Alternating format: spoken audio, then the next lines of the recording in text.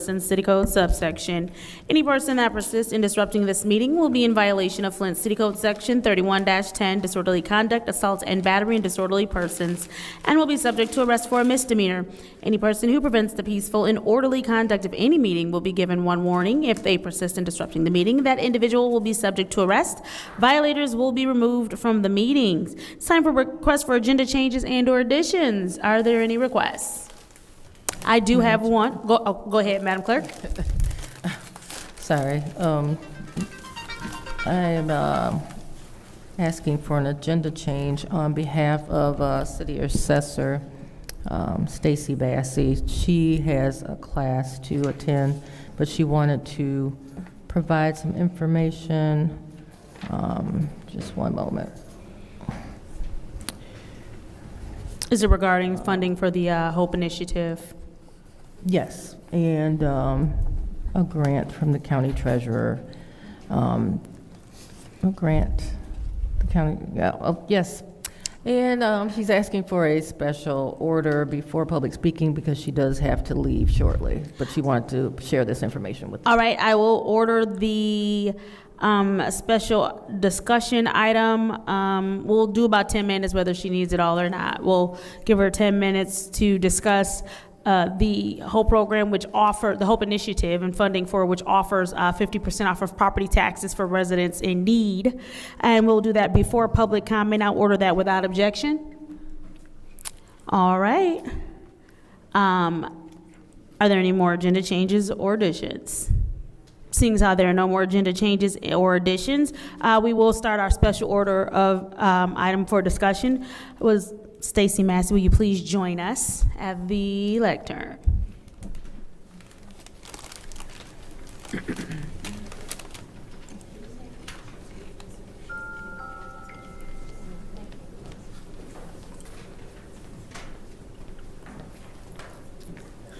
Good evening. So for the last, well, it's probably been the last year, I have been working with community, or Rocket Community Fund, which is a branch of Rocket Mortgage. It is a nonprofit that is helping with homelessness and trying to reduce tax foreclosure. In that process, they have given 2 grants to Genesee County and the Legal Services of Eastern Michigan to allow 2 new employees to be at both locations to help promote our HOPE exemption. So what this is going to do is hopefully reduce the amount of tax foreclosures, I think, because right now we're looking at quite a few for this year. So when they come in, like right now, they have everybody coming in for the 23 taxes. They have all their tax information with them. So Robin, who is the person for the county, has our applications, and she can help them fill those out right there, because what we find is that if they send them to us, they get lost between us and the county. And so that will take a huge, it takes a huge load off our department because they'll get all that information for us. They're also going to be traveling around to different locations, like at the senior centers, they have a couple events going on. So they'll be going there. Somebody from my department will also be going there until they're well trained. So this is a great thing for City of Flint, and if it goes well, we're hoping to get other different types of grants at the county to help our residents. Thank you. Does anyone have any questions? All right, I'll take a couple of moments. Could you go ahead and just let everyone know what the HOPE initiative is? So the HOPE initiative is our home ownership property exemption, and this helps our residents that are low income. It gives them a 50% break on their property taxes. So this helps those that aren't able to afford their property taxes, gives them a little bit of a boost to stay within their homes, because we don't want anybody to lose their homes due to property taxes. So this is really, really, I feel that this will be a huge help for a lot of people. And I know in the city of Flint, it starts at, I think it was 30 or 31,000 for one person in the household, but as you have multiple people in the household, then that number does go up. Correct. And so there are a lot of people who may qualify and just think they do not, but they may qualify. Correct. Yes, and this will get it out to more people than what we've been able to reach, and with them going out to the communities in different areas that we can't because we work full-time, and this is what they're designated for. And then starting next week or the week after, we'll start doing press releases. The county will be doing some, and so will legal services. So the word will really be getting out there a lot more.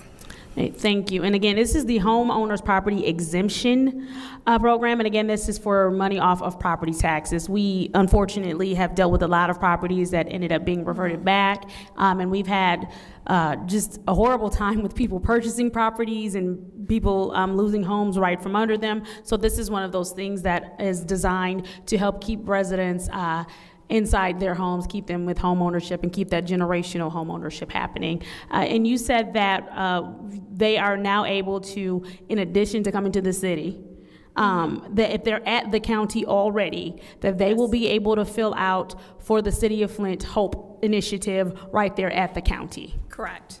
Okay, but that doesn't negate if they happen to come down to the city first, they can still fill it out here as well. Correct, they can. Yes, and then you also stated that there will be some well-trained traveling staff that will also go to some of our community centers to help some of our seniors who may be in need of help to fill out the paperwork. Correct, and they'll be advertising when they're moving around, because we'll have some at our north center as well. We're going to plan some events up there to get them up there for those residents up there that aren't able to travel to the city. Right, thank you. And I do want to say it's been a pleasure working with you. This new percentage that was introduced last year, the reason I introduced it was because I was trying to get property taxes frozen, right? Or trying to, so that, or get them grandfathered in. And of course, after conversations with you, conversations with the state, I found that that process is a little bit more difficult than I thought it would be. And it wasn't an easy lift, but working with you, I found out that this was a way that we could help residents. So I do want to commend you and thank you so much for helping to keep residents in their homes. And then also thank you for offering me an alternative to introduce to make sure that residents stay in their home. I appreciate that. Yep. Thank you so much. Yes, and hopefully this will bring a lot more to the community too. Yes. With us this is our first step. Yes, because I do remember you said at first people didn't even know it existed, and we had well under 100 applications. And so now with the awareness that you're raising and getting more out there, that people will have the opportunity to see if they qualify for 50% off of their property taxes. And you said that right now they're doing the 2023 taxes, correct? Well, right now they're paying off the 2023 as the foreclosure year. Got it. So, thank you for that clarification. Thank you so much. Welcome. Madam Chair, Yes. I would like to have a little time with the assessor. Go ahead. Thank you. So is it possible for you to come and have this conversation at a community meeting? Absolutely. Okay, great. So will be proper to schedule through you, or do we have to go through Clyde to go through you? How does this work? Probably have to go through Clyde. Okay. Or just Clyde and CC me, maybe. Okay. But we'll figure it out. Madam Chair. All right, great. Or better yet, if you contact Carla at the county and contact Robin, since she is the main person doing it, and then we can correlate that way. Okay, so I don't know them. I can share that information. We have have it? Robin's information. Yeah, we can If you share have Robin's that. information, share it with her. That might be the easiest way to go about and quickest to get it scheduled. So what is her name? Robin Temples. Is it Robin Temple? Temples, Teeples. Okay. Yeah, she's the one that's handling it through the county. So, and that gives her first real speaking engagement on everything, so. Okay, sounds good. All right, thank you. You're welcome. One more person, I'm sorry. Go Madam ahead. Chair. Yes. I just wanted to say, can you make sure this is on the city website, the information? The application already is, and yes, Jason is involved in all of the PR that is going on, so that way he can make sure that we're getting it out as the city as well. Okay. So it's all gonna be a joint release. All right, and that's all I wanted to Yep, say. Thank you, Madam absolutely. Chair. Madam Chair? Yes, Councilwoman Third Ward. All right, how many people are is gonna be, helping? Two this year. There's 2 people. So there'll be one at the county and one at Legal Services. No, how many residents is this program helping? Well, we used to have, it was weird, 113 on the nose every year. Last year, we had over 200, I'm not sure off the top of my head. This year, I'm hoping to add about 300 is my goal. They don't think we'll get that many, but I think we will. So we're trying to help every resident? Anybody that qualifies Okay.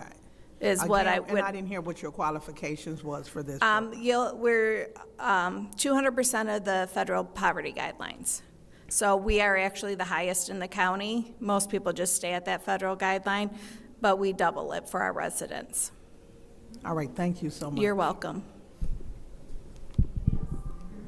All right, thank you so very much. And with that, we will go ahead and close out this special item. It is now time for public comment. Members of the public who wish to address the city council or its committees must register before the meeting begins. A box was placed at the entrance to the council chambers for collection of registrations.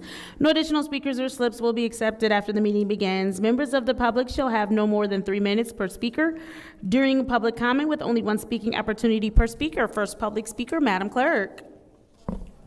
First speaker is R.L. Mitchell.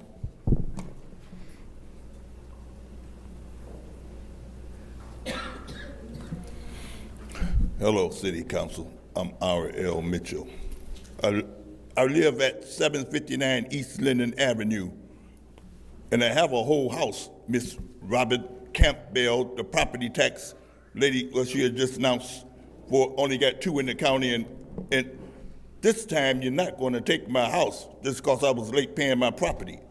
You took my house on 501 Laredo Street, East Laredo, because I was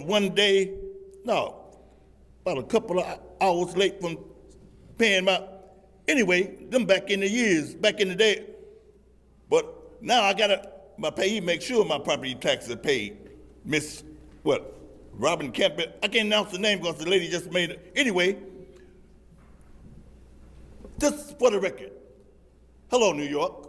And I read the news the other day on New York News said, if it don't fit, you must have quit Donald Trump.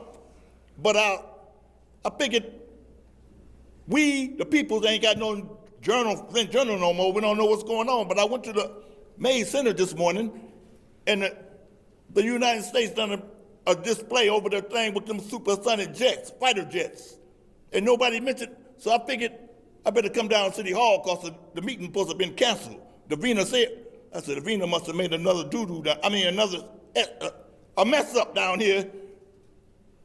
And to my surprise, we do have a council meeting. But the people's actually coming in there, taking people. I was watching the movie, they said, who's that guy in there? We want to take his blood pressure. Give me 15 minutes. But they said, no, we can take him right now. It's a black woman took, and the white man come talking, and she said, take off your sweater, sir, take off, get off.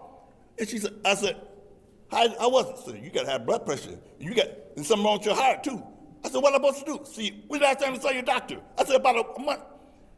He said, take your blood pressure? I said, you take them 2 times an hour. Once a day. It seemed like, I said, I didn't take him today. But she said, that's why they killing us people from, anyway, I want to say this to you, Madam Sack, to 6th Ward. I saw them come out here and saw half staff, nobody didn't tell me nothing. I wondered, did what I gave you last week cost them half staffs out there?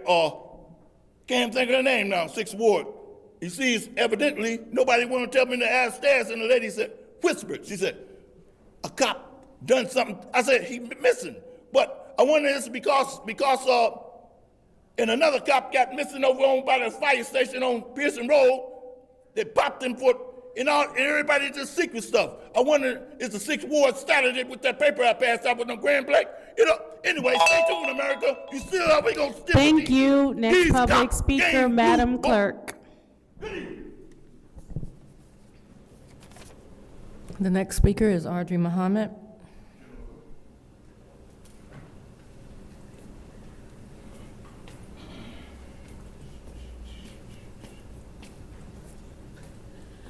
Good evening, I'm Audrey Muhammad, resident of the Second Ward. Just like to start out by saying I had a very awesome experience this weekend in Benton Harbor at the Michigan Black Summit. Learned so much there, a lot about civics, who's responsible, who you call to complain in your cities for different things, even down to where you call for the traffic lights and for lights out and lights on the streets. Also like to just say that while I was visiting there, our mayor was there and told a lie about the water being fixed.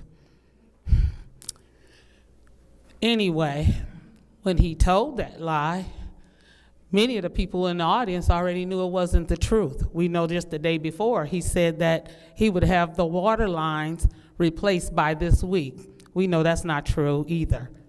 And when they asked us, because they knew we lived there, I said, how can he fix the lines next week when the ground is still frozen? So we know that that wasn't going to happen or not going to happen. We know in 2025, we was told they were already fixed. So I did write a post about it, and I did put it on Facebook, which it was shared by more than 50 people. There's no defamation of character, he said it. All of it was 100% factual. Nope, I ain't taking it down. No explanation. We have to stop allowing non-truths, to say it the nice way. But we have to stop allowing us not to be held accountable for things that's being said that's not true. It was even said to me where the EPA said it. Gretchen Whitmer said it. They both they told a story too. We, corrected that too. From when she was on the Breakfast Club, she didn't tell the truth. The water is not safe in Flint for us to drink, consume, or use. I still pay $150 at the very least for water filters to go into my whole house filtration system. I'm gonna be honest, you stop the clock, honey, it's still.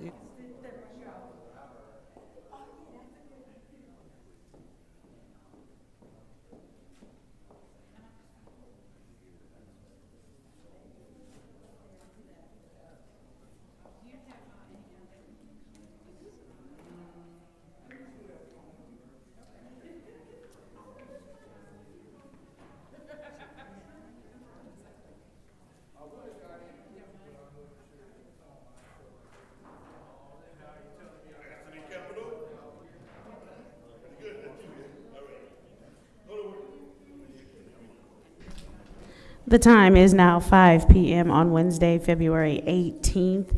I hereby call this Finance Committee meeting to order.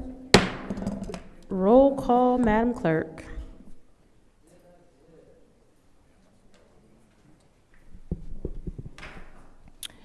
Mr. Alamin is not in.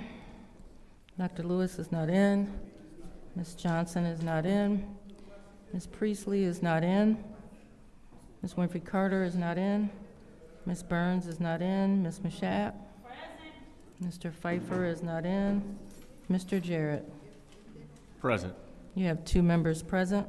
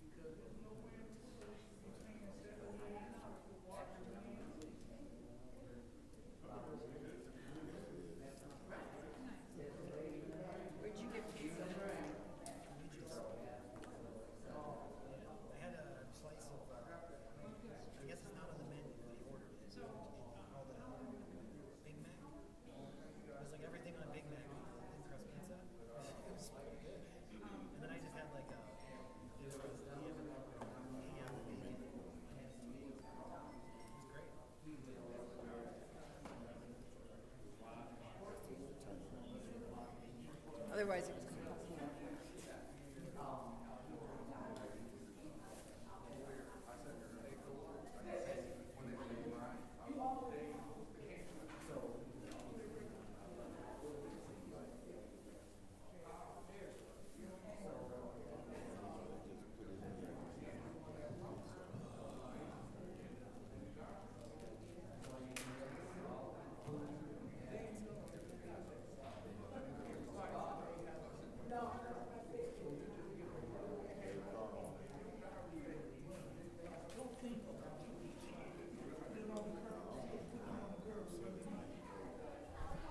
If council members could take their seat, we can get started. I did.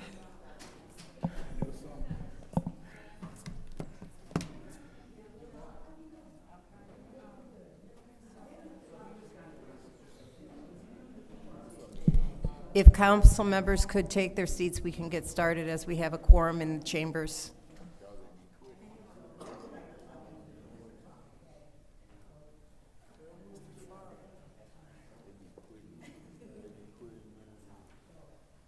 There she is. Bella Burns. What kept you so up? What come you in there last week? Oh, that's what it, okay, baby. I'm saying.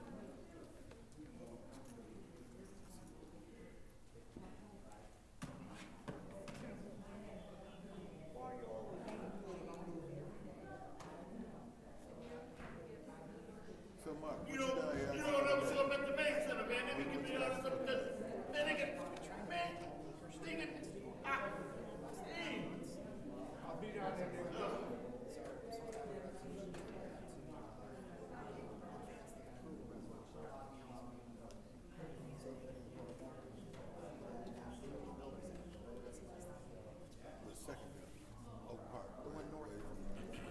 Ms. Johnson, if you could take your seat, we can get started.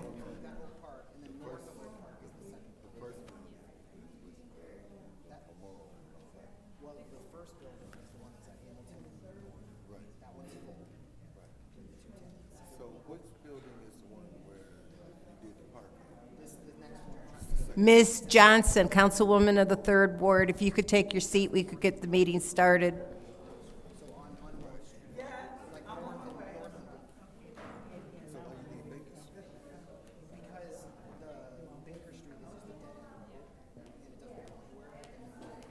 Okay, go with it. Okay.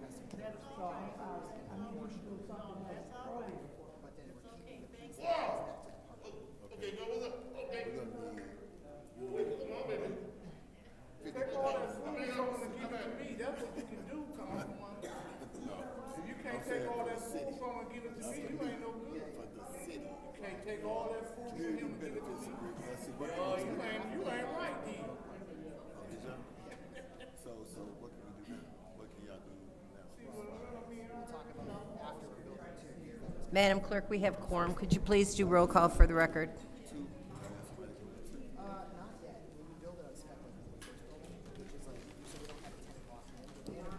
All right, it is 5:07 PM, and we will redo the roll call to establish a quorum.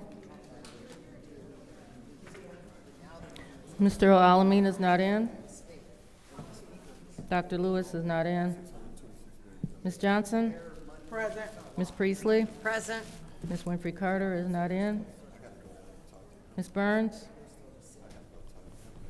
Present. Ms. Mashat? Present. Mr. Pfeiffer is not in. Mr. Jarrett? Present. You have 5 members present. We have 5 members present. Reading of disorderly persons, City Code subsection. Any person that persists in disrupting this meeting will be in violation of Flint City Code Section 3110, disorderly conduct, assault and battery, and disorderly persons, and will be subject to arrest for a misdemeanor. Any person who prevents the peaceful and orderly conduct of any meeting will be given 1 warning. If they persist in disrupting the meeting, that individual will be subject to arrest. Violators will be removed from the meetings. Are there any requests for agenda changes or additions? Any requests for agenda changes or additions? third time. Any requests for agenda changes or additions? Hearing none, it's now time for public comment. Members of the public who wish to address the City Council or its committees must register before the meeting begins. A box will be placed at the entrance to the council chambers for collection of registrations. No additional speakers or slips will be accepted after the meeting begins. Members of the public shall have no more than 3 minutes per speaker during public comment, with only one speaking opportunity per speaker. Madam Clerk, who is our first public speaker? First speaker is R.L. Mitchell.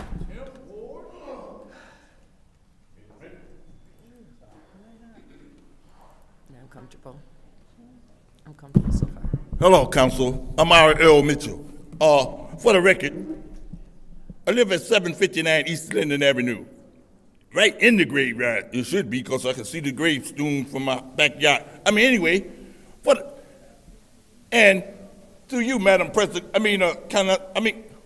to you too, Madam Burns, 6th Ward, I want to know, was you absent because you convinced them kids in Grand Blanc to have a walkout on them so-called ISIS in Flint? And answer me tonight for the people to know, because after I gave you that poster, Robin McNeely was killed in Grand Blanc just for going on taking care of her nieces and stuff in Grand by the house situation. And I figured you done told them kids to protest on the stuff, because you weren't here last week. And you the only one stand up to them. ISIS been in this Flint for 5 years, and you the only one motivate them kids to put it on Front Street, while everybody else looking like a deer in headlights. Look at that lawyer over there, our lawyer over there, got messing with our grant money and stuff, and messing with our poison money and giving them people's checks, and then you go to the doctor, and then the people say if you get that water money, you ain't gonna get no Medicaid. I said, what the? I said, you ain't gonna get my blood then. I ain't no all that. They let me know that these Flint peoples ain't nothing but tricksters, like that pickpocket man. The mayor got a nickname, pickpocket. We the peoples. But now I'm glad the students waking up in Grand Blanc to check them popos out there, because this ain't no joke. People's getting killed, and people's in Flint, like Miss Priestley's nephews told me she ain't gonna like it's normal to walk down the street in front of a whole lot of darkies, and the darkies looking like they gonna go get their guns and they get arrested because they don't know how to get out of jail. The popo take they pistols and they get a lawyer, and the lawyer be on the judge side, and that's all right. The British is here, and the British is coming again, and we as the colored peoples, give me liberty or give me death. A darky said that. You got that, Mashak, and welcome aboard, and congratulations for the president and superintendent president, the man, I can't hardly get them words straight, but stay tuned, America, in New York. I approve this message. R.L. Mitchell.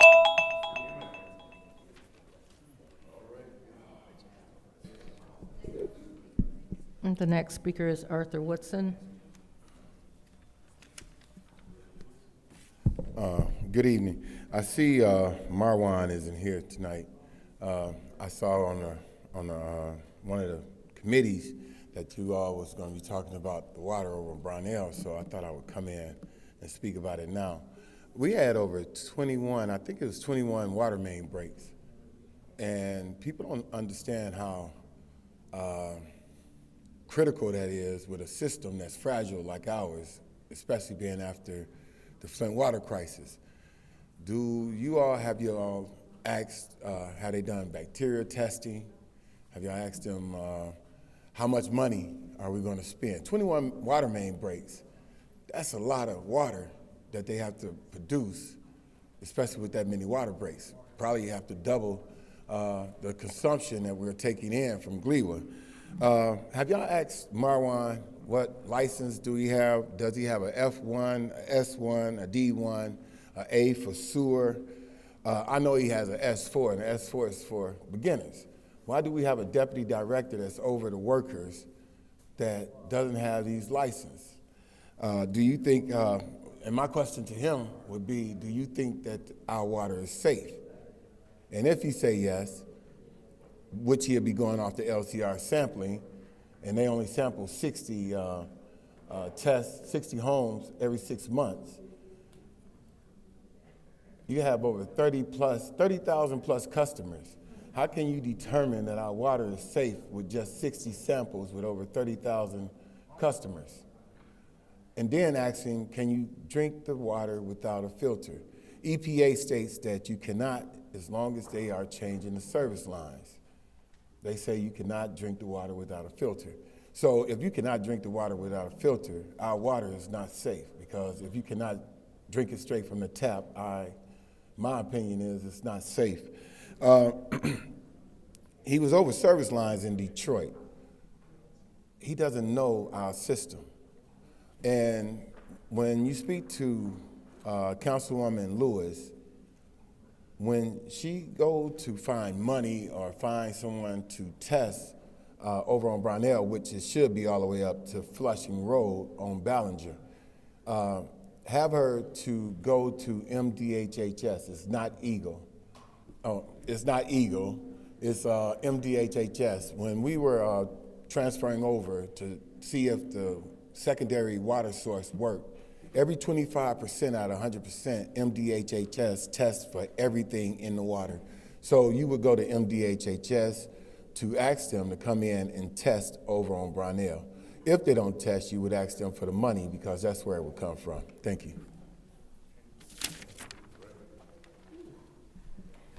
The next speaker is Byron Bosser Jr.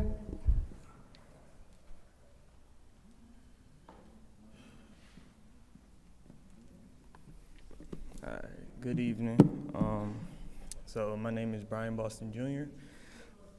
Oh, sorry about that.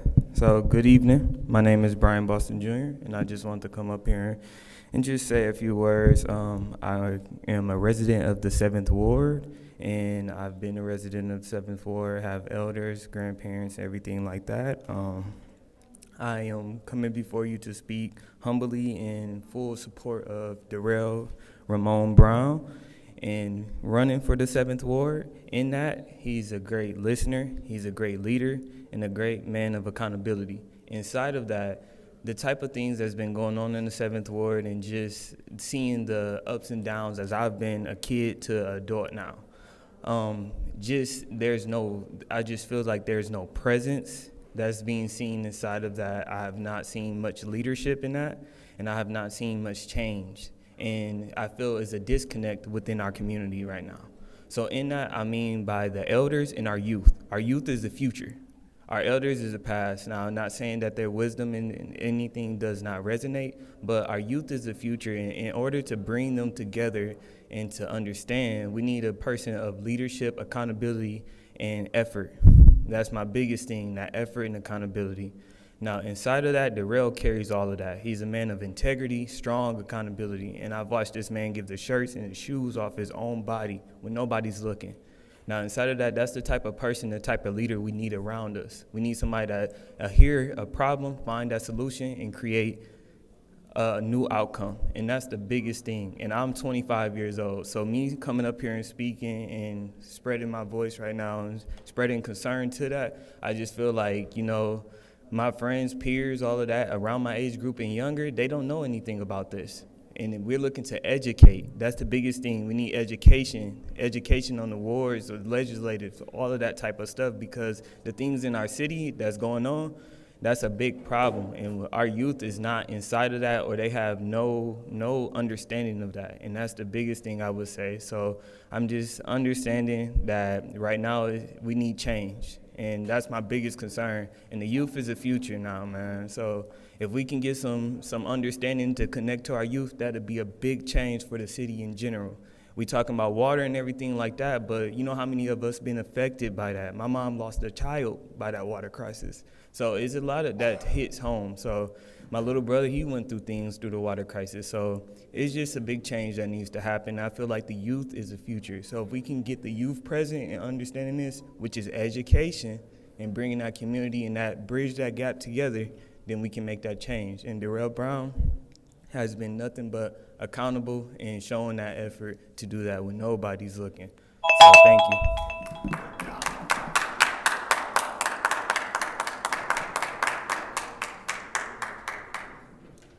Next speaker is Rich Jones.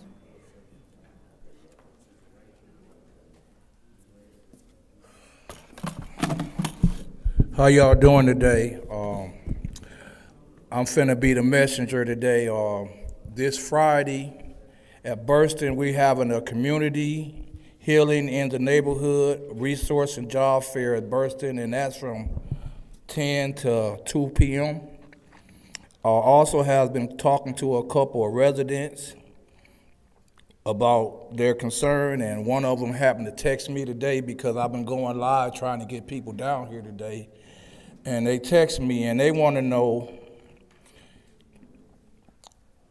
please ask again on my behalf for the deputy DPW director to come in person and give an update on pipe replacement and how much is remaining in the ARPA funds.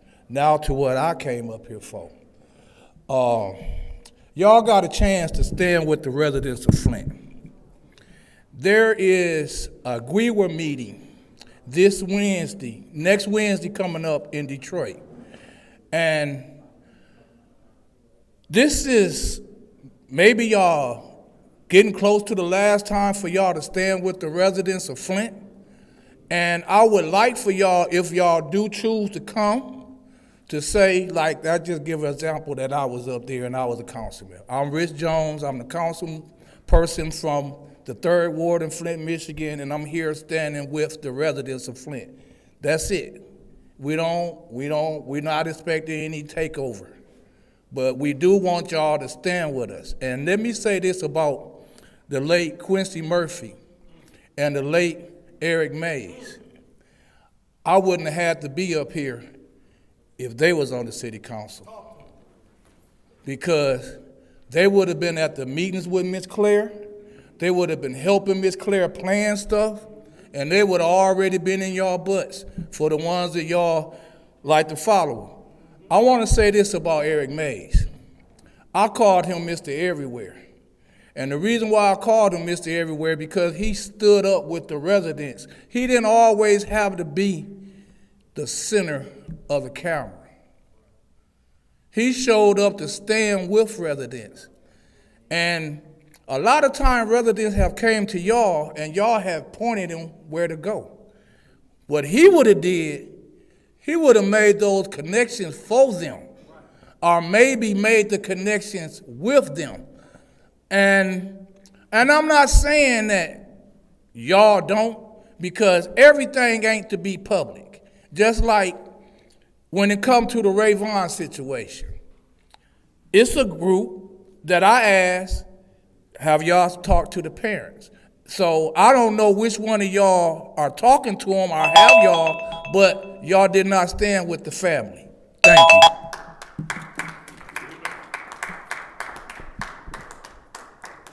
The next speaker is Claire McClinton.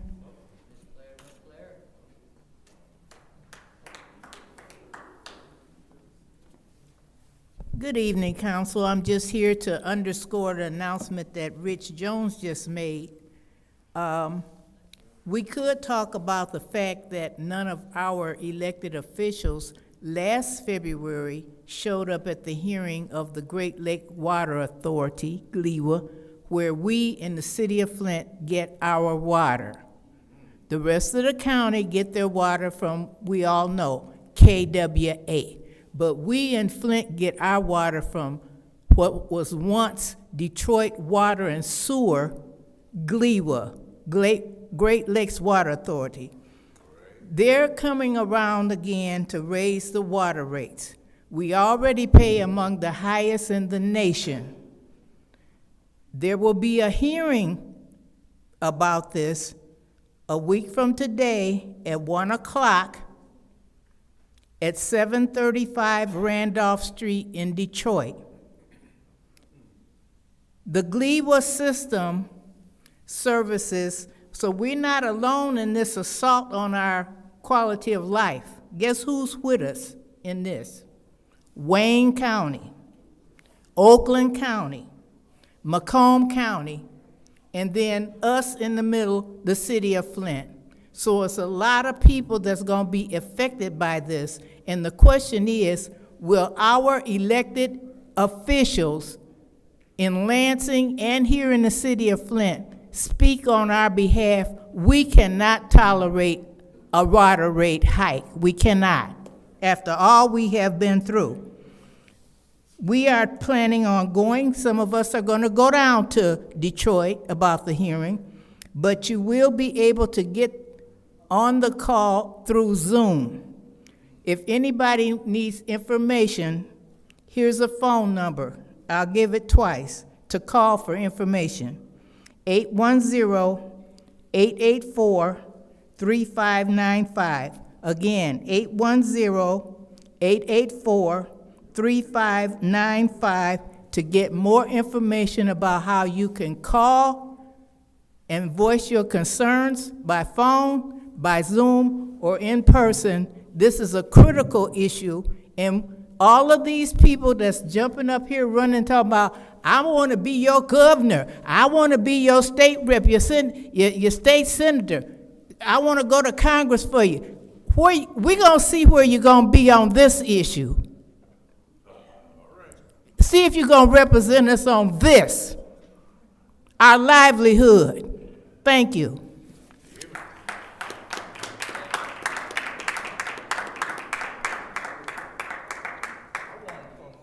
Our final speaker for this meeting is Diane Thornton.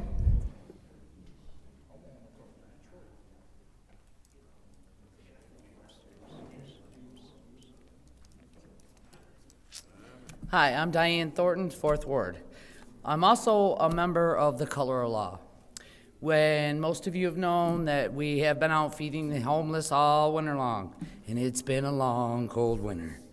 But I'm up here to thank everybody that has donated, cooked, come out and helped us serve. We are up to feeding 80 people 3 times a week. So, like I said, I just wanted to come up here and thank everybody that has reached out to us, that has donated. We're still feeding the homeless. We have a Facebook page. You can look us up on that. We also have a Cash App. If you want to come out and help us serve, get a hold of one of us. That's all I got to say. Thanks.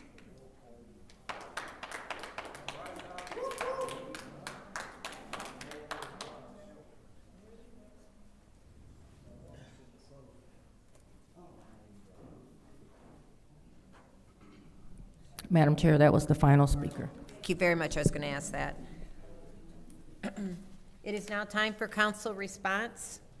Council members may respond once to all public speakers only after all public speakers have spoken. An individual council member's response shall be limited to 2 minutes. Is there anyone who'd like to do a council response? Go ahead, Ms. Burns. I want to thank everyone that is who is here and for you speaking. I'm going to address Ms. Clara McClinton in regard to the Great Lakes Water Authority, which the meeting is February 25th at 1 o'clock. I want to give some more information because I will be there. And I spoke with you last year, and I told you, I didn't know because I would have been there.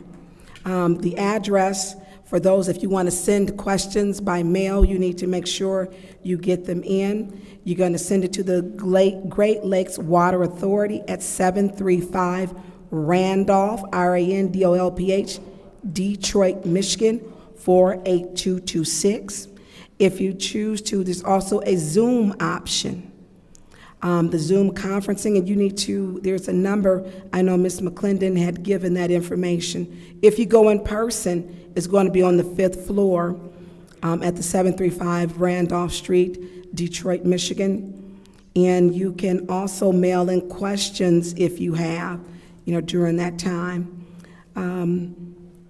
If you are a person who is disabled, because we want to make sure everyone can attend, if you require special accommodations due to a disability, you need to contact CEO at glwater.org or 844-455-4592.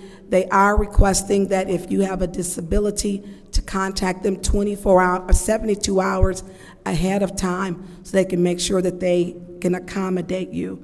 But Ms. McClinton, there's something I'm going to get into in another meeting, because that revolving loan is tied to raising our water rates. And I'll speak with you personally on that, as I have looked into that.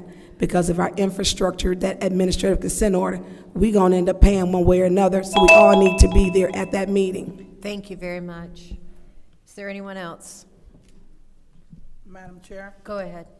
I'd like to thank all the residents who came out today. Also, I was at, I'm gonna call her Mother Claire McClinton's event that she had last week with the white collar. I enjoyed myself as long as I can stay. I wish I could have stayed a lot longer. I am going to try to request to get that Wednesday off as well, so I can also be there as well. But I have to try to put in a request to be off, but I am going to do my best to try to be there. But thank everybody for who came today. Thank you. Anyone else? Madam Chair. Go ahead, Dr. Lewis. Thank you.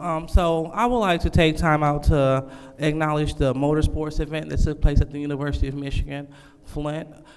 They brought in a lot of African-American NASCAR racers, Indy teams, as well as the dunk master who's been seen on Vice TV, to help show our scholars that there are so many careers out here when we're dealing with motorsports. And I would like to give a big thank you to the Mass Transportation Authority, and his team, Mr. Ed Benning, for supplying transportation for the scholars at Home STEM Academy as well as the Eagles Nest Academy. So that trip would not have been possible if it was not for the MTA. So definitely thank them for their continued service and partnerships, and also thank the administration at Home STEM Academy and Eagles Nest Academy for deeming it necessary for their scholars to be there. Also, just want to highlight a few other things that's taking place on the north side. We have the Senior Appreciation Brunch, which is taking place this Thursday, tomorrow at the Mays Center, and it is from 10 to 2 o'clock. All seniors are welcome, so please come and get appreciated, because you are appreciated. You are essential to this city. We're going to have different people there, such as the Food Bank, Genesee Health Plan, Consumers Energy, Flint Office of Public Health, and many others. So please come. These are your tax dollars at work. The other thing is we're having our second annual Black History program where we are commemorating scholars. The second ward is working with our poet laureate, Samaj Brown, to infuse literacy into art. And so we have some presentations from our students as well as some visual presentations from Burton Glenn. So we want to invite the community to come out for that. And last but not least, please mark your calendars for March the 21st for our Women's Empowerment Brunch. And it is sponsored by the state rep, myself, and also Ms. Kristen McDowell-Rivet. Thank you. Thank you. Anyone else? Anyone else? Hearing none, I'll entertain an motion to approve to send the consent agenda to council. It's a motion on the floor by the councilwoman in the 7th ward. Is there support? Yes. You support that? Supported by the councilwoman in the 6th ward. Is there any separations? Madam Chair. Go ahead. Separate entire agenda, please. Entire agenda? Okay, full separation. It's very short. 1, 2, 3, 4. Okay. Thank you for Our the first resolution is 260050, contract with MDOT Bridge Rehabilitation Projects. Is there a motion? Madam Chair. Go ahead. Motion to send 260050 to council. It's a motion on the floor by the councilwoman in the 6th ward, supported by the councilwoman in the 7th ward to send to council. Is there any discussion? Madam Chair. Go ahead. Is Mr., and I'm gonna say his name, Marwan, or who would be over this project? Who's over this? They're sending who? Yeah, that's.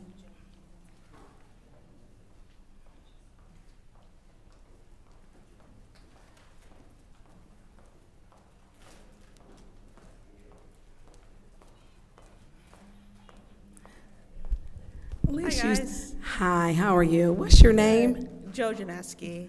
And how long have you been here at the city? About 2 years. First time I've seen you here. What is your title?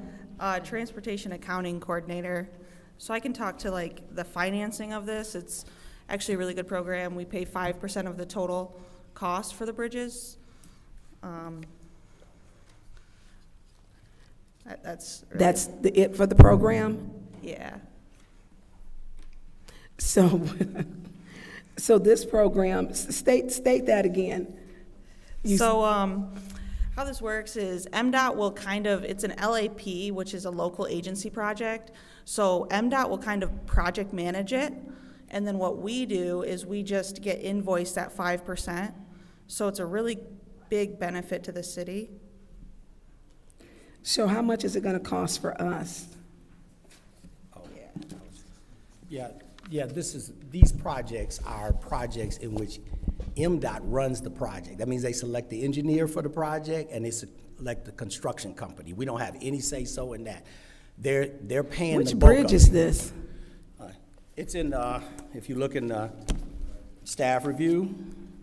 And I'm sorry, I have been out with the flu, is not to make No, sure yeah, I no problem. gave it to my colleagues. It's the bridge related. Is that one by my brother's keeper? That's one of them. It's two bridges. It's two. So it's that one and what's the other one? Lee Street and Garland? Yeah, it's kind of there. It's not Grand Traverse. Okay, yeah. Yeah, it's Beach Street and Garland Street. And then we have East Boulevard Drive over Kersley Creek. So 2 bridges in this MDOT contract. And it's really, like, they're not getting replaced. What it is they're doing, like, necessary maintenance work to it. So if we're doing that one by my brother's keeper, I thought we were replacing that one. No, that's a different one. I'm sorry, That's that's Grand Traverse. That's that one's not in there? No, not this one. That one's being done internally, different projects. Yeah, because that one's really bad. You pray when you drive across that one. Okay, and so when they start on these repairs? That's a good question. It's slated for fiscal year '27. Slated for 27. Yeah, but it's really determined by MDOT and their bid process. Okay. All right, thank you. Yeah, of course, not a problem. Is there any other discussion? Any other discussion? Any other discussion? Hearing, any discussion in the second round? See no movement. This is the vote to send resolution 260050 to council. Mr. Alamin is not in. Dr. Lewis? Yes. Ms. Johnson? Yes. Ms. Priestley? Yes. Ms. Winfrey Carter is not in. Ms. Burns? Yes. Ms. Mashat? Yes. Mr. Pfeiffer? Yes. Mr. Jarrett? Yes. The vote is 7 yes, 0 no. The vote is 7 yes, 0 no. That will be sent to council. The next resolution is 260051 for Truck and Trailer Specialties Incorporated to purchase 4 one-ton dump truck beds. Is there a motion on the, Madam Chair. go ahead. Motion to send 260051 to council. Support. It's been moved by the councilwoman in 6th Ward, supported by the councilwoman in the 7th Ward to send to council. Is there any discussion? Madam Chair, Go ahead. looks like Paul's on his way up here. Yeah.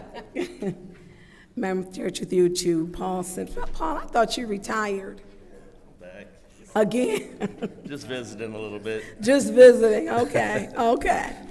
Went to school with you, so. Yes, ma'am. So this is just the beds? Yeah, so the 5-1 is for the beds for the truck, which you had already approved last year, but because of the production, it got postponed, so it got moved over into this year. So the beds are they're for the easy dump trucks, the 1-ton easy dump trucks that we have. So the beds are already been built and ready to, they've already put one on one of the trucks. So they're just missing the beds. So each bed is about $24,000? Yeah, so they're upgrading the beds, new safety lights, steps. So outfitting the trucks? Yeah. Okay. And that's for 4 trucks, right? Yes, that's correct. And these trucks are used at the Water Service Center? Yes. Okay. And thank you for starting to walk up before we didn't lose 35 seconds.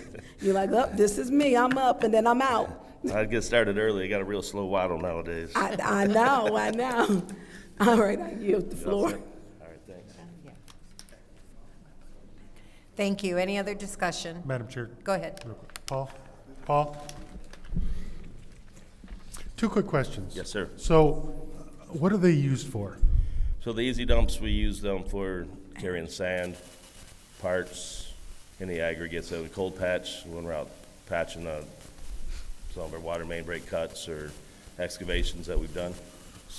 So just to follow up to that, so $25,000 doesn't seem unreasonable, but it seems high to me. It seems to me that we should be able to get, is there a reason we don't use dump trailers instead of these dump beds that wear out fairly quickly? Dump trailers cheaper than $25,000. This is a vehicle that we can drive. A trailer, you're gonna have to have another vehicle to pull it, so. These trucks aren't capable of pulling it? No, these trucks have the dump bodies on them. The trucks that we have now, they have the dump box raises on it. Okay, so these are strictly only for a dump, they don't also tow? We can tow minor stuff, compressors and smaller things like that. It's just a 1-ton pickup truck. What are the capabilities of these dump beds? That's what carries the sand, stone, any backfill that we may need for all the excavations. Instead of having to use a dump truck, we use them for our No, so water like a service crews. towable, hydraulic dump trailer, that's a 5-ton capabilities. It seems like that would be cheaper than a $25,000 bed. Well, these are way better to use. I'm sorry? These are way better to use. We've used them forever. For my whole career here, we've always used these kind of trucks. Okay. Thank you. Yes, sir. And why are you back? Pardon me? Why are you back, or why are you back for this abuse? I'll just come back to help out a little bit. Thank you, Paul. You got it. Thank you. Anyone else? Any other discussion in the first round?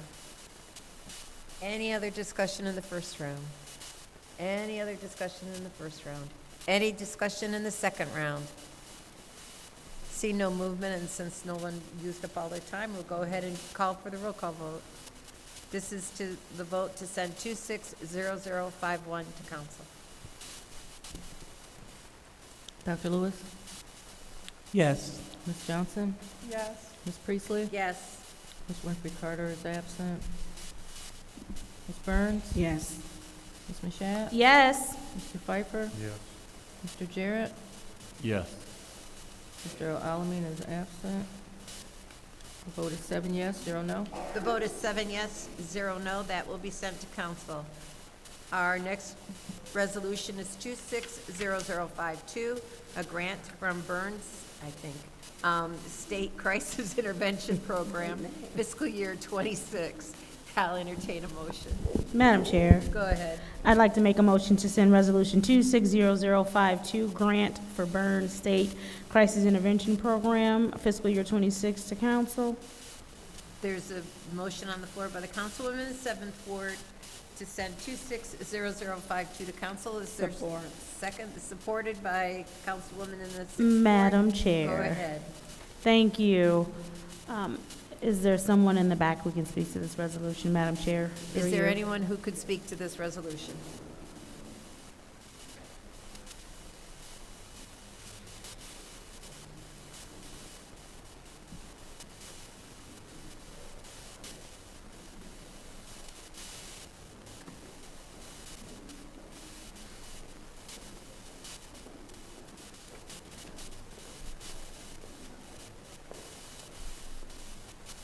Good evening. Good evening. How are you, Ms. Brown? Oh, you got me. Mrs. Caruth. No, Miss but- Cruz, thank yeah. you. How you doing? I just a couple of quick questions. So this is a DOJ grant, right? Yes. All right. And the total amount of it, 393,600? Correct. Okay. And then what sort of things will be covered in this particular grant? So it's going to focus on de-escalation tactics, focused primarily with youth, gun violence intervention, as well as outreach Okay. around gun violence intervention. And will we be running those intervention programs ourselves? Is this going to be with the police? Are we going to work with community groups? So we actually partner with the Flint Public Health Youth Academy as well as Power Initiative and Michigan State University. So those organizations were written into the grant. Okay. And can you tell me, are there any specific, and you just said those three, so could you tell me about the three specific programs, specifically about those three programs? Yep, 1 second. I'll read off what was written into the actual grant. Mm-hmm. So Michigan State University will be the evaluator for the grant for the entire cycle through June of 2027. The Flint Public Health Youth Academy will provide a public health activity-based framework. They will lead youth engagement, discussions, and convenings around gun violence. And then the Power Initiative will provide strategic support and digital infrastructure. They will manage documentation systems and coordination, and they will also support development and implementation of youth-led initiatives. Okay, and so with the, you said public health, right? What exactly is their initiative? And my question is because it's violence intervention, right? And so most of the time, sometimes when these programs are being run, it's either youth that are already being connected or that have already been connected, or it's youth that maybe their parents might force them. Is this grant in any way going to be used to maybe reach some people who may have long absences from school, or there might be we might not have to have that ready connection to them? Yeah, so the Flint Public Health Youth Academy, they already work with youth. They host town halls around gun violence, and we will also target the most at-risk youth, and they do a lot of programming throughout the city already that focuses on gun violence intervention. When we say we target the most at-risk youth, how are we finding them? Say they're not in school, or how are we connecting to them? So our evaluator, we already partner with them through the Community Violence Intervention Program. So we do have hotspot mapping. We already have our Community Safety Collaborative. So we can use those people that are already a part of that initiative, excuse me, to refer those youth to the program as well. You said hotspot map. Yes, hotspot mapping. So we use the Flint Police Department. We use that crime data, and then we use GIS tools to create hotspot mapping. Okay. I yield. Thank you. Any other discussion? Madam Chair, Go ahead. thank you. You said the second agency, they do what? You said there were three, but the second one, I didn't hear. Power Initiative. Yes, what do they do? So they're going to help with like the systems development. So they'll oversee any convenings that we have. They'll help us with any structures that we need help with as far as programming goes. So they keep things. Is this the first time we got this grant? Yes. Okay. So one of the things, do we have a comprehensive public safety plan for the city of Flint? We have one for the Community Violence Intervention Program, and I sent that to you a few months ago. Yeah, have you looked at other cities where it's more comprehensive? Because if you're saying hotspot mapping is where we're taking data, we know there are issues. We know that in Flint there are issues everywhere. Right. And they're not signing up to come. They're not. I mean, if I'm out there making, and they flashing their money, $2,000 a week, and I'm tearing up my community, I don't have regard for life, and if I make it to 18, I feel like I've made it to 72, because this is the mentality. In 2024, we had 10 children who were shot in the city of Flint. 6 of them are fatal. This city should have declared a public health emergency on children's lives, and it wasn't done. Children are getting shot sleeping in their bed, dead, shot dead, who had nothing to do with this. And so when we're saying, well, now let's get and it's not you. Sure. I know that it needs to be more aggressive, because I've said to Chief Green since 2020, he needs a comprehensive public safety plan.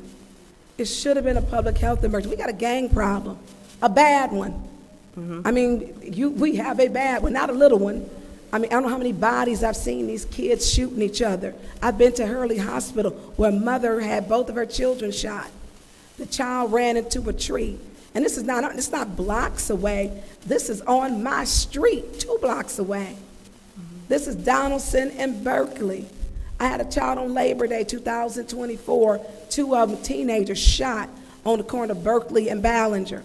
And so I would like to see something more aggressive, because they walk around and they don't care.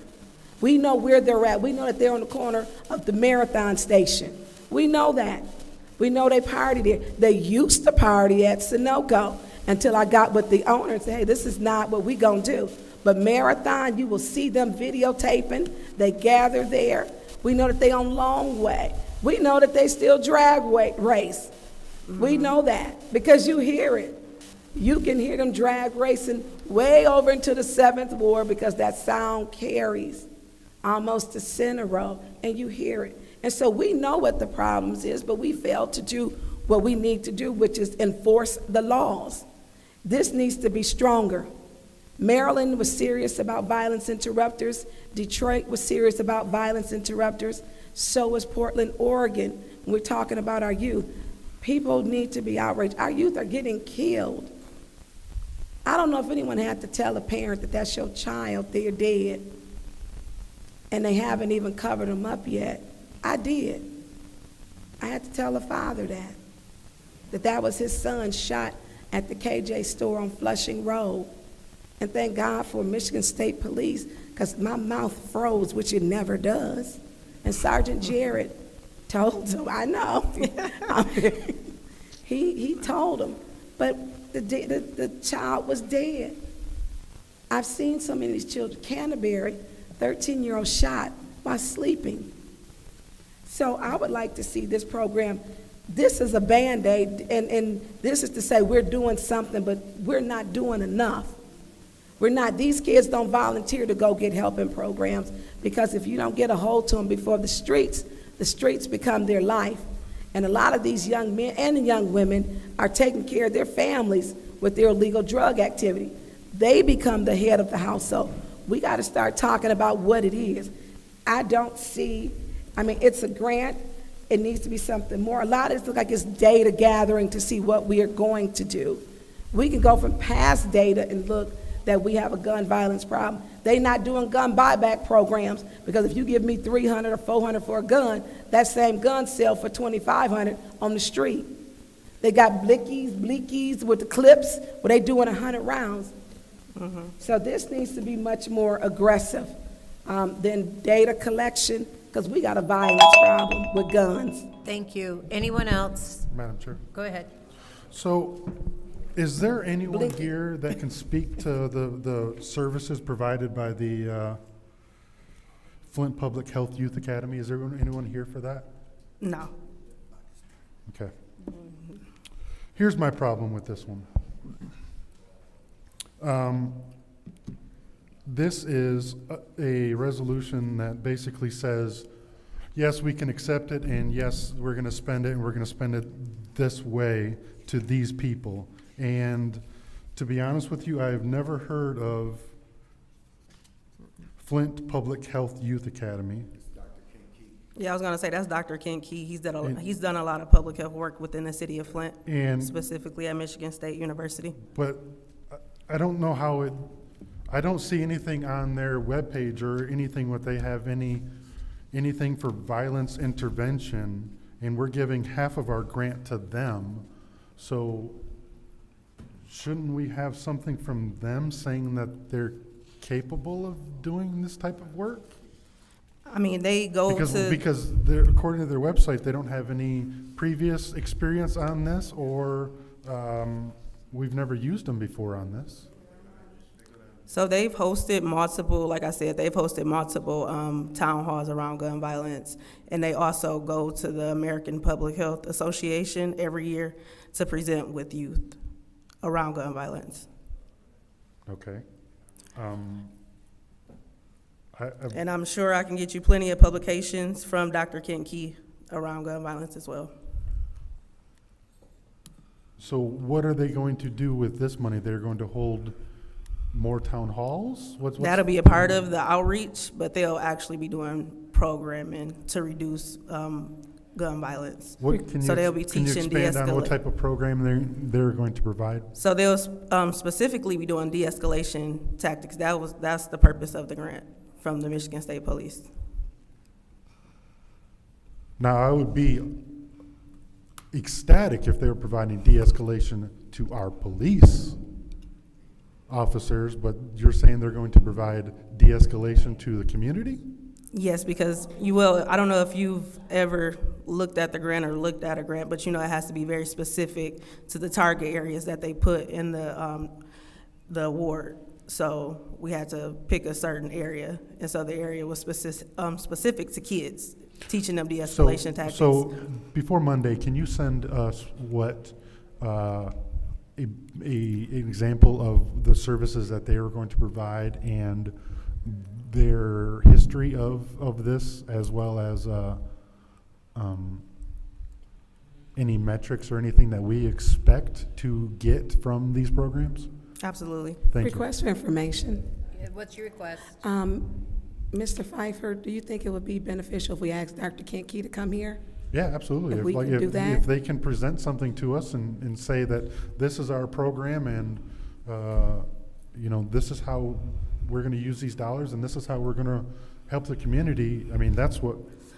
I mean, that's fine, he can do that. However, we do have a deadline to get this contract submitted back to the Michigan State Police or we lose the grant. Monday. Yeah, so can you check to see if he can come on Monday? Mhm. Maybe, We have until Friday, the 27th, to get this contract signed. that's fine. So maybe if we can. Or we lose the Maybe grant, if we but yeah. can, Mr. Vice President, if we can have a special discussion on special orders or special affairs beforehand, so we can get to him early in the night, and then I will, It's just Send it just special send affairs. just send the resolution. okay. Well, no, that's what I'm saying. I'm like, you're asking, do we want this to move to special Yeah. affairs? Yeah, just Okay. move it to special. All right, I make a motion to move it. There's a motion on the floor supported by the councilman in the 8th ward, supported by the councilwoman in the 7th ward, to send resolution 260052 to special affairs. The vote.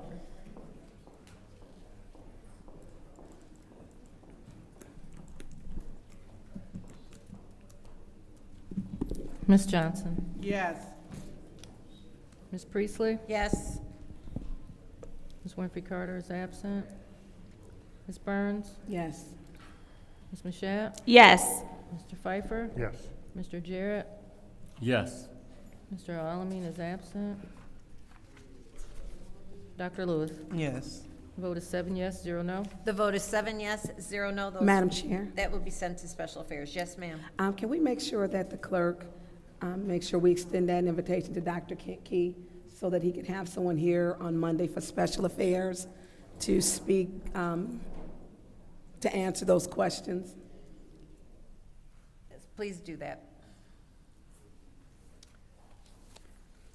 Okay, our next resolution is 26, and I think this is our last one, 260053 for MTech Company to purchase one hydro evacuation truck. Excavation. Truck. My little comment note was over the word. I was guessing at what it was. Madam Chair, make a motion to send whatever that resolution to council. It's been moved by the councilwoman in the 6th ward, supported by a councilwoman in the 7th ward, to send 260053 to I know what council. hydrovac is. Oh, Is there any discussion? Madam Chair. Hi, Paul. Hello. So hydrovacing. So is this the truck with the, tell me what this truck is, because I want people to know. I know what it is. So very similar to what sewer department uses. We use it for the water side for excavations. So it minimizes having to excavate with the backhoe on a lot of the jobs that we do, especially on the residential side as far as service lines. for So this is the curb box. same truck that the companies who were using for the service lines, where they put it in the ground, take a look at a small portion of the service line to determine if it's galvanized, lead, and they put it. So what do we need this truck for if we're paying someone to do service lines? No, this is for daily work. This This is not just to Can you pull your identify. microphone? Sorry. This is for everyday work that we do. So Your when everyday work, and how do Yes. you use, how is it utilized in everyday work? we're out for turn-offs or turn-ons, the curb boxes are offset. So we, instead of having to excavate to dig up the curb box to reset it over the shut-off valve, we can just vac it right over the valve, over the box itself. It's just a small hole, you know, so then we can reset the box. We can set it right back on top of it, minimal backfill, minimal damage to the yard, way more efficient. So we use it for a lot of Did we different have a purposes. truck like this before? We have one now. We have one now. Is Yeah. something wrong with it? Yeah, well, it's getting old. How It's old already is it? 7 years old. Does it still, I mean? Yeah, what's- it works, it runs. I mean, we're getting to where we're starting to do repairs on it, so. And then along with that, we already got quotes for this. We've already looked at a trade-in, so they're gonna give us a trade-in towards the new one as well. So this was not in the budget then? It's in the budget.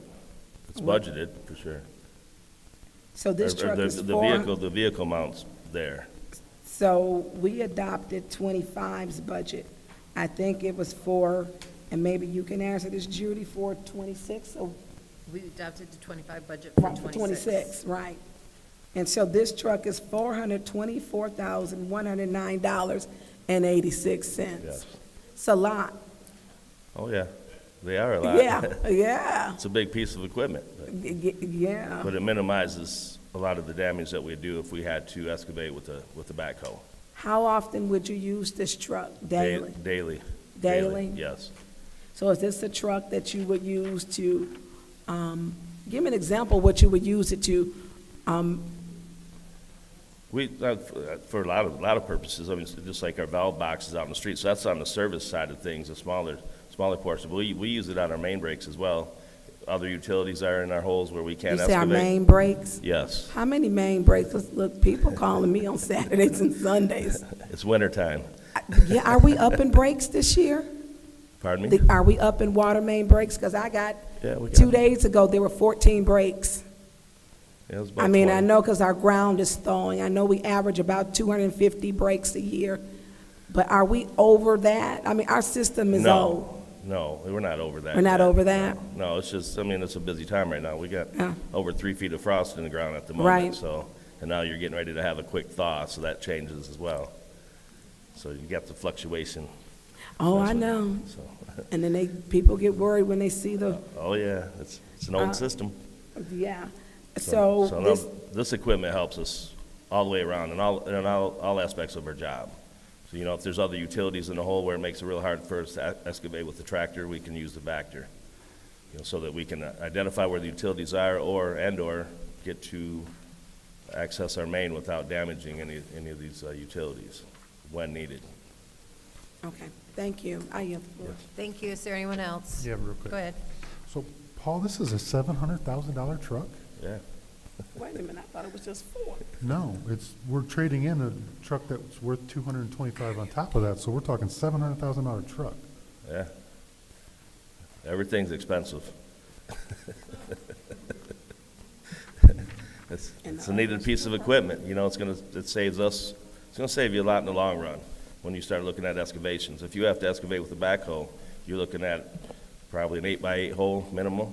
So now, and 5 to 7 feet deep, so you start figuring in transporting the aggregates back and forth as far as removing the spoils, bringing in new aggregates to backfill, time, materials, all the above. So it's very efficient, actually, and it minimizes the amount of backfill that So we need. is that, well. so is this old one that we're trading in is a 2019, so are we assuming that these have a 6-year lifespan? Or how much, I guess, if this was denied, I'm not saying it's going to be, but what is the current lifespan of the one that we currently have that's a 2019, if we had to stick with that one? Well, Besides it well, getting old, is there yeah, anything well, I mean, broken with it? we're doing repairs on it continuously. I mean, there's always stuff failing. It's just no different than driving a vehicle every day. This gets used, you know, it gets used multiple times a day sometimes. So, you know, it gets used, the equipment, get the parts, everything. It's just, like I said, it's no different than a vehicle. Okay. You get to a certain lifespan, and you've got to start replacing brakes. You got to start replacing.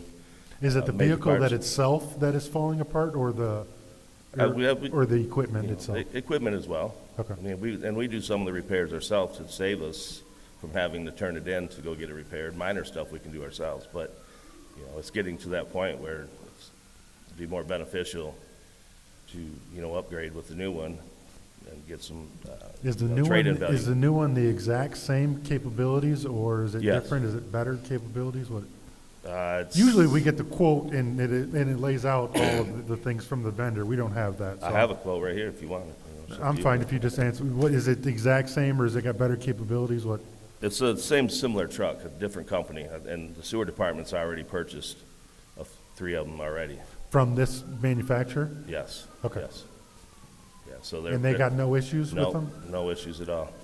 Okay, thank you, sir. Yep, you got it. Any other discussion? Any other discussion? Madam Chair. Go ahead. Thank you, through you to the speaker. So, right now, we already have 3 of these trucks in use. Sewer department side, not water. This is for water. Okay, I understand. Yep, yep. That's what we have 3 available to the city of Flint. And we're adding a 4th, and you say this 4th, or we're not adding a 4th, we're replacing the one that we have. Yes.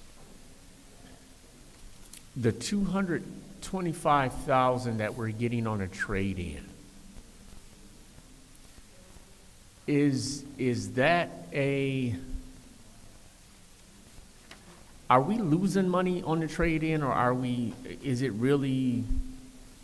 really gaining something there? Would it be the same difference to keep that and have another truck 2 trucks available if it's, and I'll use the word only $225,000 on a $700,000 truck?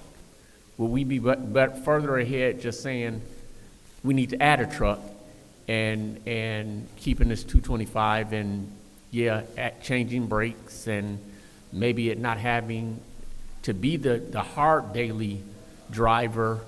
We get another 5 years out of that, and now our capacity has doubled. It's always an option, but, I mean, right now you're getting 200, I think it's 255? So, I guess I'm thinking. You know, so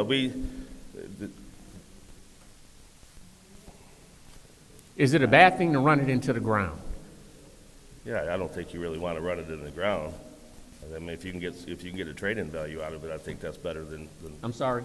So if you can get a trade-in value on it to discount the cost, you know, like you said, it's $700,000. That's a lot of money for a vehicle. Unfortunately, the prices aren't going down. Mm-hmm. You know, so if we can get, this allows us room in our budget to be able to purchase other vehicles as well. Are there other vehicles that are needed now? Yes. Like? Right now, they need utility trucks. They have utility trucks that they're working on. That's what carries, you know, our hydrants and our breakers for the tractors, shovels, ladders. Them are past their life expectancy right now, so they're in the process of presenting that as well. So, okay, you know, this equipment that we use gets used. Right. A lot. Where are we taking this 500 plus, or 500 or so $1,000 from? That's Do you know? what's budgeted. I don't know the exact. I'd have to talk to. I don't have It's in the. I know she had it in here, where she was going to move it from. Let me see here. So it's going to be, I see where it says they're going to be requesting 700 from the vehicle and equipment budget, making the total allocation 1.7 million because they've already spent $1 million. The $1 million's been allocated. $1 million has been allocated, yeah. Yes. In my mind, that's spent. It just might have not have been sent out yet. Okay. Something to think about. Again, if we were to just add the vehicle and not trade the other in, is there work enough for 2 vehicles? Is that gonna make production better in some way or no? Yeah, with the personnel, I don't know that 2 of them right now for us in water, sewer departments, the trucks are similar, but sewer department have a couple extra features on theirs that we don't because of jetting and everything that they use. But I think just the one for now would be sufficient for us. I mean, it's worked so far. The truck that we're trading in, is it the oldest of the fleet of the 4? No, that's the only truck that we have of that. Because the other ones have more specialized equipment. No, this is a Vector. This is a whole different piece of equipment than anything else that we have. Anything that I'm talking about in the other department, in the sewer, is it the oldest? You said they have 3. Yes, I believe Jiggy's updated all his equipment as far as the Vectors go. Okay. All right. I yield. Thank you. Thank you. Any other discussion? Any other discussion? Seeing none, I'll take a few seconds just to ask this real quick question. I get a lot of complaints about water still being on at homes that should have no water.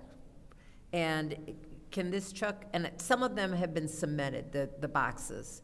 Will this help remove that area where it's been cemented so that we can replace it and turn it on and off? Yeah, that's it. This helps with everything that we do, yes. Okay, that was my big question. Thank you very much. Any you're discussion welcome. in the second round? Madam Chair. Go ahead. Paul, what is the brand name of the truck? It's through MTech. Through who? This Is it a Kenworth? Super Products Mud Dog Vacuum and Hydro Excavation Truck. That's what it's called. But it's through MTech. MTech is the company that we're purchasing it from. MTech is the company? Yes. What's the brand name of the truck, Dewey? That's the company. That I don't know. Do you have? It just said Super Products Mud Dog Vacuum and Hydro Excavation Truck. That's what's in here. So it doesn't state if it's a Kenworth, that I Peterbilt, don't know. Western Star? Let me see. That I do not know. Let me You don't see. have, so we spending the money on a truck that we don't know the brand? Dealers MTech. Make and model is Super Products Camel Max Series. is what I it didn't said. hear you. Super Products Camel Max Series is the make and model. The manufacturer of it?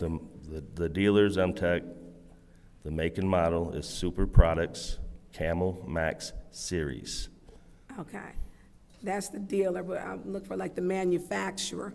So just like we have, GM will make trucks, and they'll make those trucks, and those trucks, they'll sell them, then they're outfitted to a company that will outfit it, but their chassis and engine is built on a certain line. That would be Kenilworth, Peterbilt, or one of those. So that lets us know what type of torque or the engine or what that truck has. But my other question is, when you look up, if we don't know the name, the average truck, and this is an expensive truck, I get what Councilman Jarrett was stating, because if we're looking and you look up the information, we don't have the name of the truck. You know, the average truck, hydrovac truck, is going to cost new trucks $439,000 to $575,000. That's why I was asking what was the brand, the manufacturer of the truck, because that seems to be rather high. Well, these are no different than the ones that you approved for the sewer department. They're the same trucks, from the same company, so. Same company, same truck. Yes. Okay, and so that's what I'm still, I understand what you're saying. But if he's stating, are we really getting $200,000 back for a trade-in? Yes. So they're marketing this truck at $700-something. Well, you gotta remember, this is 7 years ago when we purchased this truck. Yeah. Everything's, the purchase of a brand-new vehicle is twice the cost that it was a few years ago, so it's the same with the work vehicles as well. Yeah, and I get that. And so what I'm saying is, I think where he was getting at it was, would it not be a bad issue, would it suffice to keep the second truck in case, because you're saying you're really busy. So why not have the second truck that's here, in case you get that busy, because you're saying you're busy, that they can take the second truck. Thank you. Any other discussion in the second round? Go ahead. So, Paul, my colleague in the Ninth Ward was on to something I didn't think about.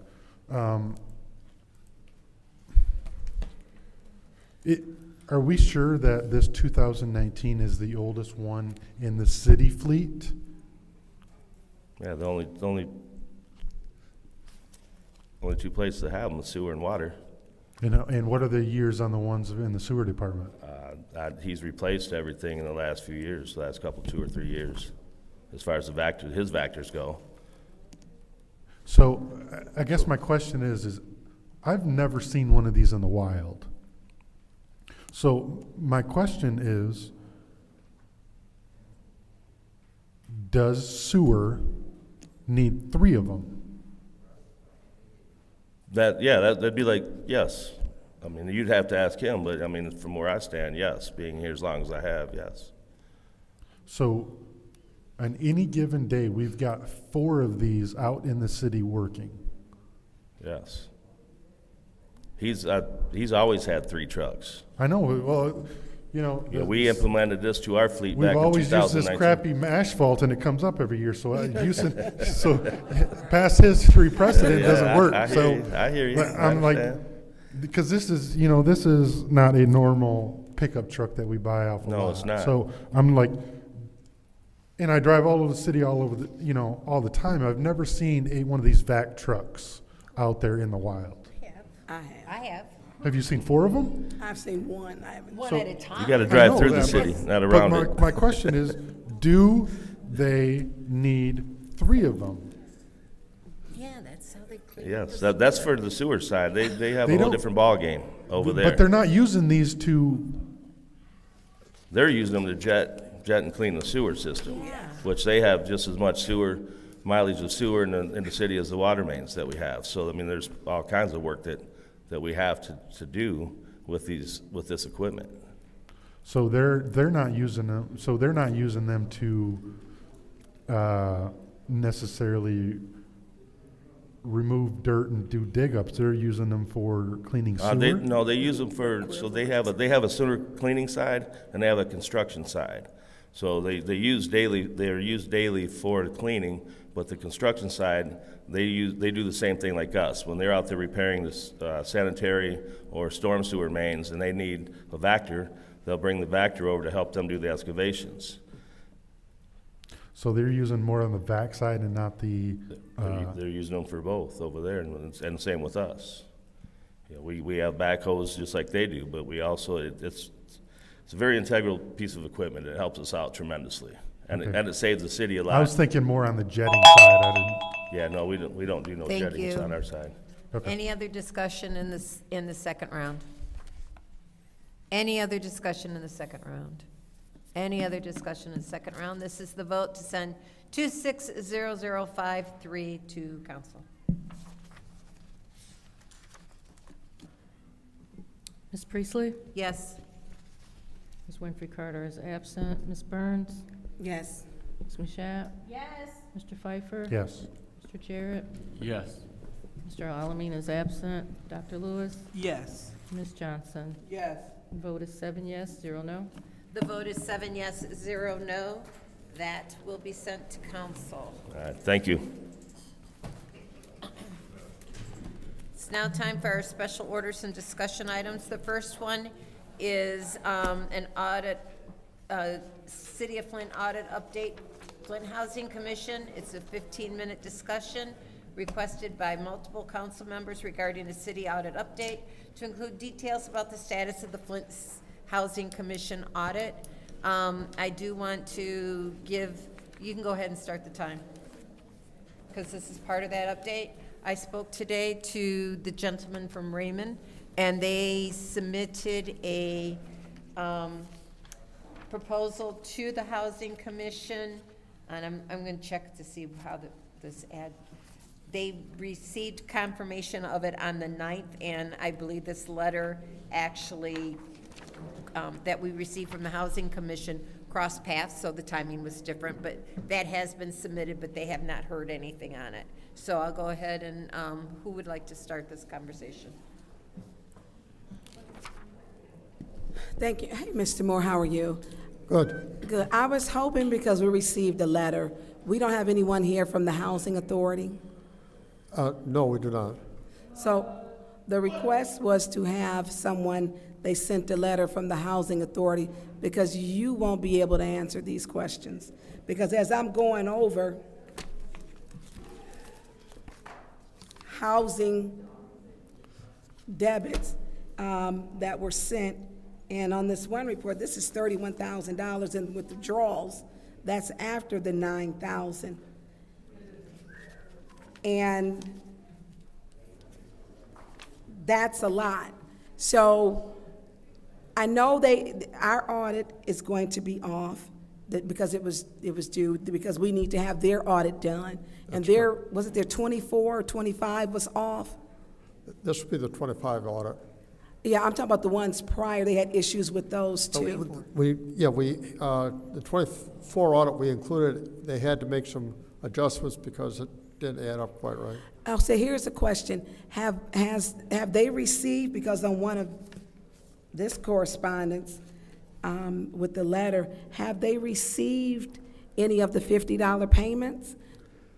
I can't answer that question. They're a separate. Okay, well, and then, okay, and I know you can't, because if it's throwing, if this is throwing our audit off because of their audit, and do they know how, the amount of funds that were withdrawn from this account yet? My understanding is they do, but, I mean, for me, it's just hearsay. I don't know that. You want me to forward you my files? That'd be helpful. I will do it right now. I will forward it to you, because I think if we're figuring out, because even with having it audited by the firm, is it Raymond and? I forget the other name. Yeah, we just got Raymond. Yeah. I mean, the numbers are going to be off, and if the numbers are off, I don't know how they're going to fix that. I'm gonna be honest with you. Because if they're still trying to figure it out, and if there haven't been any payments in with the $9,000 is what they had stated, and actually it's more than that, I'm gonna send it to you. I mean, if we say, and this what I have is up to about $41,000. And if we're saying paying $41,000 back at $50 a month, that's gonna take about 65 years. I believe. And I don't know who gets to approve a repayment plan for something that's criminal. I'm not understanding, and I'm gonna send you these, because, and we shouldn't be at this point. And I think, and here's my other question. I believe maybe we need to, I know there was a request to ask the mayor to remove her from the board. The mayor doesn't actually have that authority. It has to come to the council by resolution. Come from the city council, but yes. he needs to send, the mayor, Neely, needs to send a resolution up that we can approve. He needs to take that action. I can take that information back, so. Yeah. Oh, yeah, because I mean, this has been sent for months. Yeah. Because the Housing Commission sent requests to the council people before, because they needed assistance. So we can create a resolution, but we don't want to just sit down on his desk if he's not going to sign off on it, because now this is throwing the city off. I would recommend, before you do that, I'd recommend you talk to the city attorney to make sure you follow She knows about it, because I've talked to her about, let's be transparent. I have talked to Attorney Gurley about this. I have asked for documents before. And so we shouldn't even be at this point, which the audit was due by December, I believe. And we should have had this corrected by now. And it's not corrected, and it's still, because this is going to affect Clark Commons, am I correct, which receives HUD funds. I don't know that it'll affect Clark Commons, but we are very concerned about making sure that everything goes right with the Housing Commission, because we both have an interest in Clark Commons. Well, everybody has an interest in Clark Commons, because they were removed from Atherton East, because they should have never built there anyways, where they closed up St. John, put black people over there to live. Then it was on Swamp, and now they're just now correcting it from 1965. And now we got a problem with money And it's not this is a reality what I'm looking at. And the problem is, we shouldn't have to be correcting a problem. But I know the board, it has affected the relationship with HUD because these are federal dollars. Having that account, which was dormant, taking funds from one account to a dormant account where only one person had access to those funds. And in those funds, where we looking at withdrawals, 250, 250, 100, 100, 150, 200, 500, 400, 300. I mean, the withdrawal column is huge. And so I don't even know, Raymond didn't want to take on the city of Flint when they started doing our audits. They may not look at this and change their mind. So I am going to request you, Madam Chair, to the city clerk, that we prepare a resolution, because a letter did go to Mayor Neely. It was taken by the president of the Housing Commission Board. He met with him, he asked him to please have her removed, that it was affecting, the board voted unanimously. Now, if she is proven to be guilty or not guilty, that's for the courts to do. But the city still has business to do, and this is a hindrance. And so we're at the point the board voted unanimously. And since the mayor has failed to act on this, then it's council's responsibility now to have a resolution for the removal of Ms. Geraldine Redmond, and we can have it on at our next one, maybe through special affairs, because it's been for months. This is over a year, actually. And let us vote on it, and if he wants to hold it up in the mayor's office, let him hold it up there. But we can't hold up the city of Flint business when we got all of this. That's just crazy. I mean, it makes no sense. And that is for the courts to deal with. We know that the board voted her off, and that's between the board and them. And so we're not asking anymore or to check. We'll create our own resolution, and if the mayor doesn't want to take care of business, then he can speak to the residents in Clark Commons and what happened to federal funds, which I'm quite sure the Department of Justice is very interested in. Matter of fact, I believe they were investigating. Matter of fact, through you to Clyde Edwards, could you come down, please? Through you, Madam Chair. Mr. Edwards.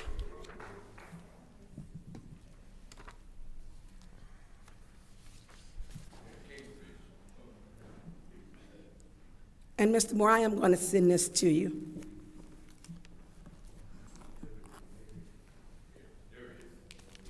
Hi, Mr. Edwards, how are you today? Good, thank you. Good. Is this matter with the Flint, because you had said it before, that it was being investigated by, what's the FBI or Department of Justice? Is it being investigated, or has it been investigated? No, if you're speaking about what the housing, HUD was interested in the housing issue, they sent officials down here, HUD did, right, concerned about the 108, the use of our inventory, and one other thing but they sent people down to have a discussion with us. If that's what you're calling investigation, that is as much as I was involved in when they came down to have a discussion about those resources. Okay, so, Mr. Moore, I just sent you all of this. Okay. And I know what I read your resume before. I know it's going to be very easy for you, because I only took account 1, 2, and 3. You have clearly taken everything and then some. So, I mean, it is very clear on here with the amount of withdrawals that there was some activity. Mr. Edwards, do you know if any of the payments have been repaid back? Has the $50? No, I'm not familiar with that circumstance. I know, just what you just mentioned, but I'm not familiar with the agreement and it's a copy of the letter. You want me to send it to you too? That's fine. That's fine, but yeah, I'm saying we didn't have any engagement or involvement in that in our office. So there is a letter that was sent where she stated she would pay back $50. And I can, Mr. Moore should have it in his, and I'll send it to you. and I'll send it also to our city clerk if it needs to be distributed anymore. But we need to finish up Clark Commons, you know, and this reminds me of the DDA. And the DDA just wasn't right, let's just say it.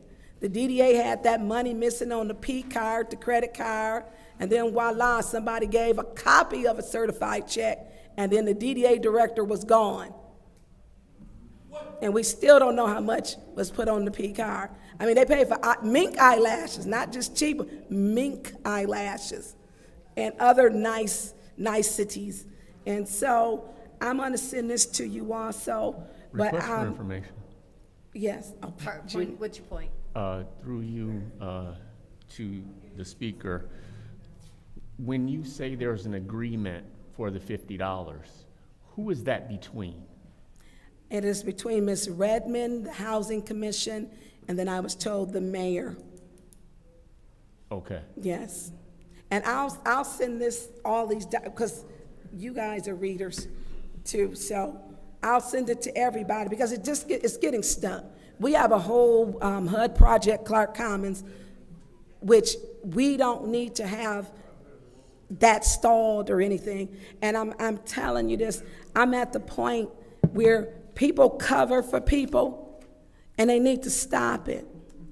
You know, let the authorities take care of it, but we are not in the business of being a payday loan advance. That is not the city's job. And this is just the problem. So I will send all of these, and I'm sorry, I yield the floor. You may want to ask for more time. Madam Chair, Yes. can we add 5 more minutes, please? We want to make up that motion? Yep. There's a motion on the floor to add 5 more minutes to this discussion item. Is there support? Support. It's been supported by the councilwoman in the 7th Ward. Vote, please.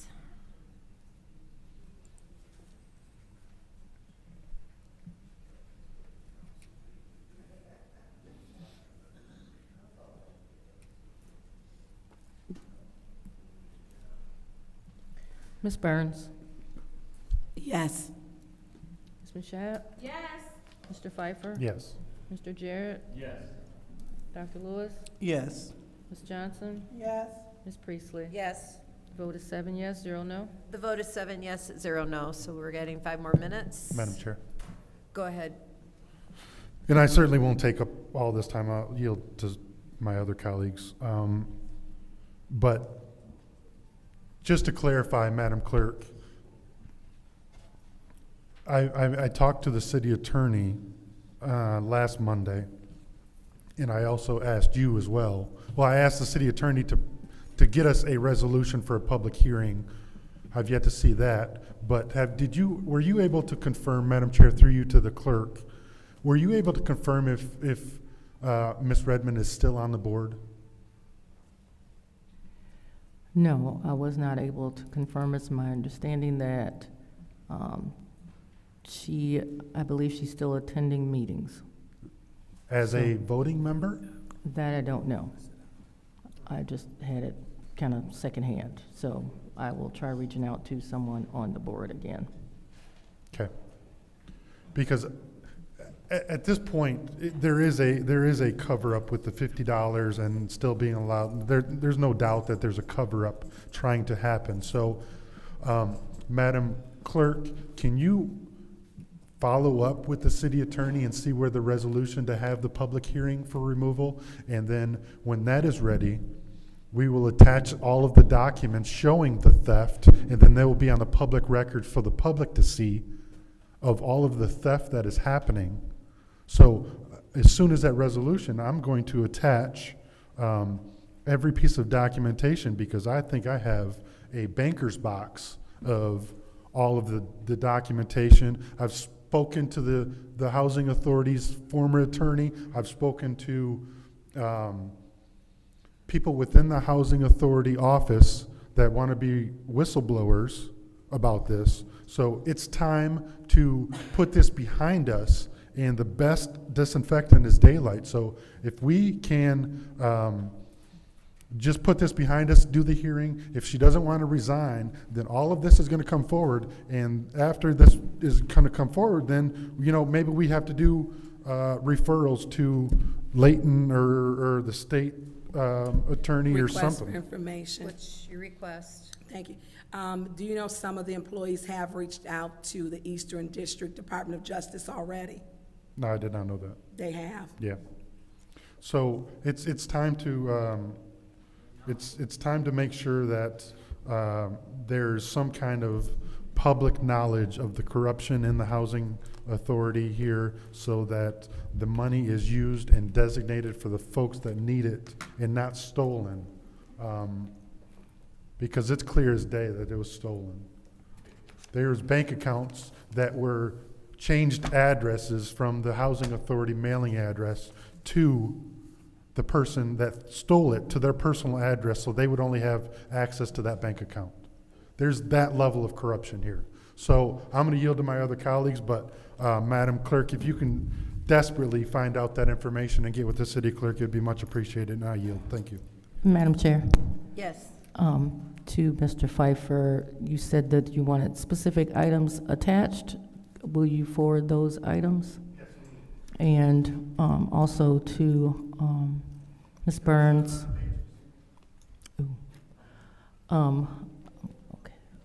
Ms. Burns, also, I know that you sent items that were included in a Freedom of Information Act request that you had done. Did you want some of those items, and did you want the attorney to decide what I do should be not. included? I do not want the attorney to look at these at this time. Just share them with everybody. Okay. And my colleagues need to be. We need to be transparent. And I did get it through the Freedom of Information Act, which I shouldn't have to get documents, which is crazy. Now they want to charge us if you're getting some of them from the city through.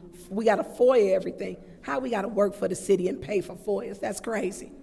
So if you can share with all of the colleagues so that they can have, and that repayment plan letter is in there too.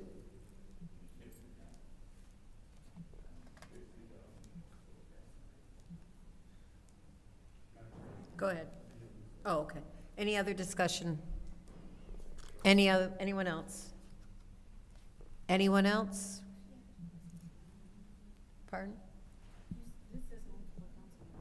Yeah, there was only 2 people who have, I think there was 3 people who requested this discussion item. Madam Chair. Go ahead. Thank you. So I do want to acknowledge that we received, every council person received correspondence from the Housing Commission. And I don't have mine with me to read on the floor, but I would encourage in the spirit of transparency, for us to read this with the duration of the time that we have left. Thank you. I will read this memorandum. It's to the Honorable Mayor Sheldon Neely, members of the Flint City Council, Flint Housing Commission Board of Commissioners, from the President, Board of Commissioners, initial TK. Date is February 5th. Re-clarification and statement of governance, audit, and oversight matters affecting the Flint Housing Commission. Dear Mayor Neely and members of the Flint City Council, I am writing in response to the City Council Committee meeting held on February 4th, 2026 at City Hall Council Chambers regarding the City of Flint audit and matters involving the Flint Housing Commission. During that meeting, several statements warrant clarification to ensure the public record accurately reflects the facts. This memorandum is submitted to formally document matters related to governance, audit compliance, and financial oversight at the Flint Housing Commission, and to provide clarity for all stakeholders. At the outset, it is essential to reiterate that the Flint Housing Commission is a quasi-governmental public body created pursuant to state and federal law. The City of Flint does not fund, operate, supervise, or manage the Flint Housing Commission under the heading Personal Accounts and Fund Handling. No Flint Housing Commission funds were deposited into any commissioner's personal bank account.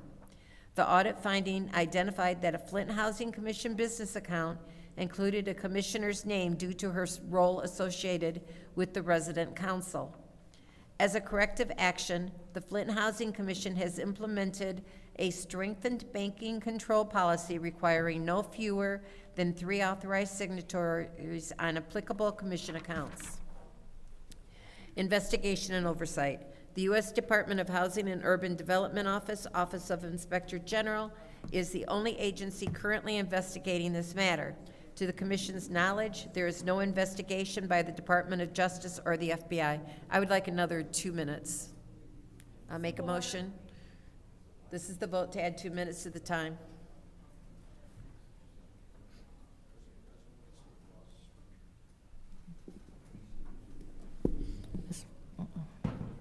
Ms. Mashat? Yes. Mr. Pfeiffer? Add 2 minutes. Mr. Jarrett? Yes. Dr. Lewis? Yes. Ms. Johnson? Yes. Ms. Priestley? Yes. Ms. Burns? Yes. 7 yes, 0 no. The vote is 7 yes, 0 no. Under the title Governance Actions, after obtaining a full understanding of the scope and details of the situation, I communicated my position in writing to the Board of Commissioners and addressed the matter publicly at a Flint Housing Commission Board of Commissioners meeting. Repayment agreement and corrective measures. As part of the audit review, approximately $9,000 was identified in relation to expenses associated with an annual meeting.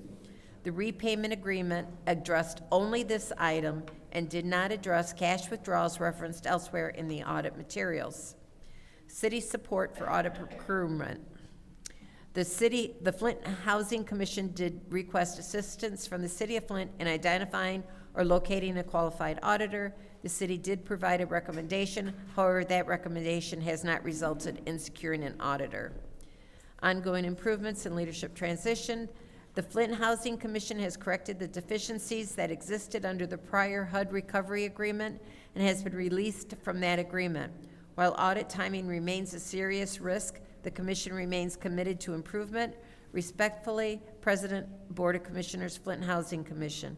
And I did address earlier about the information in locating an auditor, that they have received a bid, a proposal, but the timing was after this letter. Madam Chair, Yes. was the request sent to have someone speak? Because we did request to have someone from the Housing Commission. I did not ask. You didn't, we did request that last week, though. I did not ask that. Huh. I don't know. I don't know if Ms. Donahue did, if Clerk Donahue did. Ms. Donahue, or Clerk, Madam Clerk, did you ask for someone from the Housing Commission to come to the meeting today? No, I was not able to reach anyone, so it was either today or Monday is what I was told. If they couldn't make it today, to try for Monday. Okay, thank So- you. Thank you very much. All right, and this ends this special order. The next special order is an ARPA update. A 10-minute discussion item is requested by Council President Mashat regarding ARPA funds. Go ahead. Thank you, Madam Chair. The reason that this is on here, we have our colleague in the second ward who has had some questions regarding the ARPA and ARPA information. I know that the councilwoman in the second ward, as well as the councilwoman in the fourth ward, were on the ARPA ad hoc committee, so they should have some of the information for some of the questions that have been asked. I know that both of you also met with the mayor about the ARPA ad hoc committee, I think weekly as well. But what we'll do is go ahead and turn it over to, I know Seamus is supposed to be here, and then Mr. Moore is also here, but we will go ahead and turn it over to, I'm sorry, Seamus, what's your last name? Bannon. I know his last name, I just need him to say it. Seamus Bannon. Mr. Bannon and Mr. Moore, if you will both go ahead with your presentation. So I'm here to answer questions on any topic. I don't have a presentation. Okay. I didn't see it on the agenda to have a presentation, but I'm here to answer No problem. Is there anyone who would like the floor? I want to start with our ad hoc committee members, actually. Go ahead. Thank you. So I sent a series of questions that you all should have the answer for. I sent it was last council meeting. So we will start off with, of the $40 million transferred into the general fund, what is the current remaining balance? The unobligated portion of the fund balance is approximately $2.8 million. So you said $2.8 million? Correct. Okay, so out of the 40 million that we allocated, 2.8 is left. Okay. Not all the money has been spent, but the rest has been obligated. I didn't understand what you said. Not everything has been spent at this point, but it has been obligated. Okay, so obligated. So seeing that according to Resolution 230-464.1, it states that any remaining ARPA funds are to be expended only with the city council approval, and the council requires clarity on it's to be spent with our approval. So to my knowledge,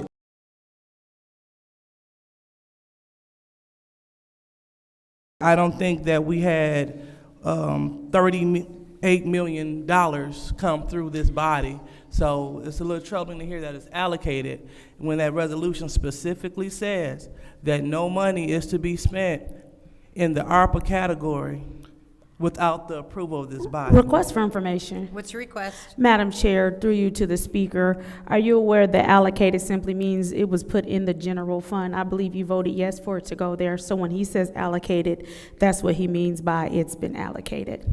Okay, thank you. So we have not received, and please feel free to correct me if I'm wrong. I want to make sure that I have a proper understanding. Because if I don't get it, I know the residents may not either. So seeing that money have been allocated and knowing that also we have not because we had $18 million worth of community grants that we did not fully expend.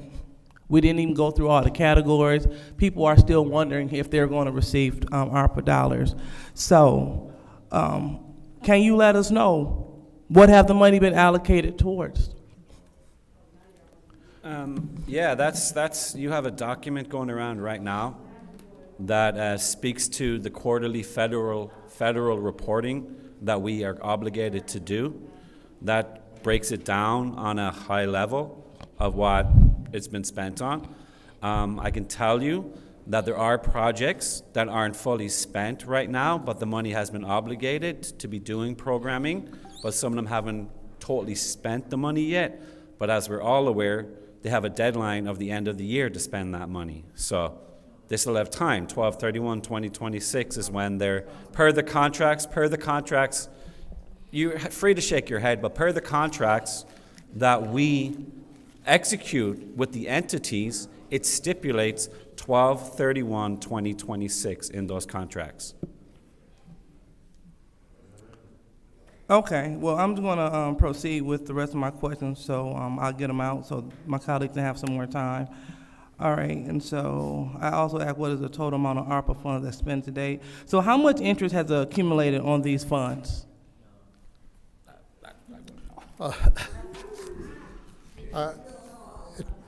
It'd be approximately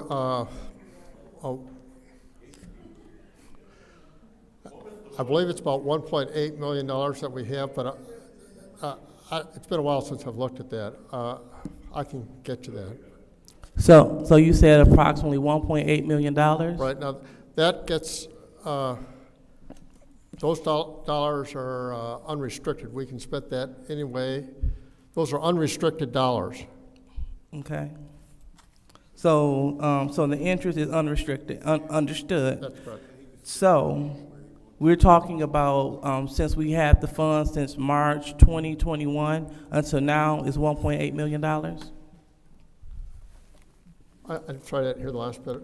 So when we were initially, to my understanding, the money from the federal government came in, was it March or May 2021? It came in 2021. Yes. So from then until now, we have grown, we have accumulated $1.8 million in interest on the money. Since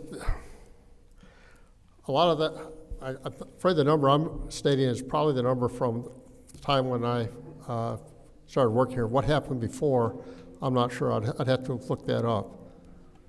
I've never tracked the interest that was earned before I started working for the city. Okay, so Mr. Phil, so did you receive my email on February the 4th asking these specific questions? Your name is on here, you, the finance chair, Seamus as well. So you should have had these questions and you should be prepared, you should know. Okay, all right, so in terms of having a detailed breakdown of the remaining balance by the approved ARPA spending category, do you have that? Yes. We have, well, $367,000 for economic development. Do you have copies for the body? Pardon? I said, do you have I can copies? make a copy, yes, if you like. Okay, all right, that'd be great. Okay. And then also, confirmation as to Request for whether. information. What's your request? Through you to the speaker, where is he's going to get us a copy? Can we have him just go ahead and state for the record what those numbers are? Oh, absolutely. Thank you. Go ahead, Mr. $367,000 for economic development, $98,000 for public safety, $1,059,000 for public health / water stabilization, and $1,322,000 for contingency / water stabilization. Okay, so I'll go ahead and just jump to my last question for now. So confirmations to whether the community dollars. So how much money is left in the community allocation portion for community grants? That's been 100% allocated, hasn't it? Yeah, whatever's there is that, yeah. So we have the community grants. Can you speak to which one specifically you're talking about? Because he's given the total figure here. Like I said, we have a lot of projects out there that are underway. So can you speak to a little bit more about what you're specifically talking about? Well, it's kind of hard because we have people that apply for dollars, and we have some people that receive dollars, and then we have a group of people that have not received dollars. So one of my concerns is out of the $18 million set aside by the ARPA committee, and this is exclusively for community grants. So this is for the nonprofit organizations that applied for the funds. $18 million was set aside exclusively for them for community projects. So how much money of that is left? Because I received phone calls from organizations still waiting, although they did not receive the money back in 2021, they are still hopeful that they can do some type of programming before the deadline ends. However, just like Councilman Burns mentioned, I heard some things are just sitting on the mayor's desk. So we need to make sure that individuals have the information so they know how to proceed.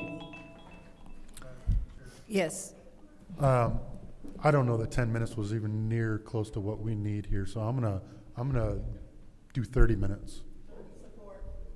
Okay, there's motion on the floor and by the councilwoman in the 8th ward, supported by the councilwoman in the 6th ward to add 30 minutes to the discussion.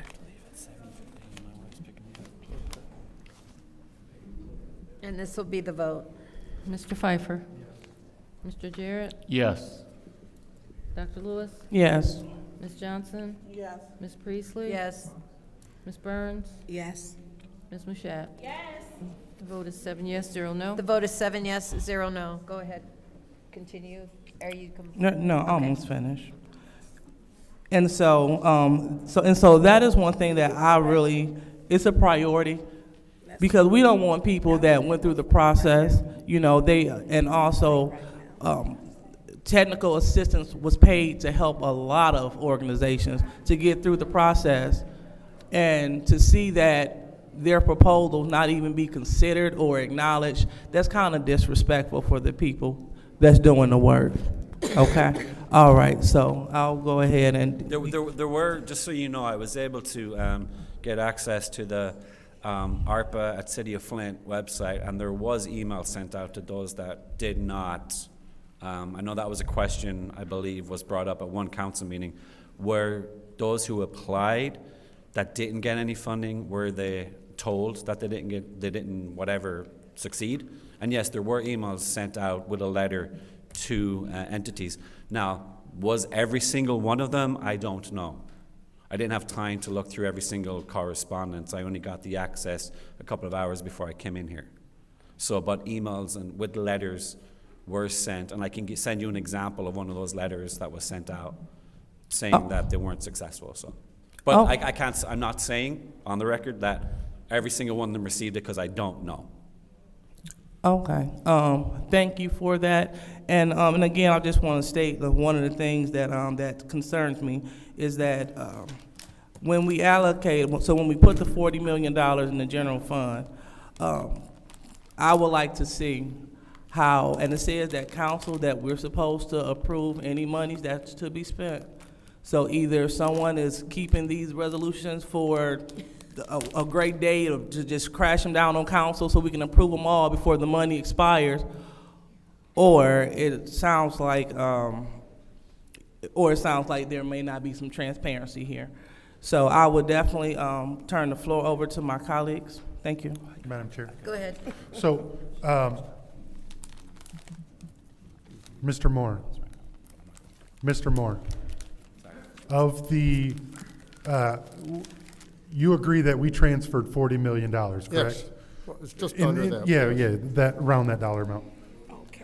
Of that $40 million, how much of that 40 million has been sent through council? Everything that's been spent has been sent through the council. So, of that $40 million, because I want to get clear on the allocated versus spent.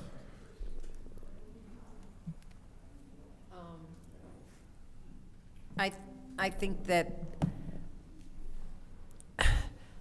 spent means what to you? Because between the two accountants, Mr. Moore and myself, allocated and spent are two different things. Yeah, that's what I mean, are the same thing. trying. I mean, are the same thing. They're the same thing. Through account, what you are interested in. Let me clarify and see if this is what you want. You want to know how much has actually checks been written for? No. Or you want to know how much is allocated? That's what the spent is, I believe. So I want to know, he said that there's 2.8 million left. So by my math, is he saying that we've put stuff in a category for the 37 million, or 37 million has come through this council? That's my question. It's been through the council. 37 million has come through this council. Yeah, we can get to the resolutions that tie out to that. Okay. So that's the information I want to know. I would like to know, because to the colleague in the second ward, I mean, maybe it's nickel and dime here and there, but I don't think that 37 million has come through this council, and I think that's part of the confusion.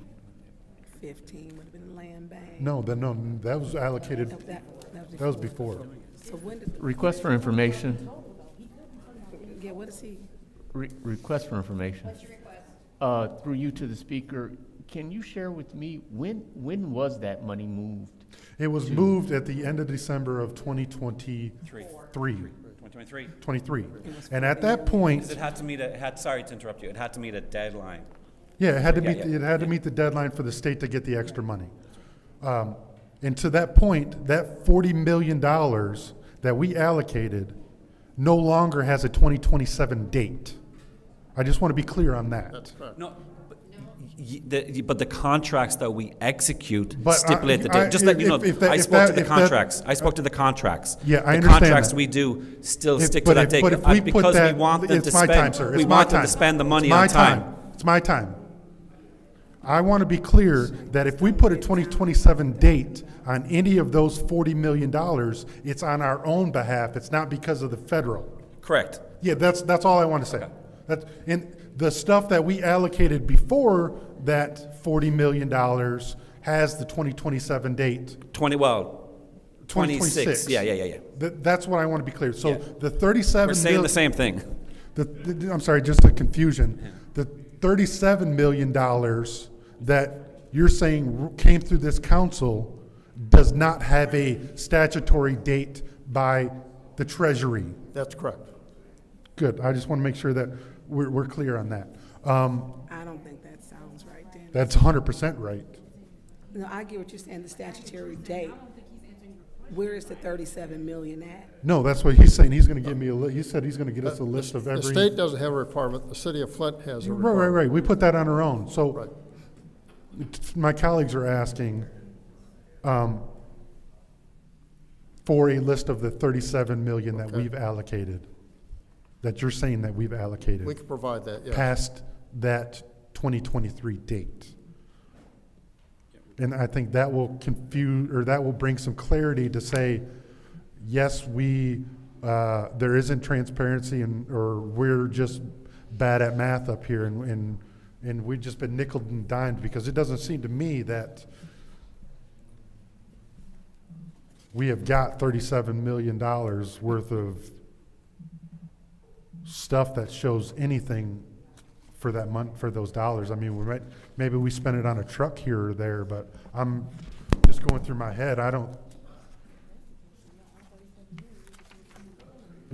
just trying to figure out how we spent $37 million, because to me that doesn't make sense, because we had it all allocated, and if we have a bunch of things that are still waiting to be pending, according to my colleague in the second ward, and we only have 2.8 left, to me then we totally threw our categories out the window, and that's troubling.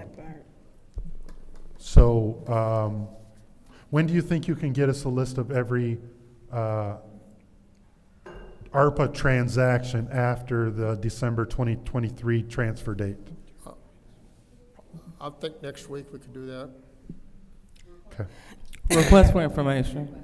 So, Mr. Pfeiffer, did you know that I asked for that for this specific conversation? I asked for that on February the 4th, and then I reiterated it on February the 8th when I sent the follow-up email. So just want to state on the record that I asked for this information, so this is the second request for this information. I'm not aware of that, but welcome to the party that doesn't get anything from the administration ever.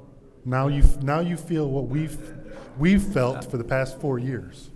I'm just wondering, did it go through city administrator or the clerk, or did you send it directly to us? Because we're supposed to only respond if it goes through proper charter protocol. I'm asking the question. I understand that, but that's a cop out. Yeah. That's a cop out, because you could have sent it to Clyde and said, "Hey, are you aware of this? Can I respond?" Instead of just ignoring it. But I have responded to anyone that sent it through administration or proper channels, proper protocol. Okay, I have responded. So anything that you get that doesn't come directly from Clyde, you're just going to ignore. I'm not supposed to respond to that per charter. It has to go through, my understanding, if I'm wrong, educate me, my understanding is it needs to go through city clerk or Clyde. Well, you can absolutely respond and say, "Please send this to Clyde." Request for information. What's your request? So, Mr. Pfeiffer, are you aware that I also sent it directly to our finance chair? So my question is... Here we go. No, it's not here we go. It's trying to get some clarity. So does the finance chair have to go through Clyde to talk to the CFO? I'm not aware, but it's troubling that we keep asking for this information, and honestly, I'm glad that this came up, this discussion item, and it's troubling that if you do get a email, you're just going to ignore it instead of saying, "Hey, should I respond?" or send it to Clyde and ask you if you should respond, like through you, Madam Chair, to Mr. Edwards. Mr. Edwards? They know how to do it properly. If they know how to do it properly, do it properly. Follow the proper protocols.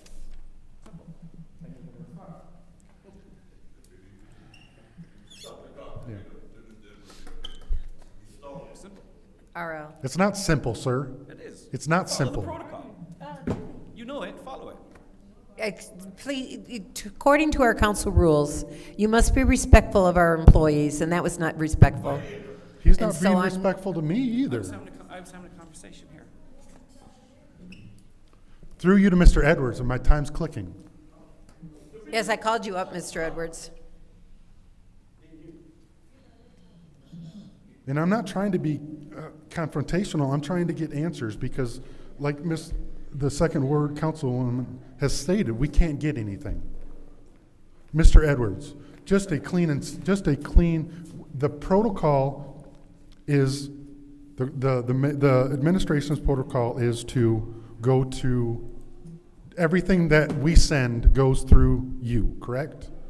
That is the mayor's directive. Right, Yes. so the mayor's directive. So Yes. if that doesn't happen, is the directive to ignore that conversation? And pretend it didn't happen? Or like, is there no give and take to say, hey, Mr. Edwards, I got this from Councilwoman or Councilman so-and-so. Should we respond? Is there not that decorum? Or just ignore it? Are you, if you're asking me if staff will come to me and ask me, is it okay to respond back? That does occur, yes. Okay. Yes, sir. So it is not policy just to ignore it? No. Just to ignore a request? Yes. No. Thank you, sir. I appreciate that. That's all I question. And I'll yield the rest of my time. Thank you. So it's not simple, sir. Thank you. Any other Madam Chair. discussion? Madam Chair. Go ahead. So, thank you. So, Seamus, I know you will be leaving. You turned in can you step to the mic, please? And so, can you break this, when is your last day? Is that, I don't need to go into that, it's not part of ARPA, is it? I will, but is it part of the discussion item? I'm finished on Friday. Okay, so I wanted to wish you good wishes, actually. Thank you. And I actually called you to tell you that, because I really don't feel the 2 letters you sent were on your behalf on me.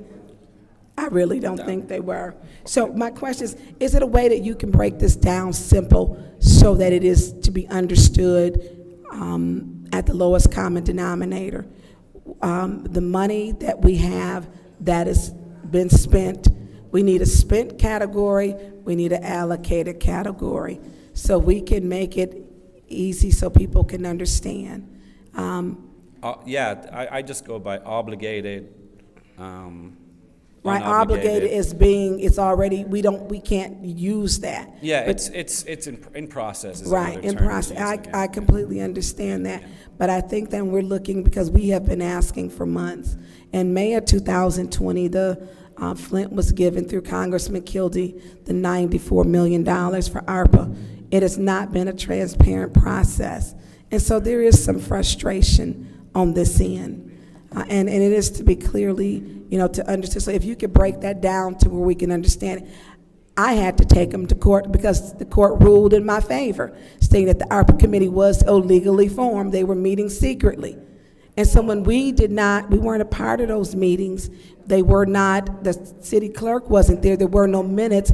There were no notes. So we did not know how and where this money was going. It was not transparent. I had to sue Mayor Neely along with Councilman Eric Mays. May he rest in heaven, because this is the people's money for the city. And it's not being spent that way. And so that committee, which the attorneys were not paid for by the city. And this is where we get into the problems that people don't trust this administration. And I'm not saying you, I'm saying people don't with good reason.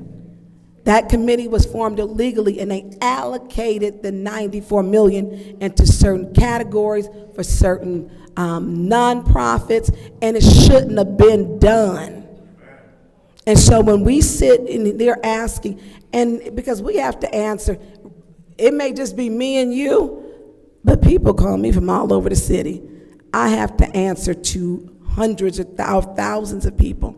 So if you can make that simple, I understand what allocated means. I understand. I want to know who got a check and the amount the check was for. I want to know that. And Mr. Moore, I've asked for that check registry so many times, and I sent another email at 4 something this morning, because I'm tired of asking for things and not getting it. I want to know who got money. And so Davina got it, Attorney Gurley got it, I sent it to the legal department, because this the people's money. They done came down here, they show up, and we don't know. The 1.8 million, is that, which is the interest, is that allocated? That's unrestricted dollars that would go to the general fund. So it goes to the general fund, it's unrestricted. Right, for information. What's request? Isn't the entire 40 million unrestricted? I was Yes. gonna, I Once it was went to going to general wait fund. until the end to speak on what I learned yesterday. So I want to go ahead and let you guys continue. So having, what do we have, 10 minutes and then another 30 minutes? My wife is picking me up with the kids. We only have one car right now. Oh, so, well, and no, I get it, and I've seen your children be I was here. in a car crash last week, so we only have one car. Are you, I hope everything was okay? Letting you know, Well, I'm no, not no just trying wor- to dodge. Okay, well, you know, and your children you've brought here to council. I don't mind children coming and being a parent. I used to bring my children to school with me when I taught. They're in a different school district. So I don't have a problem with that. But what I'm saying is, it's not going to be enough time because we need to do a deep delve into that. We had an ARPA committee that was supposed to come back to report to council. And at that time, whether they like it or not, they reported to the mayor and not to the city council. So that's why we don't have questions. I don't know how they don't know the answers, because they were supposed to be meeting with the administration. We can't get the answers. So if you could please make that, and you got 2 days to do it, and then you hasta la vista, if you could please get that to us so that it is broken down, and so that we can understand it. And as Councilman Pfeiffer was stated, when that was voted to go into 40 million into the general fund, and we need an understanding of what is restricted, unrestricted. You know, at that point, once it goes into general funds, it's saying that we had revenue loss was approximately 32 million, or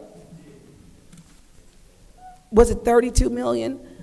Or it was a large amount. So we want to make sure we know where this money is going. Just like I want to know if we got any money from them golf courses, since we got a 50-50 plan and we never seen any money back from the golf courses either. Seamus, you laughing. You know it's true, but you gone on Friday. So if you can break that down. I'm not turning my back. I live here. I'm from here. I live in the fifth I ward. know, I'm from and you're here. passionate about, you're a passionate speaker. I get that. I mean, I want that deal where you get 50-50 and you never see the money and it's in cash.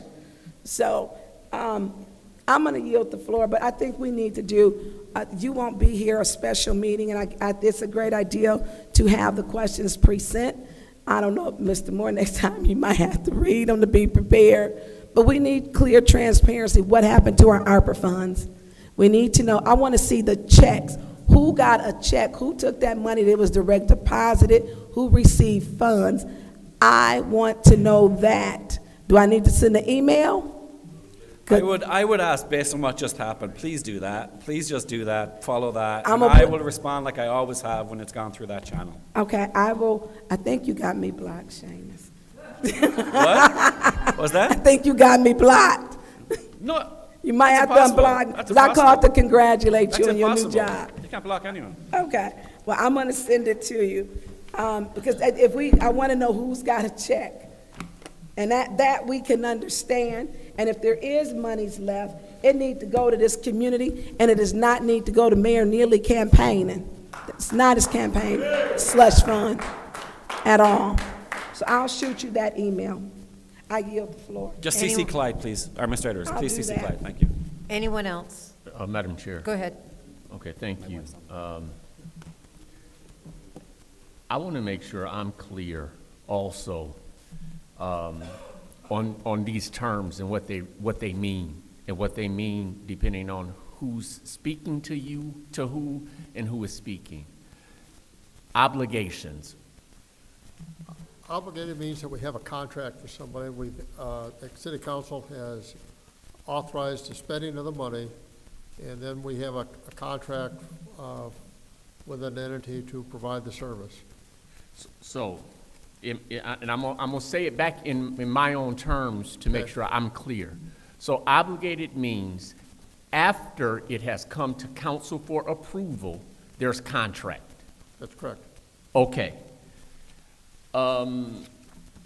expenditures. That's when we write a check. That's when the check is actually cut. So that's the difference between the obligation and fulfillment of some part of the work to where we have paid out. Right. Now, I'm understanding that there are obligations that have been made, but there have not been either work done or billed to where expenditures have been, where checks have been cut. Am I correct in that? Correct, yes. Okay. Do either of you have a feel for how much money has not been expended yet? It's been approved by council, contract has been issued, but checks have not been cut. I think it's about 5 million. Okay. Yeah, and that's based on about a year ago or more. I started, got the team to start looking at red flagging. I think I mentioned this before. Red flagging entities, orange flagging entities, and green flagging entities because of the timeline we're by. So that's how we tracked that. There were some that were red flagged that we were concerned about, and we reached out to them. And then there's some that are orange flag, were middle ground, the green flag, where they're going to spend, they're on good, and some of them are already finished too. In that process, we were able to drop them, some from red to orange, and orange into the green category. So I would say, to answer your question, how we got to that, it's about 5. So the best to your sort of That's- grant management right now, understanding is that 5 million as of today, or does that 5 million? That's as of 2 weeks ago. About 2 weeks So, ago. and just so you're aware, in some of those instances, some entities haven't responded to us that we've reached out to, so we've sent a second letter to say, you know, we're here, and we've offered a lot of help. There's a great team down there that offer people help. Some of the entities have some difficulty getting their paperwork in order and just needed a little bit of assistance with that. So that slows down the process. If they're not Lara, or if they're not on Sound Doc, all those little pieces, that slows down the process. My main concern, to what Mr. Pfeiffer was saying, is any of the monies that are the 287, the original ARPA, that are red flag. Okay. That's our main concern, and we are working with those groups to help them if we can. But at some point, we're going to have to try to reprogram those if they're not going to meet that deadline. And the only way you can reprogram them is putting them into whatever was already approved prior to, a category that was already approved prior times. You know that. You're not. Okay. You got it. Okay. So tell me this: the $40 million that got transferred to the general fund, are those considered?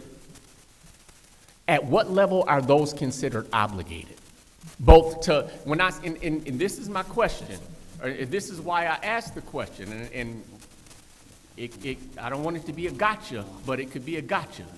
If I'm understanding what you all gave us correctly, this is the report that was sent to the government for the last quarter. Correct, yeah. On here, it shows all $94 million obligated. Yeah, that's as far as the feds are As far concerned. as We the feds are obligated concerned. everything when we did the December 23. Yeah, when we did the transfer. Yeah, But yeah. my question just a moment ago Right. is, I asked you for a definition of obligated, and you said went through council and contracted. Not all the money has been contracted. Request for information. Yeah, What's your request? They said it was 2.8 that hasn't. Yeah, but are you aware that the 40 million that we transferred was automatically obligated There it as is. lost revenue? So that's So it's obligated. no longer not. It's So lost revenue. Y'all obligated it then and there. At Okay. that moment in time, it was obligated. Then from there, we would come back to you to approve spending as our normal charter goes. And that's what I'm saying. A lot of these words are getting. I'm depending using on the who's same talking terminology. About what they It's- get in, Right. conflated to mean one thing in one setting and another in Right, another. so can I, okay, I'll try it in a minute. So request for Yeah, information. thank you. What's Request for your request? information, because I understand what my colleague in the Ninth Ward is saying. So the word obligated is correct all across the board.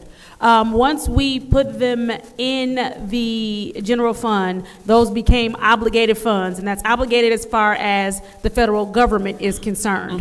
The word they probably should be using here is, the difference here is, while those funds are obligated, they may not be allocated as far as the Flint City Council go, as far as the categories go, without it coming before the council. So they are obligated, but they may not be allocated until the resolution actually comes before us.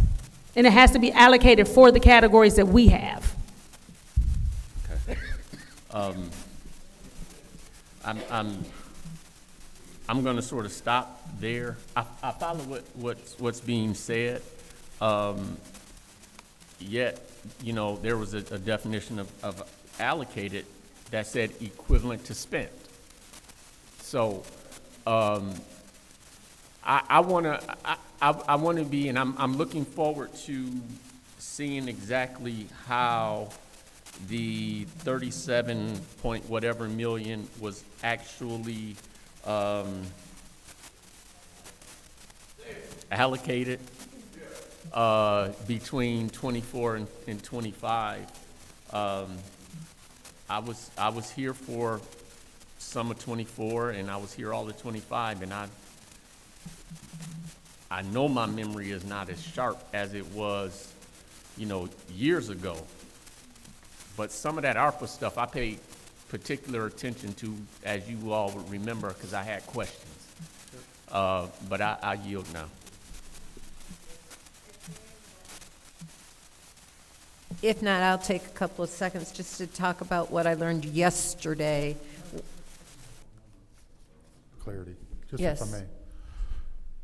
So if we, like the council, city council chambers, if we had 250,000 and we only spent 230,000, that $20,000, is that part of the 2.8 that you're saying is left, or is that a different bucket of money?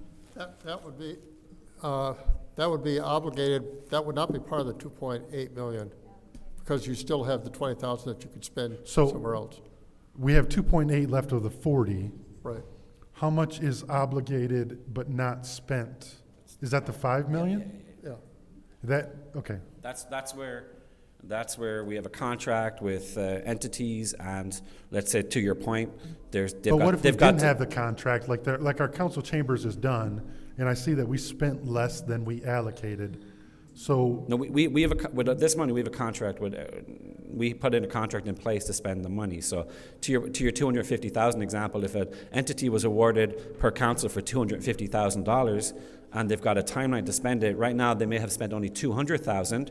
50,000 is still obligated to be spent, so they still have time to spend that. It can't be moved anywhere else unless it came to a point where they said we can no longer go along with this project. And that's the 5 million we're you're spending saying? it. That's about 5. Yeah. Okay, yeah. thank you. Thank you, Madam Chair. Okay, this is just going to be really quick because we only have a minute and I don't have complete information. But I wanted to let you guys know that yesterday, in discussion with a fellow legislator from another township, we got into the discussion about the ARPA. And once we allocated it to the general fund, according to her, and I'm going to be speaking to Joanne about this issue tomorrow, it now has to be spent based on the state rules and not federal, because it was allocated to the general fund. Correct. So I'm going to get more clarity on that, and we'll bring that to the council as soon as that is decided. And that was the first time I'd ever heard that, but another finance person from another area was also there. This was the finance committee of the Michigan Municipal League I was at, and they agreed with what was said by this other council person, and that was Emily from Welly. And so I will get more information. I'll bring it back as soon as I have that. Thank you. I'm going to close out this special order, and I'll entertain a motion to adjourn. Motion by the councilwoman in the 7th ward. Is there support? Supported by the councilwoman in the 8th ward.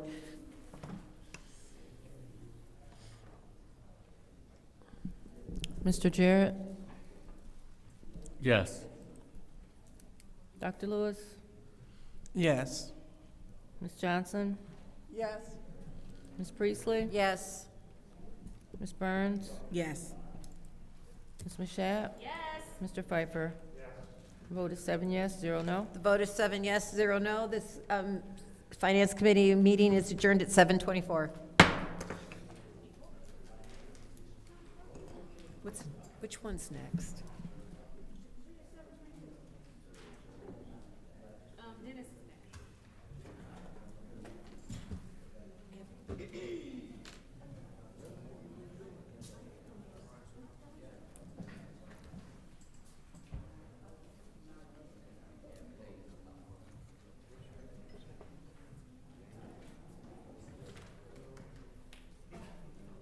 What's using my I always look at my laptop.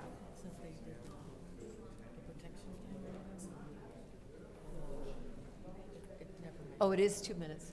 Yeah, I can never get one. So whatever you say, I put it. I don't, what, yeah. I guess.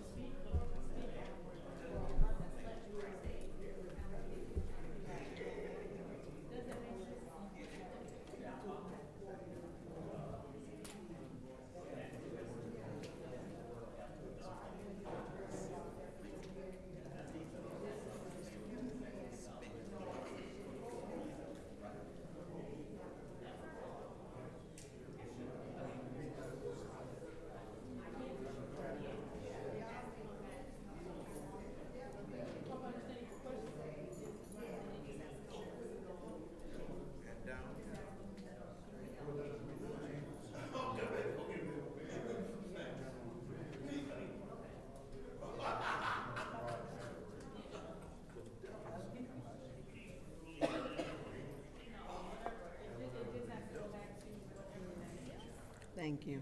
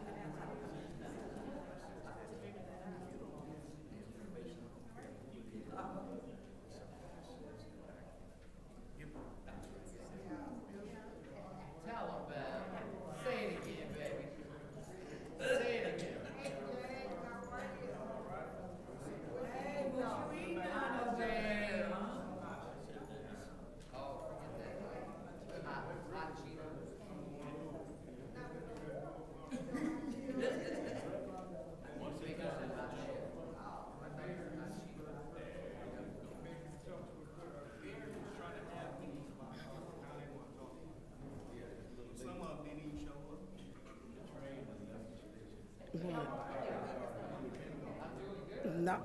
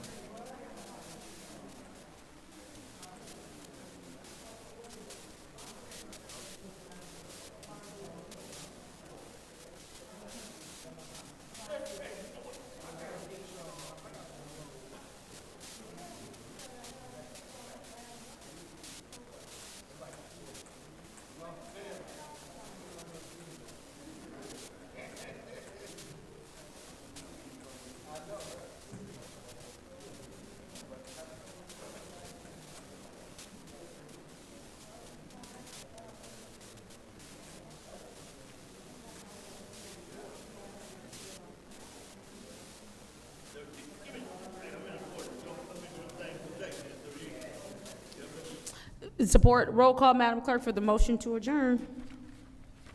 Ms. Burns? Yes. Ms. Mashat? Yes. Mr. Pfeiffer? Yes. Dr. Lewis? Yes. Ms. Johnson? Yes. Ms. Priestley? Yes. Ms. Winfrey Carter? Yes. Vote is 7 yes, 0 no. The vote is 7 yes, 0 no. The time is now 5:41 p.m. on Monday, October 13th. This Special Affairs Committee meeting is hereby adjourned.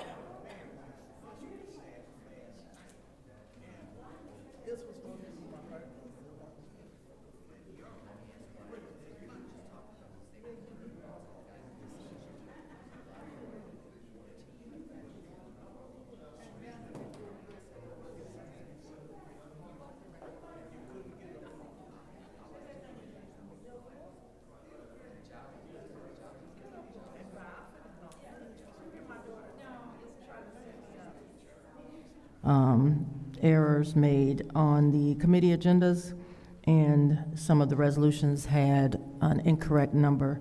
And you'll see asterisks. Those are just to correct those resolution numbers. Council votes on the agenda items. And so administratively, I just made the decision to correct those numbers because you hadn't voted to approve or deny them in a final manner. So I just wanted to point that out. Thank you. Okay, thank you. All right, so now it's time for the public hearing. Public hearing number 250291.6, the public hearing regarding obsolete property rehabilitation district, 703 South Grand Traverse Street. And before we get started, I would like to give the floor to the attorney so he can explain this. I don't really have anything additional to add to this other than to note that when the resolution calling the public hearing was originally considered and passed by this council, the proponents of that resolution did have an opportunity to speak, and I know questions were answered from the relevant department within the city as well on the substantive workings of this OPRA. Oh, okay. Thank you, attorney.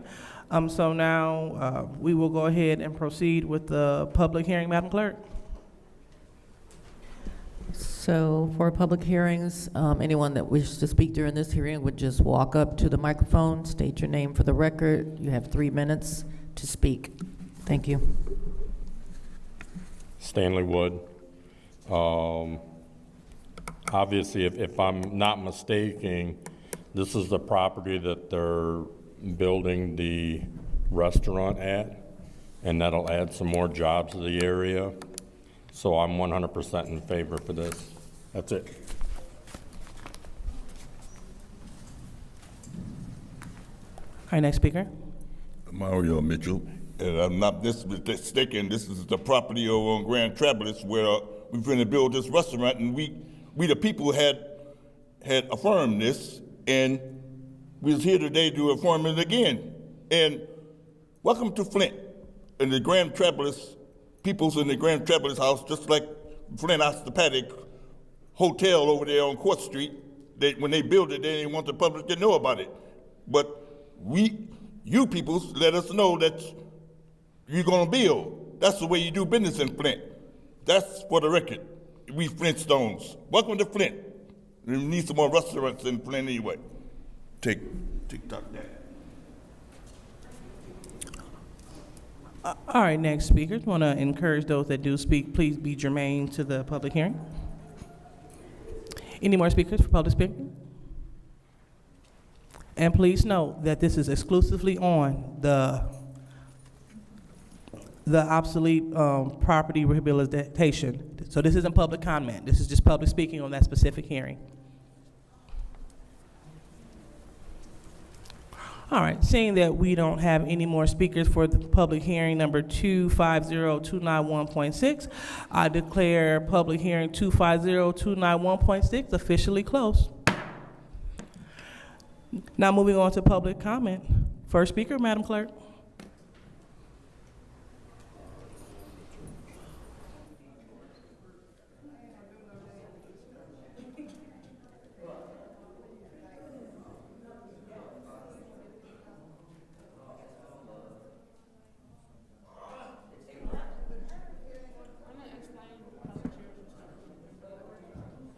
I'm not turning it over to you.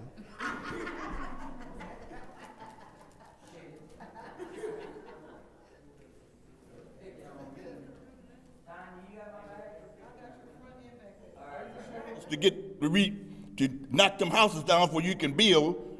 The same thing is going on with that Eagle situation with the woman come up here talking about the councilman done died, and we just add on situation want us we to be okie dokie before we can get gas lighted again. But never again, like the Middle East people say, never again we'll get, like they blowed up the senior citizen home over on Afton Terrace. Like I don't remember that stuff. And all that. And they still asking for money, $1 million right now. The finished demolition over there where they can go farther. Just like in Mashak neighborhood, asking for $165,000 just for one house to rebuild inside, no gutted out, and then and all that stuff and all that waste of money and stuff and all. You can build in the other ghettos, you can build all, take care of about 250 houses with that one house with Massac, the 7th Ward, and all that stuff. And the beat goes on in Flint with that gas light and stuff.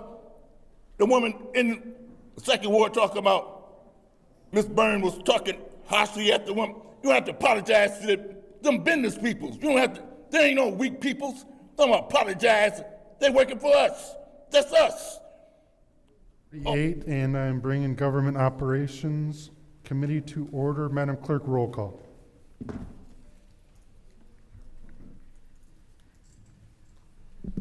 Mr. Alameda is not in.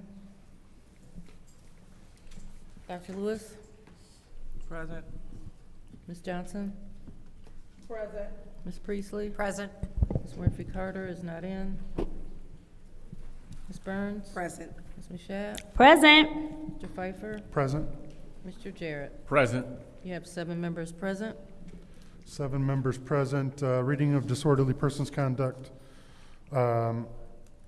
Persons City Code subsection. Any person that persists in disrupting this meeting will be in violation of City Code subsection 3110, disorderly conduct, assault and battery, and disorderly persons. Any person will be subject to arrest for misdemeanor. Any person who prevents the peaceful and orderly conduct of the meeting will be given 1 warning.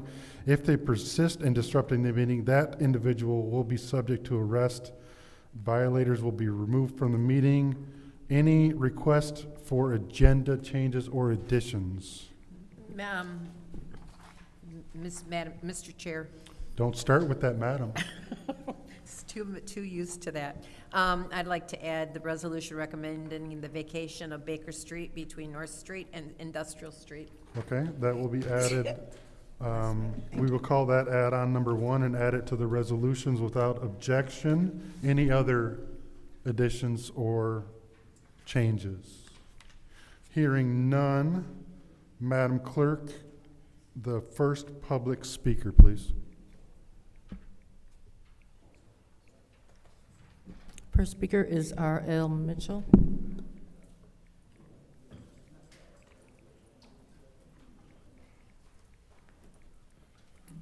Hello, I'm R.L. Mitchell.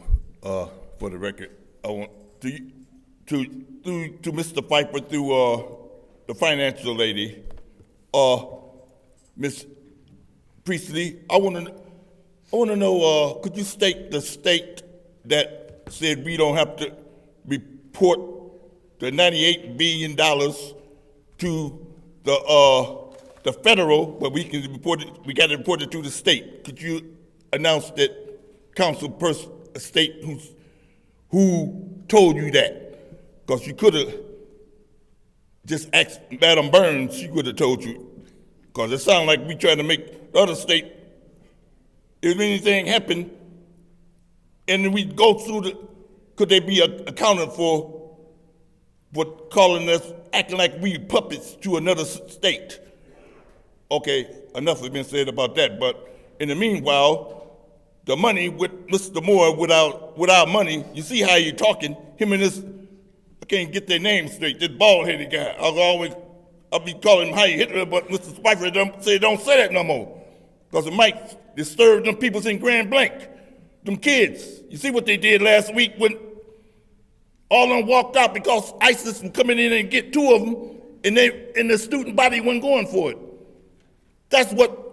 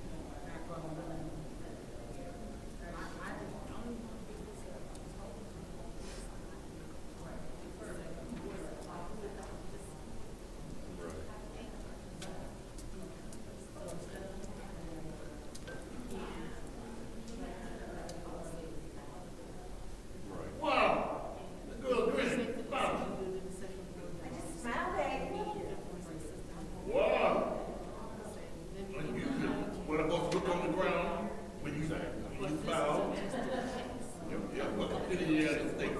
So from Alabama and Mississippi, God is second state. Yeah, we can have that. They can't beat it. And I was just on the phone talking to my cousin, because he told me, I said, let's pray over the Christmas holiday. He called me, New Year's, and said, because I said, you go ahead and do it. I said, you ain't gonna get nobody else to do it. And then I'm talking about gifts and books. You see her shot?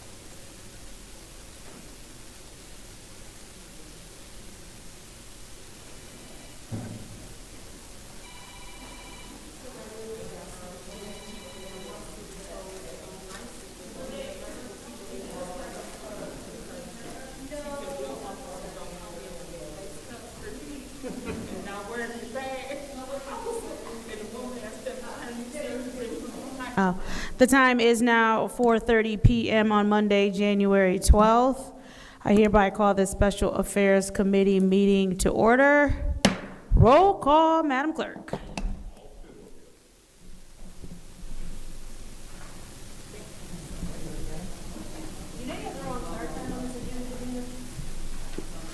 Yep, she does. Make a correction. Mr. Alamin is not in.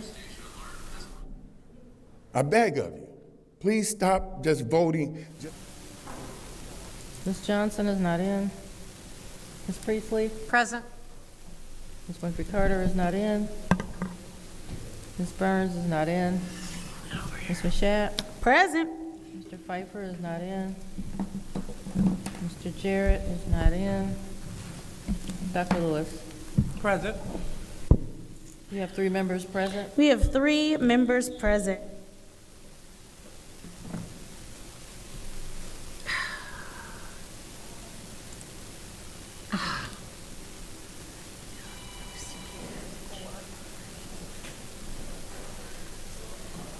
I hate these captchas because every time it says.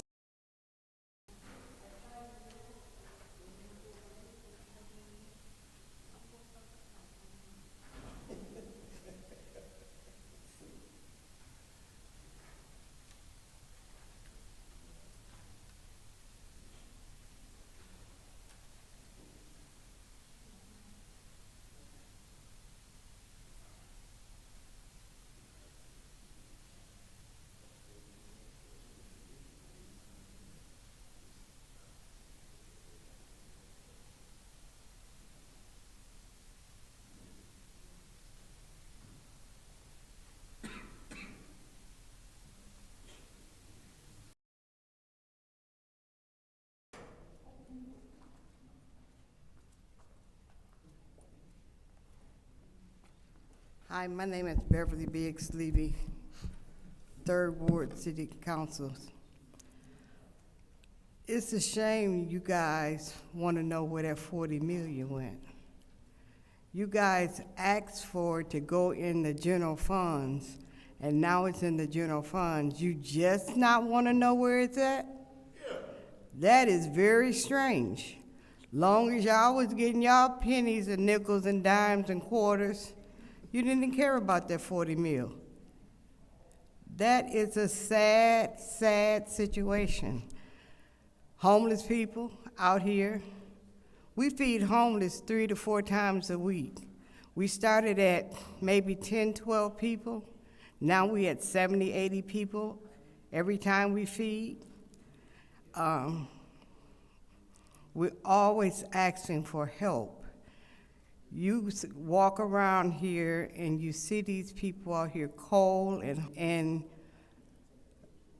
then even around when they were coming around with that money for helping because they stopping the food stamps, it was a shame what the mayor gave to these people that didn't get no food, and there was no meat in it.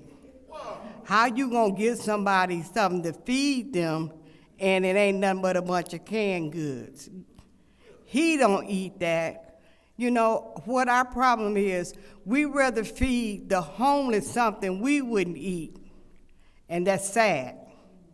You know, I'm a cook, and they know if you came to me to cook something, if it ain't no good, I'm not feeding it. I'm not cooking it. If it's bad, throw it out, start over. If I have to feed the homeless something that I wouldn't eat, I'm not gonna do it. We should feel that way about all these people out here that needs help.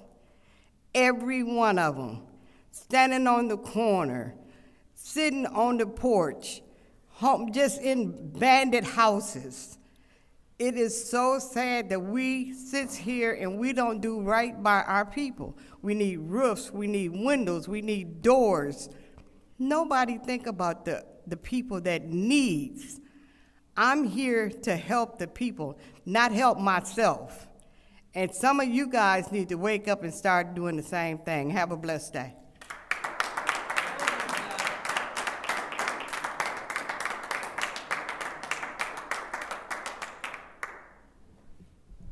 The next speaker is Darrell Brown.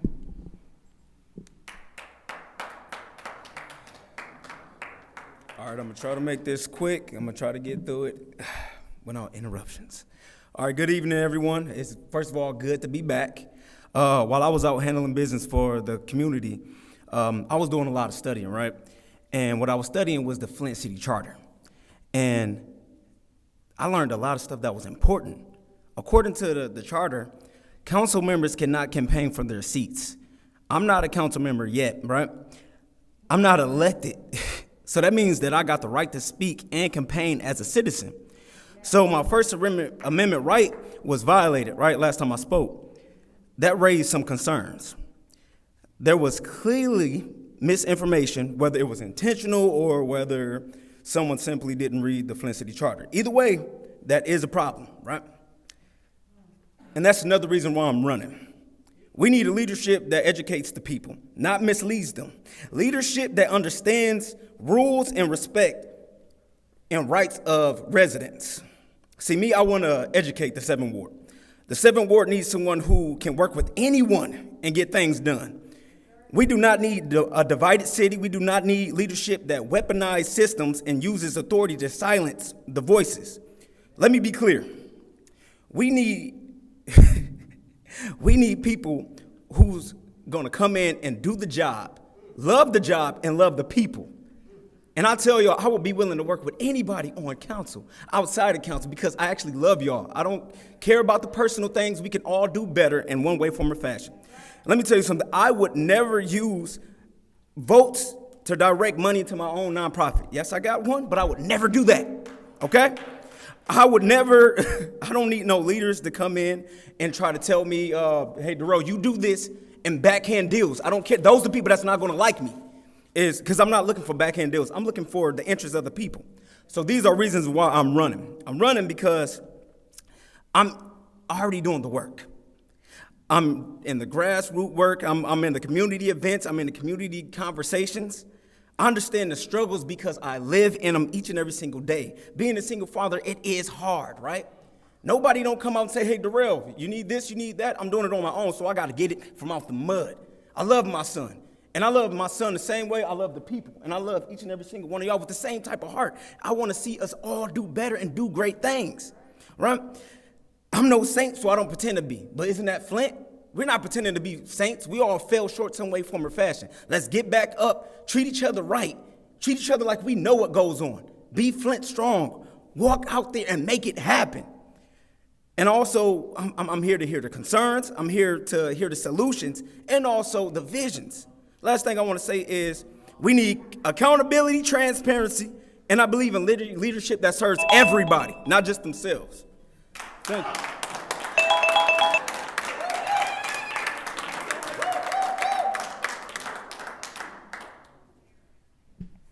Next speaker is Lottie Durrett.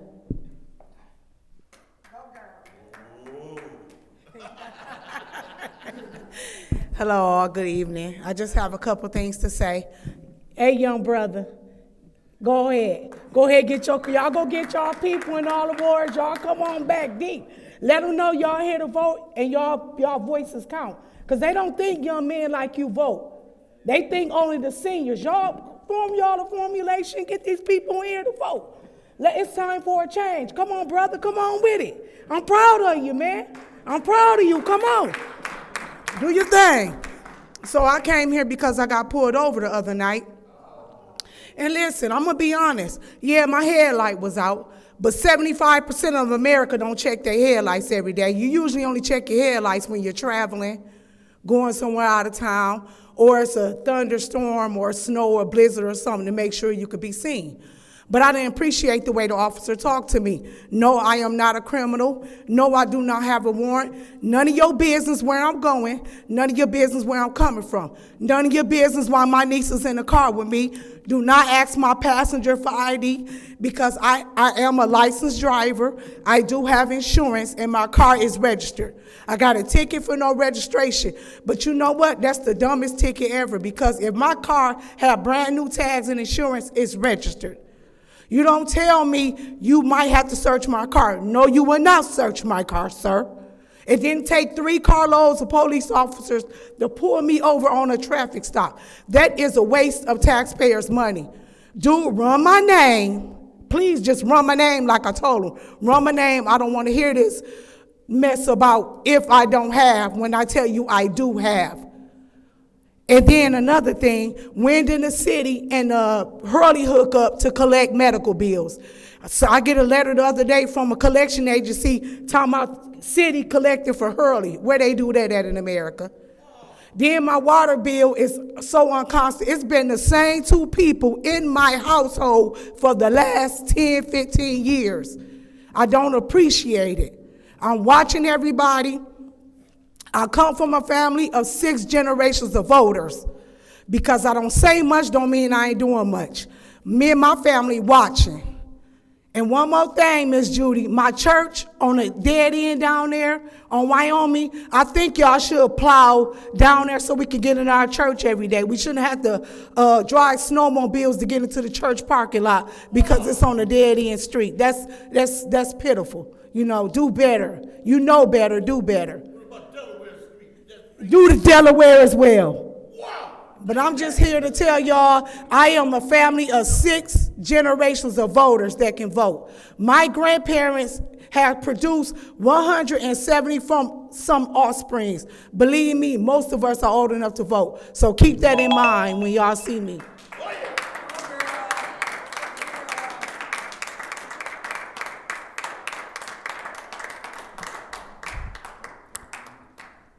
And before I call the final speaker for this meeting, I just want to state for the record that the live stream did drop for some reason, not sure why, but it is back up, and I know that people stream on other sites, so it's available under the same date. It says part 2, so it was down for about 2 minutes. I just want to state that for the record. The final speaker for this meeting is Tanya Jones.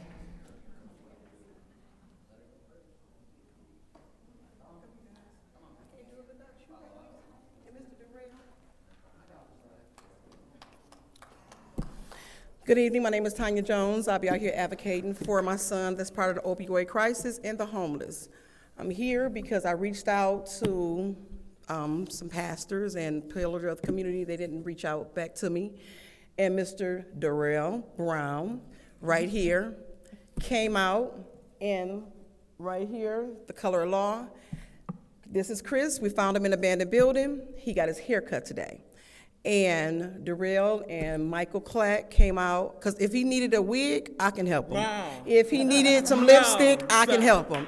But I had reached out to men, like serious. I reached out to him and said, I went live, and I used my only sources, and this is Chris, and Chris, like I said, was in the building next to Save a Lot. Tanya Burns was there when we first met him. And all I want to say is homeless lives matter, Chris matter, and we be out here. When we go feed, like at Center of Hope, all they get is a sandwich. And we get together and we make it happen. Like I said, there's 70, 80 people.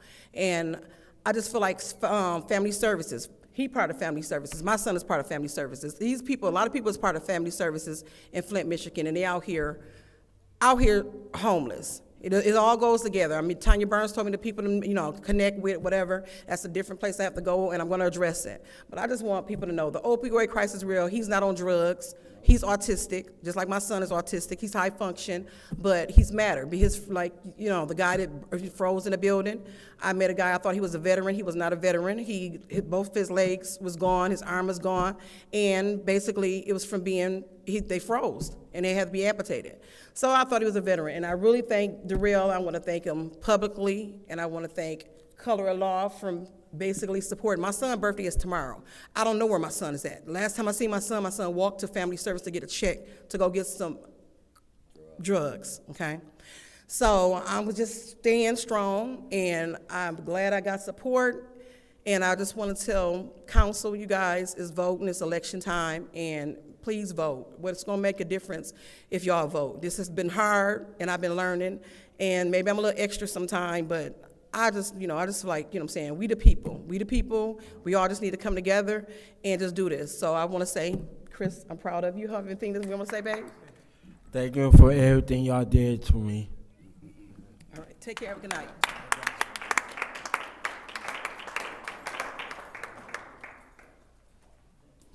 Madam Clerk, you said that was the last speaker? That's correct. Okay. We're on to council response. Is there any member of council that wishes to respond? Mr. Chair. Councilwoman in the 6th Ward. Say that, isn't it? I know, because I don't want to call him anything else, because we would be scrapping over there. I want to say thank you to everyone. I want to say to the Color of Law women and the one gentleman, and it looks like Darrell trying to join us. We got work for you. This is a group of women that literally it is bonded in friendship and compassion for the community. It's going to take the community to save the community, and this is what they do. I've never worked with such a determined group of women. And I mean, even when I was sick, they came over and told me how bad I looked. And I did look really bad, I did. But it's yeah. Couldn't find my bonnet that day. And I appreciate what they do because they still go out when it's cold and it's freezing. My last day we served 2 weeks ago, Wednesday, where we gave, about 65 people, and we did soup and chicken dinners with mashed potatoes, gravy, and string beans and a roll, and then snacks and water. And the food was going quickly. And so when we look at, like you said, Beverly, they made goulash, you make chili. They don't want to eat just anything, and sometimes it's, let them know they matter. And we didn't start out saying feeding people. It was Debbie who said she wasn't going to walk by the man sleeping in the cubby hole by the door anymore, and that's how it started, out of goodwill, concern, and compassion, and not walking by our residents as if they don't matter. And I love y'all more than anything. I do. And if you want to do work, contact this group. Our group is a great group. Thank you, Madam Chair. Mr. Chair. You will. It's your first warning. That is your first warning. One more and you're out of here, I swear to you. Look, I'm going to send you out, Dennis. Any other council person wish to speak? Mr. Chair. Councilwoman in the 4th Ward. Lottie, I can't remember your last name. I can't remember it. I'm sorry. In regards to it's what street is that, Delaware? Wyoming, okay. I've heard Delaware a couple of times today, so sorry. Anyways, they only plowed like twice this winter that I can think of, at least my street. If your church needs that area plowed, please have them contact me so that I can see if I can't get them out. Thank you very much, because I didn't know that you were having that much difficulty getting into the church, because no.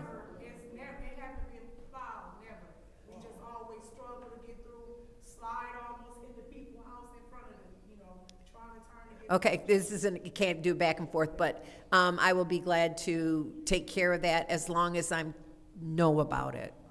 Okay, thank you very much. Mr. Chair? Yes. You get 4 minutes. Oh, wow. You get 4 minutes. I'd like to thank everybody for coming. I'd like to thank Ms. Beverly Biggs Levy. She's out in the community and she's out there working, and she sees things that I don't see, that sometimes I don't pick up, and she do contact me because she does care about the community. She contacted me on an issue, a blight issue. Again, thank you. Keep up the good work. We need everybody that sees something, say something. So again, thank you again, and thank everybody for coming. Any other council person? Mr. Chair? Councilwoman in the second ward. Thank you. A few things. I would like to commend the group, the Color of Law, for their community efforts. This is what it's all about, doing the work. So definitely a great thing. So and kudos to the young men who they are helping. It's so many people out here to be helped. So thank you for stepping in and filling that void. So we will also like to remind the residents that they will have a senior brunch tomorrow at the Mays Center. A senior brunch tomorrow at the Mays Center from 10 to 2. So if you are a senior, someone that loves seniors, you are invited to come out and participate at the senior brunch from 10 to 2. Moreover, I want to give a special shout out to the University of Michigan Flint, as well as to Mott Community College, because they also participated in doing the work. I know I spoke on it last time, but I want to make sure that I give flowers where they're due. Those two educational institutions got together in support of the last resident in Village Shores apartment. They made sure that he had some place to stay. They made sure that he had food and he had resources. And so that is great. Never, to my knowledge, that I've known that had happened before, but we were able to open up the door for these kind of relationships. So hopefully this student will be a pioneer, so other students can get the same kind of help if needed. So again, thank you so much, County Commissioner Wayhill. Thank you so much to the Chancellor, to Dr. Lawrence at the University of Michigan, Ms. Melissa Winters, in addition to Pastor Phil Thompson that made that possible. And last but not least, we want to have the residents save the date for March, the third Saturday in March, for the Women's Empowerment Brunch. This will be an afternoon to remember, and we're looking forward to seeing the women there. Thank you. Mr. Chair. Anyone else? A quick response. If we can share the if your street needs to be plowed number. Yeah, go ahead. The number, if your street needs to be plowed, you can call 810-766-7343. That number is 810-766-7343. I know there is a great need because I put it up and over 50,000 people looked at it. 810-766-7343. And that's also the pothole number. So if you need potholes or plowing, that is the number. Thank you, Mr. Chair. Thank you. Any other council person wish to respond to the public speaking? Anyone else? All right, I will take a few moments. Ms. Beverly, I know that you came before us and spoke about, and I'm going to call them the Chaos Twins. They also speak about food access. I'm going to say something that's going to anger a lot of people. Every single resolutions that's come before us to feed folks, I have voted on. The $30,000 that was allocated to the 8th Ward, I gave to the food bank in the 8th Ward, or the soup kitchen in the 8th Ward, the full $30,000. The report that was just given to us, and I hope that people get really angry about this. We allocated this money before December of 2023. So we are 2+ years. Increased food access, we allocated $222,000. So far, we have only spent $156,000. So since we have allocated this money, we have $60,000 that they won't allocate or they won't spend. So make that make sense on how we have money that we've put up to say feed the people, to help the people, to get increased food access. And they spent $6,000 in the last 3 months. Make that make sense. We are telling the administration, hey, here's the money, help the people. And they won't spend the money to help the people. So I appreciate everything you guys have done and continue to do. I wish that you guys had more support. I honestly do. Thank you. With that, we're moving on to the consent agenda. Is there a motion? So moved. There's a motion to approve the consent agenda, which consists of 260054 and walk-on or add-on number 1. Is there support?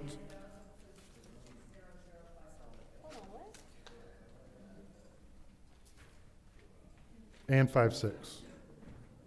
So the two resolutions, yeah, you're out of order.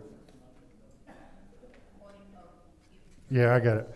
So the consent agenda consists of resolution 260054, add-on number 1, appointments 260055, and appointment 260056. Is there support? I'll second that. All right, it's been supported. Any separations? Yes, ma'am.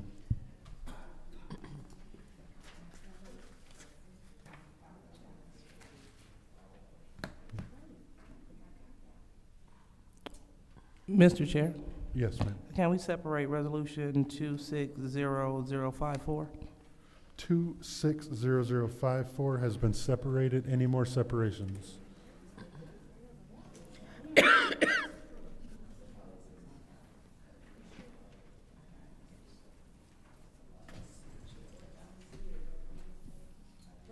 Mm-hmm.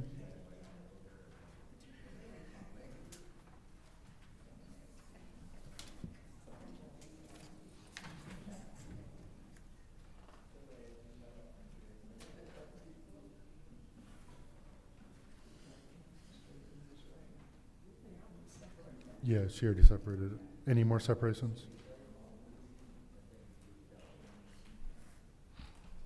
No?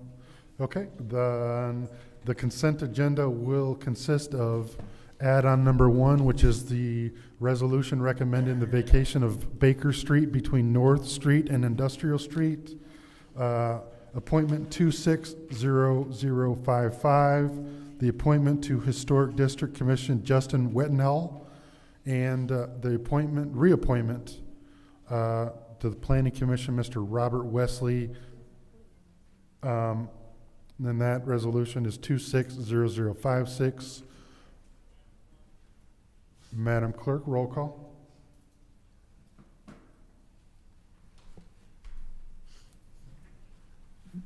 Mr. Alamin is not in. Dr. Lewis? Yes. Ms. Johnson? Yes. Ms. Priestley? Yes. Ms. Winfrey Carter is not in. Ms. Burns? Yes. Ms. Mushat? Yes. Mr. Pfeiffer? Yes. Mr. Jarrett? Yes. The vote is 7 yes, 0 no. All right, 7 yes, 0 no. Those will get moved to council. Our first separation, our first and only separation, 260054. Is there a motion? Mr. Chair, Yes, a ma'am. motion to send it to council. Motion to send to council. Is there support? I'll support. Supported by the councilwoman in the 7th Ward. Any discussion in the first round? Mr. Chair. Yes, ma'am. If you could, for you to Clyde Edwards, if he could, Mr. Edwards. and Mr. Edwards, as you're walking, can you describe designation street administrator? What is that job? What is the description? What is the job duties? Is it something we've had before? It is simply signing the legal documents with MDOT for all the contracts. Yeah, it's basically what I've been doing. As city administrator, that's a job I already have been doing. So that's why the designation was just pushed to me to do. So with having you specifically to be the designation street administrator, will this increase your pay? No, So your pay stays the same? absolutely. So why are we, if you've been doing it as the city administrator, because in absence of any position that's not filled, such as DPW, you automatically assume those positions, so why are we doing this? Because MDOT requires it. It's just something that should have been done or should be done all the time. As this, me being the signer, they want something formally in their records. So when we do it before council, it becomes the official, excuse me, I become the official person on their records. So here's another question. So you are acting DPW director. And so as acting DPW director, our streets and our roads, they need you to formally state that this is your title. They need For a part of your job duties. They need for us to formally state a designated signee when they send these contracts to our office. By default, it was coming to me. But here's the thing, DPW director, we don't have one. Our last one, I don't know, I forget the title, that was given to Mr. Kenneth Miller, who left. Utilities administrator. Utilities, he left. And then before it was Mike Brown. Correct. And he left in, was it 22? It was March 17th, it was St. Patty's Day. And he was the last, according to the job description in our city charter, who was qualified. Before him, it was the last qualified person, which was Rob Benzick. Rob Benzick. And so when calling, because I called about the service line replacements, the state of Michigan has said that you were not qualified to be the DPW director.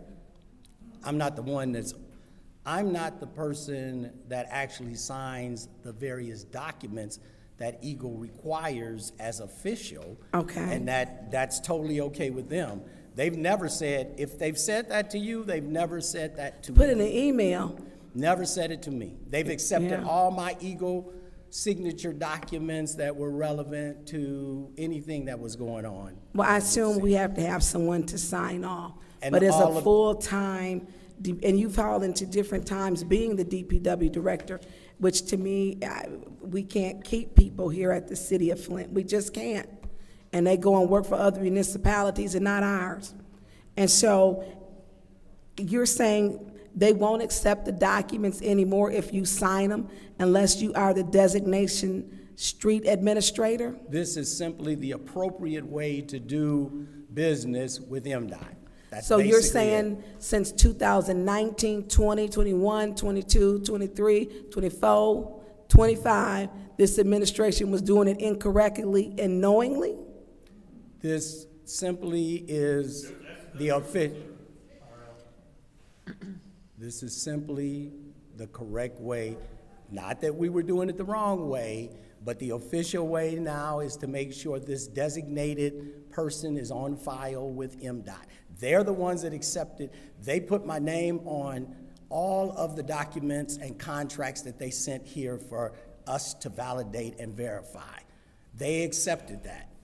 So, okay, so for 7 years, they accepted it. Now we want to get in line and do things right. And so does that put into question, my time's going to be up, that the years prior where you were not, you didn't have this title, does it put in question prior where you did for 7 years sign these documents? No. Does it put that in jeopardy? No, no. Well, I'm going to yield the floor because that's, my time. Thank you. Okay, any other council person wish to speak in the first round? Mr. Chair. Councilwoman in the second ward. Thank you. All right, so, so you will not have a new position. This is just, a combined title. I'm just serving, yes, if the combined title means I'm serving in that capacity, that would be absolutely correct. There's no more money, there's no more anything, it's just me making sure that I'm the official signer for these documents, and that's what goes on in the record books for MDOT. Okay, so, all right, so city administrator was not acceptable or DPW director, but what is acceptable is street administrator. City administrator had been acceptable, but to keep in alignment with what MDOT desires from a municipality, we made sure that we put this resolution up before council. This was brought to me by the accountant. I was unaware of it, period. I was still just signing the MDOT contracts when they would come to me. They'd send me e-signature contracts that we already validated, and I was signing them. Okay, so, so question, so are we still looking for a DPW director? Still posted, has been posted the entire time. Okay, and so how much extra do you get for filling that role? Nothing. I don't get anything for fulfilling that role. So you just get your regular? I get my regular city administrator salary. I don't get anything extra for any roles. I'm just making sure the city keeps moving as a part of the process. That is my role. All righty. All right, well, thank you, Mr. Edwards, and thank you, Mr. Chair. Thank you. Any other council person wish to speak in the first round? Anyone else in the first round? Yes, ma'am. Councilwoman in the fourth ward. This is just a quick, it's just an administrative function. This is all it's for, is just to sign documents. Yeah, it's never used. Okay. That's the only time it's used, just to sign clarify. MDOT documents, no Okay. other documents. All right, thank you. Okay. Anyone else in the first round? Seeing no one, I will take a few seconds. Who had the title of street administrator prior to today? Street direct, you're talking about the transportation? It says resolution for designation of street administrator. Street administrator is a titled position, right?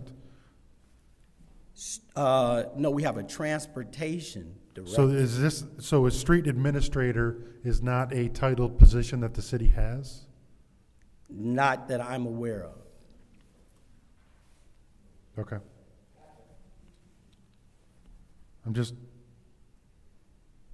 This is the terminology that MDOT is using. We talk about, from our standpoint of streets, which is the transportation division, then we have a transportation director. But this terminology is what MDOT uses and must be the I think I understand what I understand what you're saying. I think this resolution is kind of maybe a little bit ambiguous, because it's almost like we're appointing you to another position. Oh, no. That's the way I think it's coming off to some of my colleagues, and that's what might be the confusion. So it's basically saying that we're authorizing you to be a signer for those things. So this resolution is, in my opinion, poorly worded, because it's almost like we're appointing you to a position to this. So that's the confusion. It's a signer function only. All right. I think that it could have been worded a whole lot different, that we're signing you as the designated signer versus appointing you a street administrator. I think that's a lot of the confusion, Mr. Edwards. I think that's what it is. Okay. Maybe it's all just my confusion, but anyone in the second round? Mr. Chair. Yes, sir. Councilman in the ninth ward. To somewhat echo what you're saying about the resolution itself, I think it also would have been helpful if in the resolution it referenced that this was being done either at the request of or to align with what MDOT is stating, or some reference to the fact that MDOT is requesting and requiring this, and not it just be what, as you state, could appear as a designation to a new office or to an additional responsibility. Not understanding from you that it, you're making some clarity, but what the resolution can give a different impression. So Understood. Having you share what you've shared on the record will make me comfortable to move this forward. But had not been for the clarity and you being on a record, I might would have had to request that we send this resolution back for the clarity that you have stated, and it still might not be a bad idea. Somebody go get the beer. Mr. Chair, Madam Clerk. if I could just point out that I will provide information to the council, but this is not the first resolution that has been approved for Mr. Edwards for this designation.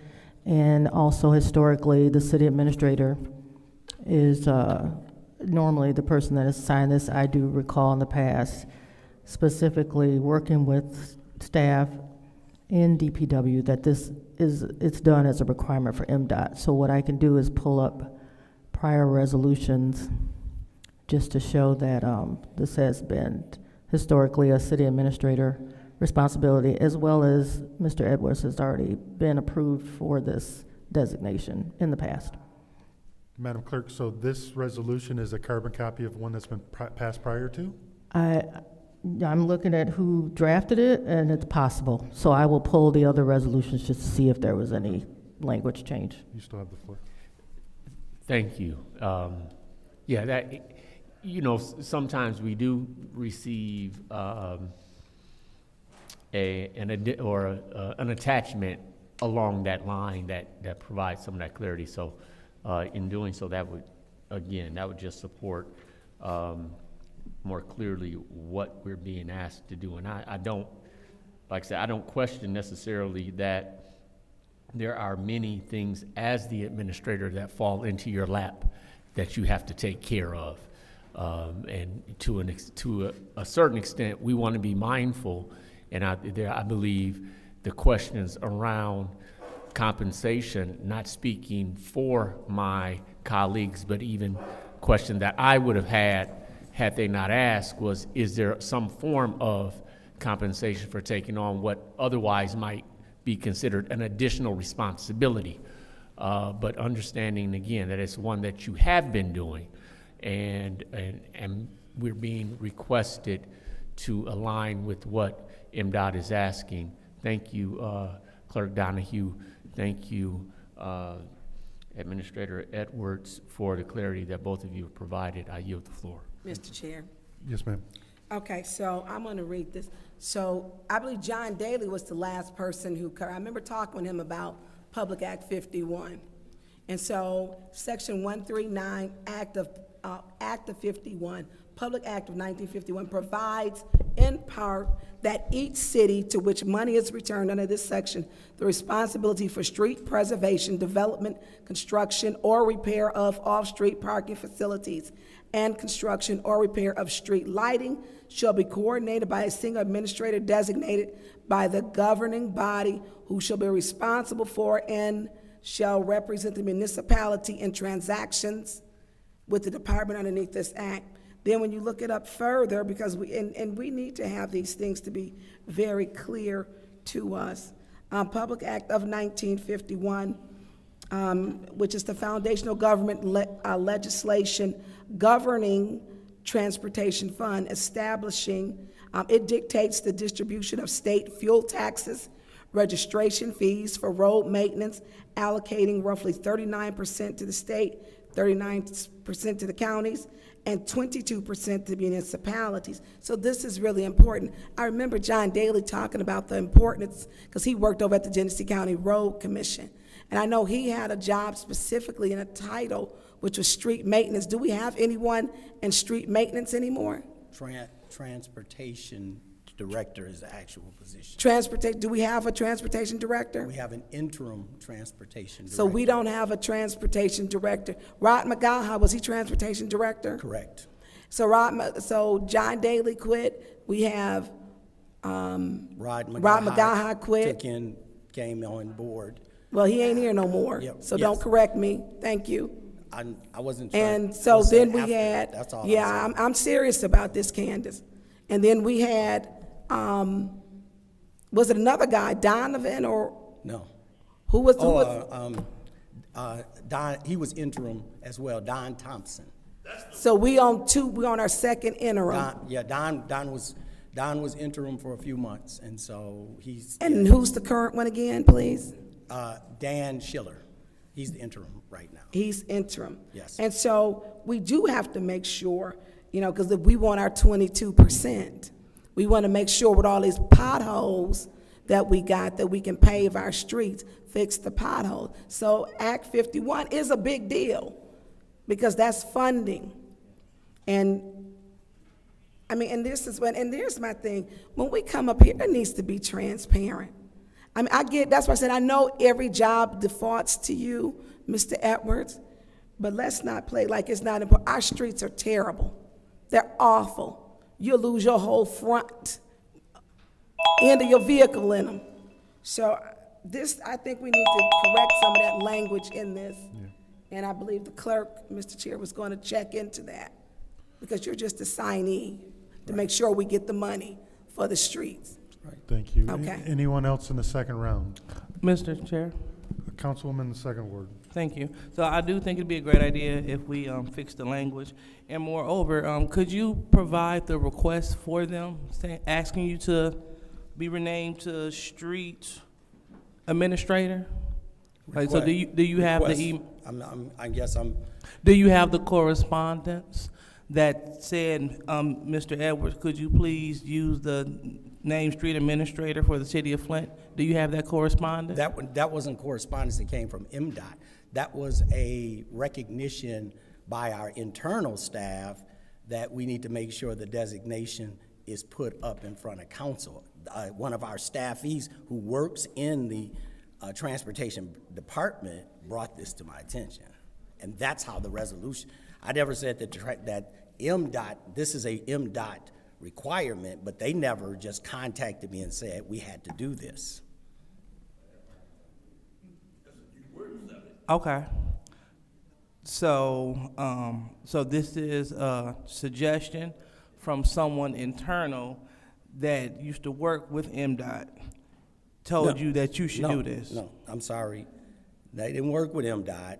This is our accountant who performs and prepares the Act 51 reporting, consistent and able to be consistent with that. She said, let's put up a resolution just to make sure we have our designated signer as a part of this process. She's just reading the rules and regulations of MDOT and made sure that we had this resolution put in front of council. If we do nothing here, I still have to sign those documents. If we don't do anything here, I still would be the one signing those documents. This is just a designation that they speak of, and so it would be appropriate to go ahead and do this, but it doesn't stop the fact that I still will be the person. If you don't do anything or act on this, I still will be that person that has to sign that document. Understood. So for the sake of clarity, I think that it would be a good idea to clarify the resolution, but it's at the pleasure of the body. So thank you, Madam, excuse me, Mr. Chair. Anyone else in the second round? Anyone else in the second round? All right, I will speak just really quickly. Mr. Edwards, maybe my hearing's gone, but I swear that you said that MDOT is requiring you to do this. I said it's an MDOT requirement. I never said I said it's an MDOT requirement. It is an MDOT requirement. I never said they sent me a letter, or I didn't say anything about them contacting me about it. No, I think you just said that it was MDOT was requiring it. So maybe I'm like parsing words here, but Mr. Edwards, is there any way that you can get us a refreshed version of this that doesn't necessarily? You want the language? Yeah, because to me it's saying that we're creating this title. I don't think it's. I didn't. You know, I'd have. Yeah, no, I hear you. I didn't And prepare it, so I didn't. I think it's confusing, and it's because it's almost like we're giving you another position. That's the way it's reading. That's the way that a lot of people are reading it. You wanted to reference signer function only? Yes. Or just some Yeah, kind because of? I think the whole designating of street administrator sounds like a position. Okay. So if it could just say that we are authorizing you as a signor of the city pursuant to the act of that, if you could get that for us Monday for special affairs, and we will change this to a .1 with that different language, I think that would No problem. that would be a much better situation than just passing this based on your verbal and leaving this on the record. Understood. Go to special affairs. Yeah. Mr. Chair. Yeah, go ahead. I'd like to make a motion to move this to special affairs. Okay. Second. It's been moved and seconded. Counselor, Madam Clerk, roll call to move 260054 to special affairs. Thank you. Thank you, Mr. Edwards. Thank you.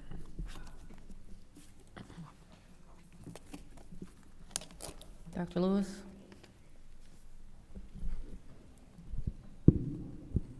No. Ms. Johnson? Yes. Ms. Priestley? Yes. Ms. Winfrey Carter is not in. Ms. Burns? Yes. Ms. Mashat? Yes. Mr. Pfeiffer? Yes. Mr. Jarrett? Yes. Mr. Alamin is not in. Vote is 6 yes, 1 no. 6 yes, 1 no. That'll move to special affairs. On to our next agenda item is special order discussion item 250431. Discussion item requested by the second ward council member for an update. Oh, I'm sorry. There was a special request, and I will do it without objection, to move 260061 special discussion item to the top of the list. So without objection, we will jump to 260061, a discussion item on youth engagement, 15-minute discussion item as requested by Council President Mashat Lewis. I'm sorry. It's been 2 years. It's been 2 years. It's been 3, but it's been 3. Mashat now. Yeah. Council President Mashat There we go. concerning youth engagement. So 15 minutes, and I will turn the floor over to Council President. Thank you. Thank you so very much, Mr. Chair. This discussion item is ordered as a result of every week we have, for the past couple of months, had youth come and speak in the chambers and speak diligently and ask us to, as a council, consider ways that we can engage them, or consider events or different things we can do in the city for them.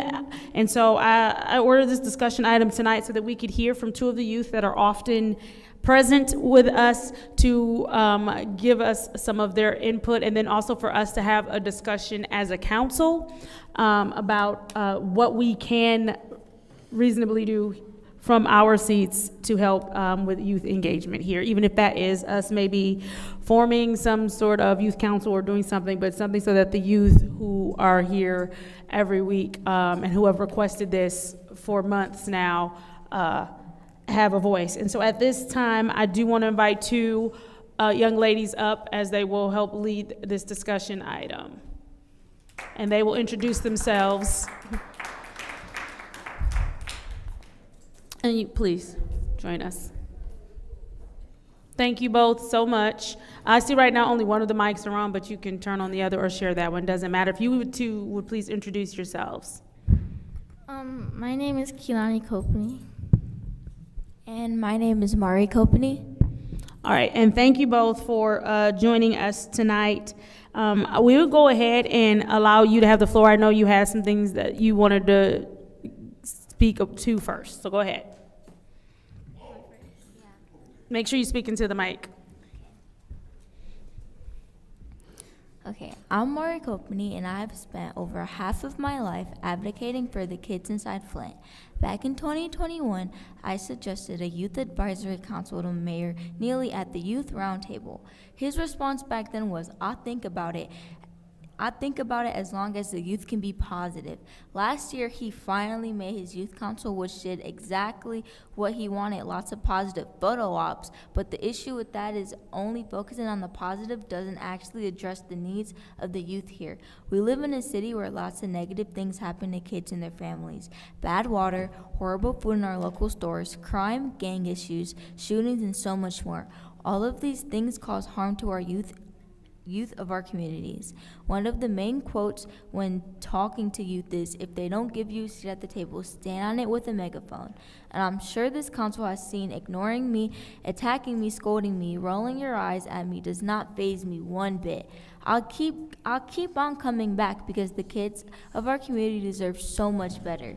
I'm not sure what the end goal is for youth engagement for council, but I do strongly suggest listening to the kids, however that looks. If you decide to go to the route of a youth advisory board, make sure you include kids of all ages from 10 to 21 from various backgrounds. Make sure you include at-risk youth, college students, and students from some of the various schools in Flint.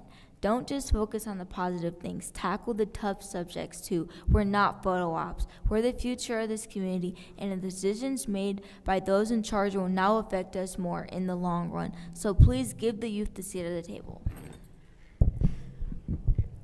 I'm Keelani Copney, and I'm 13 years old and one of the 23,000 residents of Flint, Michigan who is under the age of 21. Youth under the age of 21 make up about 25% of the population in Flint, but are the least representative when it comes to having our concerns addressed and voices heard. Some elected officials say they love seeing young people being civically engaged, while others hate to see the youth come in. Youth engagement matters because the decisions made in this room and on all levels of government shape our everyday lives and our future. They shape our schools, our water, our safety, and the opportunities we grow up with. Even though we may be young, we are the ones living with those decisions the longest. And it's scary being a kid in Flint, Michigan, where gunshots are almost as common as hearing kids outside playing where you don't feel like your voice is being heard by those that are elected to represent you. And when we do come to council with those concerns, for the most part, we are ignored. When elected officials actually listen to young people, you don't hear opinions, you hear the future of Flint. You hear what matters to us, what feels unsafe in our neighborhoods, and what dreams kids have for their city. Young people notice things adults sometimes miss, and when you include us, you build policies that actually serve the whole community and not just what you think the youth need. Let's get away from the narrative that kids should stay out of politics and start including us in the process.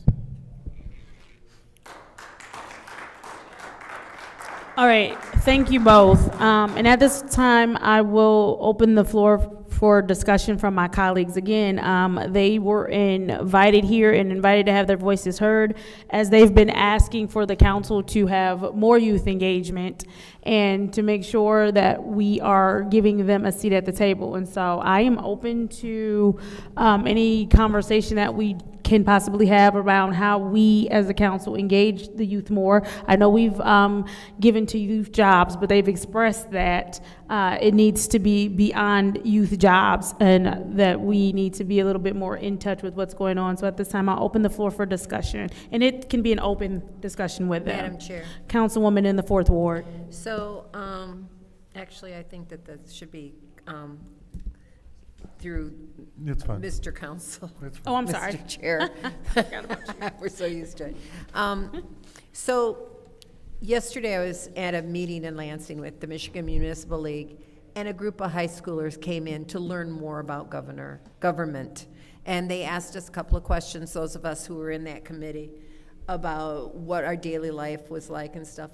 And then today, I actually went to I was in a classroom where no one could explain what government was.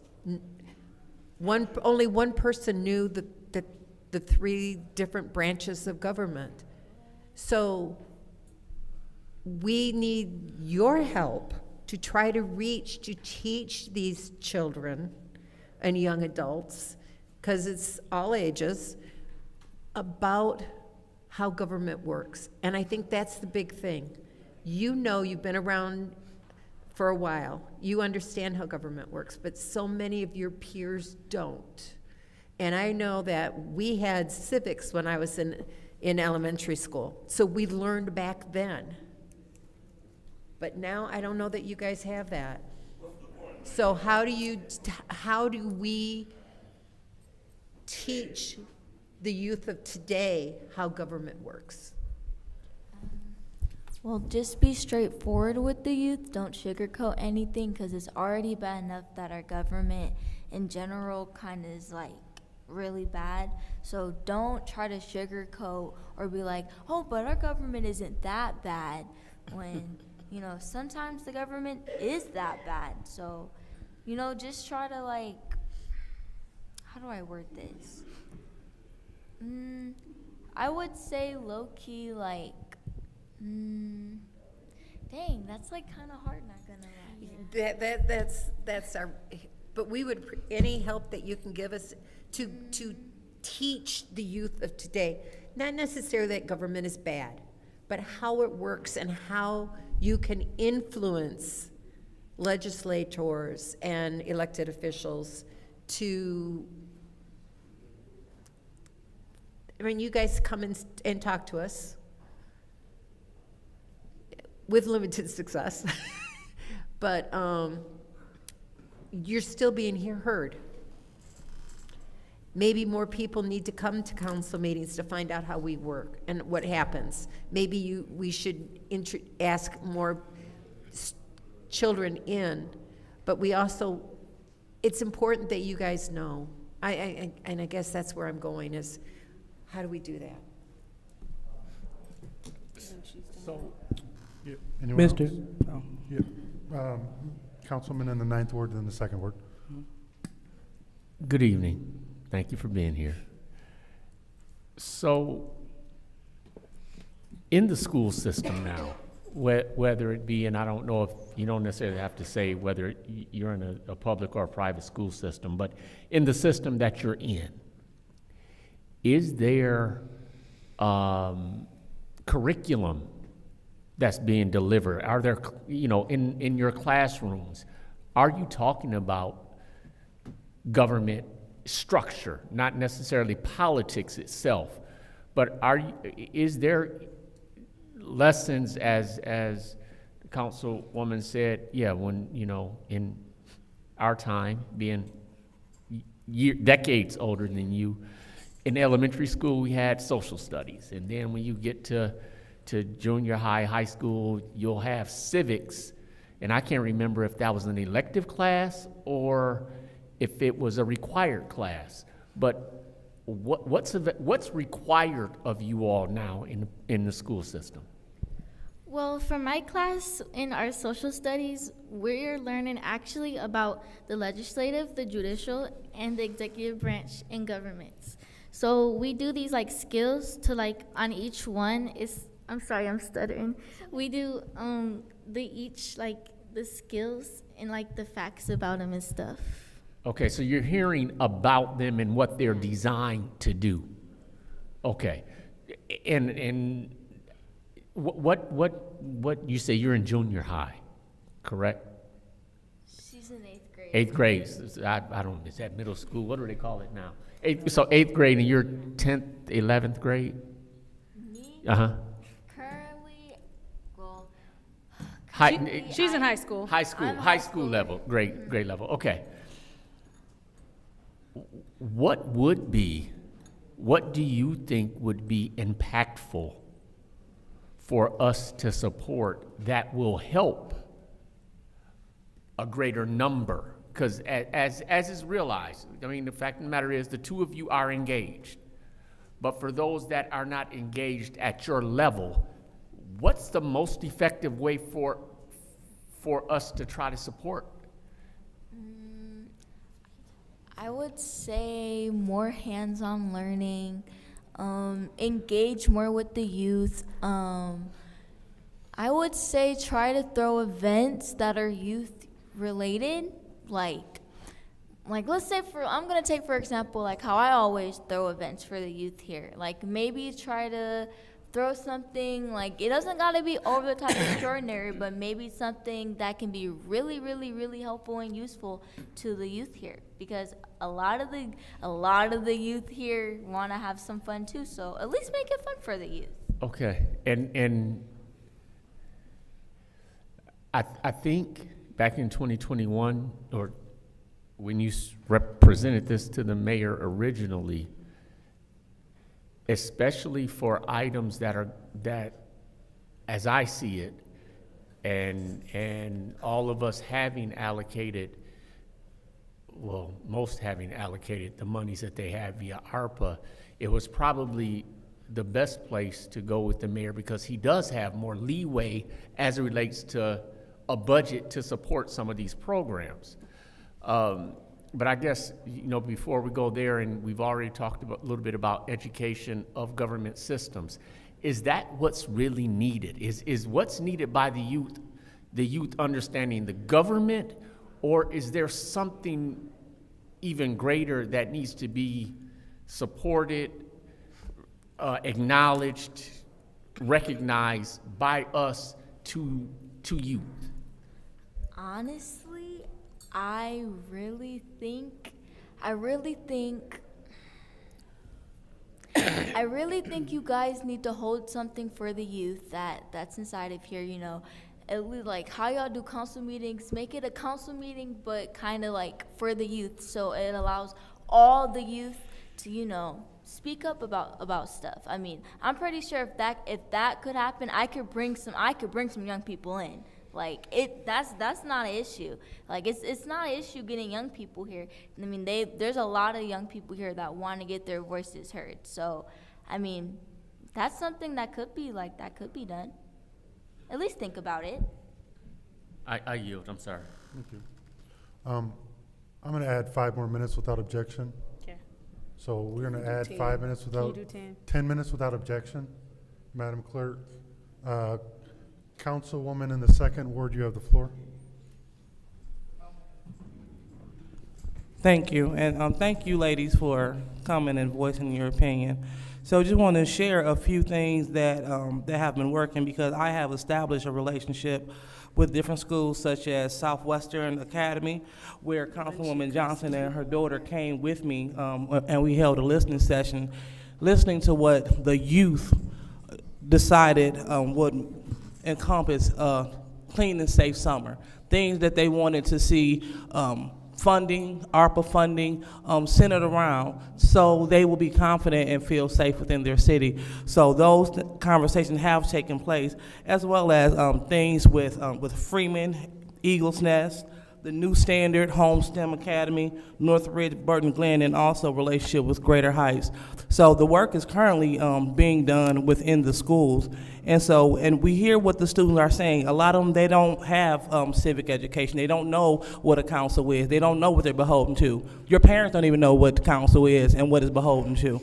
And so it's important to make sure that we educate them with that. And so I put together a Council 101 presentation that I am taking to the schools to educate the seniors, so because they are of voting age, so they can have an understanding of the process and also what it looks like.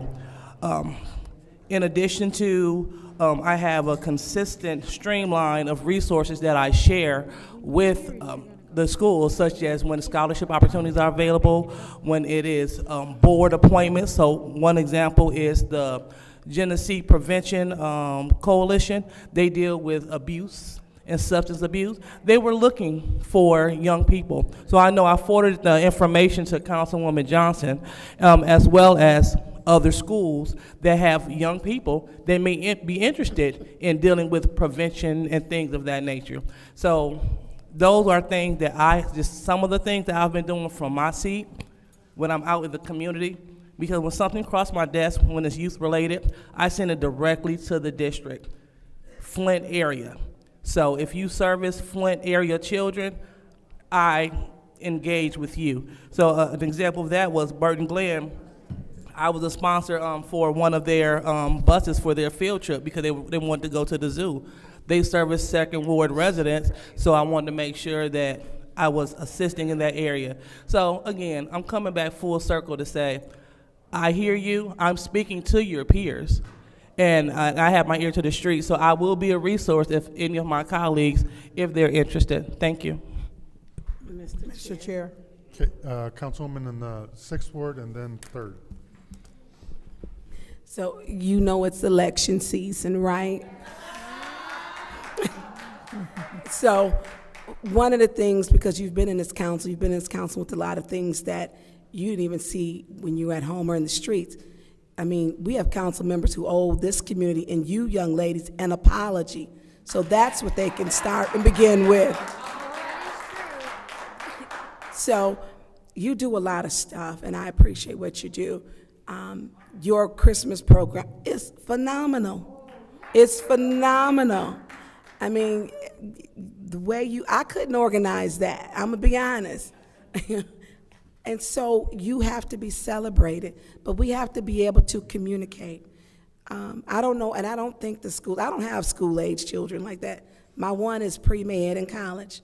And so we have to understand what the schools are teaching, and with charters and public schools, curriculums are different, and often benchmarks are not met in most of these schools.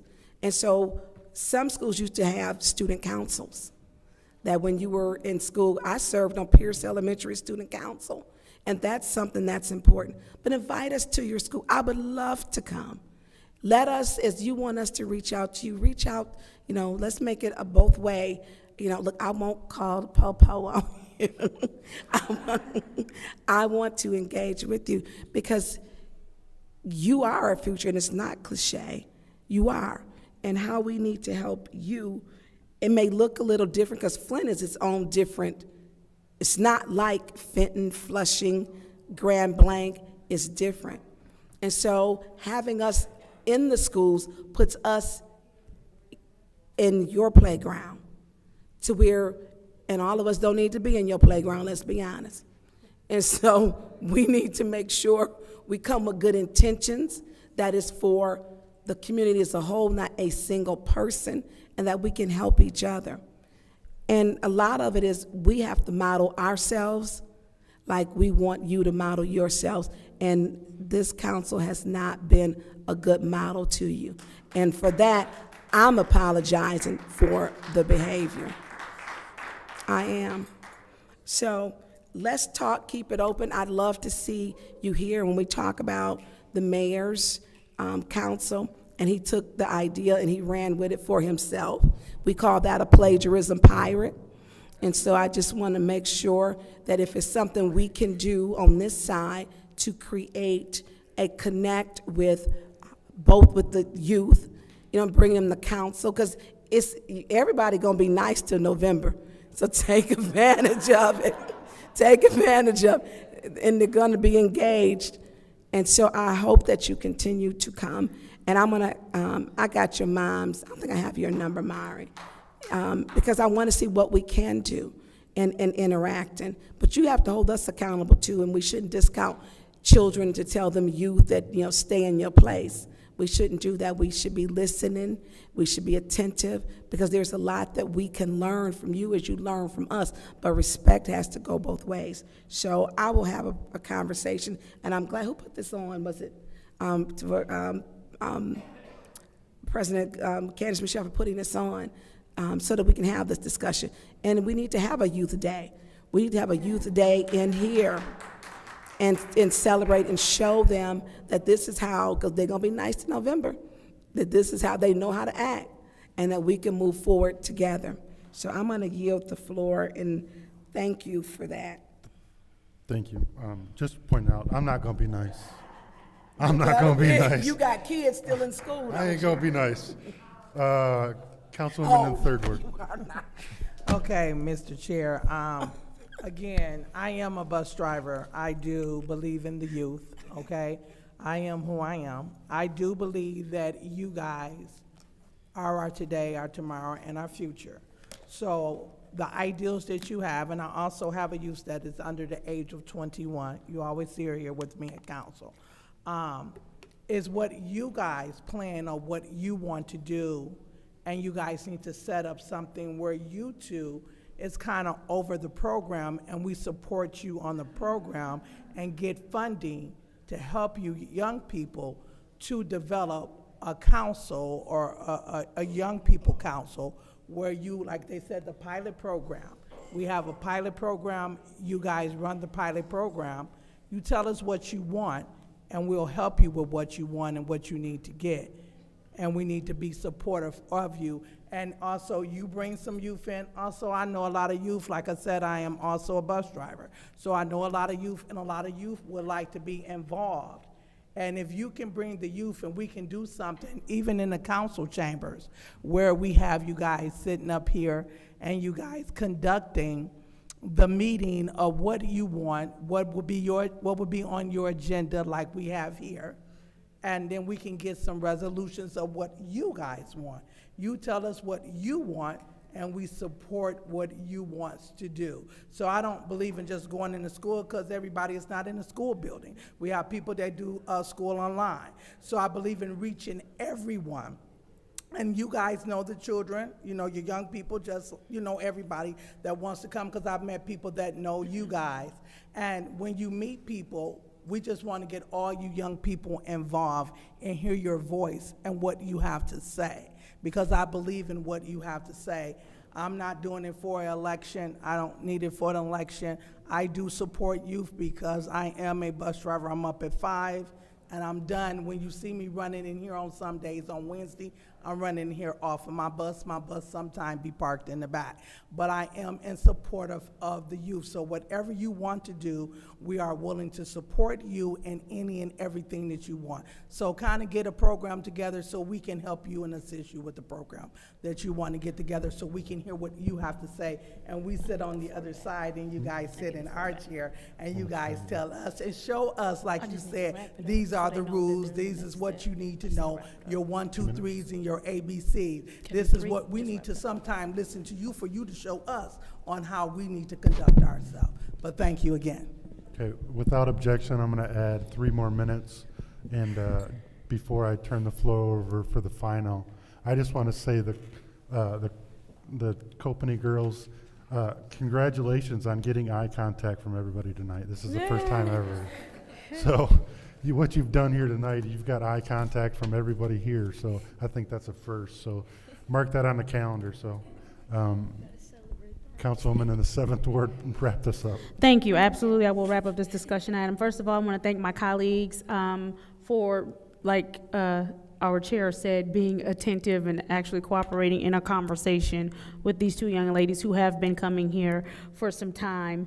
And I want to, because one of the things we do, action items, right? That you don't leave here thinking this is the last time you're just going to sit here. One of the reasons that I wanted to have this discussion is so that we can establish something, so that you all are over it, that you can lead it, have other youth from the ages you suggested come and start being a part of it. But I know one of the things you talked about was like gangs, crimes, you know, drug intervention and all of that. And so we are going to look to you to tell us how to shape, and again, how to put funding toward what you are going to lead and head up. Like Councilwoman Johnson said, there will need to be a proposal to put in place. I will happily work with you on that as well. So that it can be presented, because I know sometimes you just get your thoughts and put it on paper. And then we will do another discussion item at the next Government Ops Committee meeting, where we can do the proposal and we move forward with what, you know, because as the weather is breaking, we want to go ahead and implement what you're going to do. Ladies, do you have a final thought? I have like 1 minute left, so you can have it. Well, thank you all for listening to me and my sister, and giving us eye contact. That's like That's the first. I think we're gonna buy a cake for that. You want something? No? Okay, all right, I'm done. Okay. Then, thank you. We will close that discussion item on. Thank you once again. On to the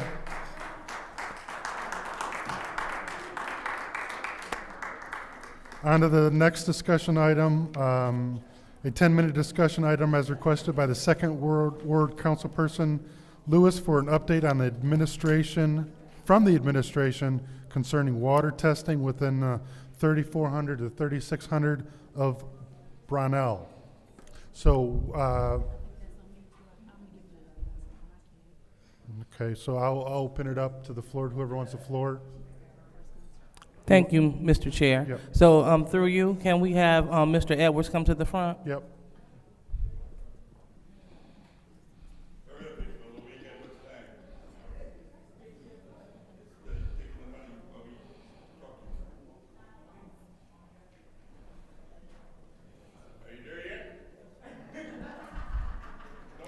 Mr. Edwards, you got all 10 minutes, so if you want to take a seat, you're more than welcome to. All right, so my question is, where are we in this process? Still waiting for the resolution that's supposed to give me. Can you speak into the microphone? Yeah, I'm sorry. Still waiting for the resolution, revised resolution that's supposed to give me the designations of what you want to test. That was our last conversation. Mr. Chair? Yes. Is that a request for information? I can wait. I'll just explain it when I get the floor. Okay, so you're waiting on the resolution from council. That we, at the council meeting, we talked about there's a specific set of factors that you test for, and that's what they charge for. And I can't make that up. You have to tell me what it is you want to test for, and I'll make sure the vendor tests for that. And Okay, then we get the pricing from that. That's how they determine how they're going to give us the pricing, by what chemicals they're testing. Understood. Okay, so I know for a fact that Mr. Fields, he came multiple times requesting mold being one of the items being tested. So mold should be on the list. One of them should be mold. And I will just turn the floor over to my colleagues. Thank you, ma'am. Mr. Chair. Councilwoman in the 7th Ward. Thank you. No, Mr. Edwards, she missed the meeting when we were discussing the update. But what we are going to do, like before we do the resolution, everyone was sent an email by our city clerk with the survey, because remember our first step was getting the survey. Yes. And so everyone does have the survey. You received it in your email. And I also provided the comments that the public health public health manager, as well as the, I keep forgetting Mr. Dungy's official title, but as well. A water plant supervisor. Water plant supervisor. They both added what they thought should go to the survey. And with the public health manager, it was just simply she needed maybe some more kind of contact information. And then Mr. Dungy just wanted us to add, he had a specific bacteria that he wanted to add. But on the survey are questions that will help us figure out, because every house might be different, but there are questions to help us figure out what the house may need to be tested for. And then at the bottom of the survey, it has the different metals, the chemicals, and then also now that bacteria. And at whomever is going to end up doing the survey, Mr. Edwards at the homes, they will just end up checking the bottom, and then that will help inform you on what should be tested at each home. And again, per our discussion, the metals, you have, the first metal is at a base price, and then it's $10 per metal after that. Your bacteria is gonna cost a little bit more, but then it's just gonna be for that particular bacteria. And so we have 100 homes that will probably have different needs, or maybe they'll all have the same box check, but the survey is going to help us be more informed about what specific metals and what specific bacteria we need to test for. But that survey, once my colleagues take a look at it, I am going to add, yes, Clerk Donahue actually sent it to you all. I forgot to have it printed out today, but it's in our emails. But once that survey is complete, once we have the okay from the council that the survey is complete, we will then turn it over to you and your lovely Office of Public Health. They will go conduct the surveys at the homes, and then from there, once you all tell us what you come up with, we will put those particular metals into the resolution, and that resolution will be correct for you to start testing. Thank you. I yield. Any more discussion on this discussion topic? Mr. Chair, Councilwoman in the 6th Ward. through you to the city clerk, when did you send that? This afternoon. It was today.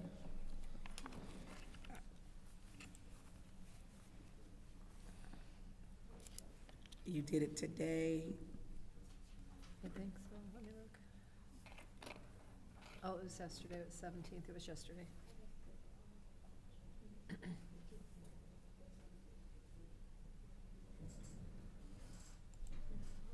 Yesterday. Yep, it was yesterday about 5 p.m. I don't see. I'll resend it right now. Yeah, because I don't see the, what's the name attached to it, the survey. It's there.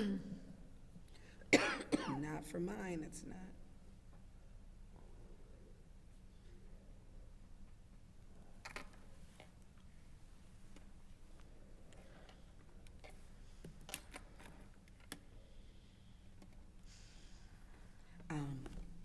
We need you to, Mr. Chair, to Candace, we need to turn this in by when?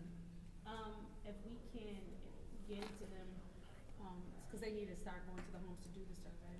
So we can try to get it to them maybe next week sometime. Is it a reason why are we testing for mold in it, or?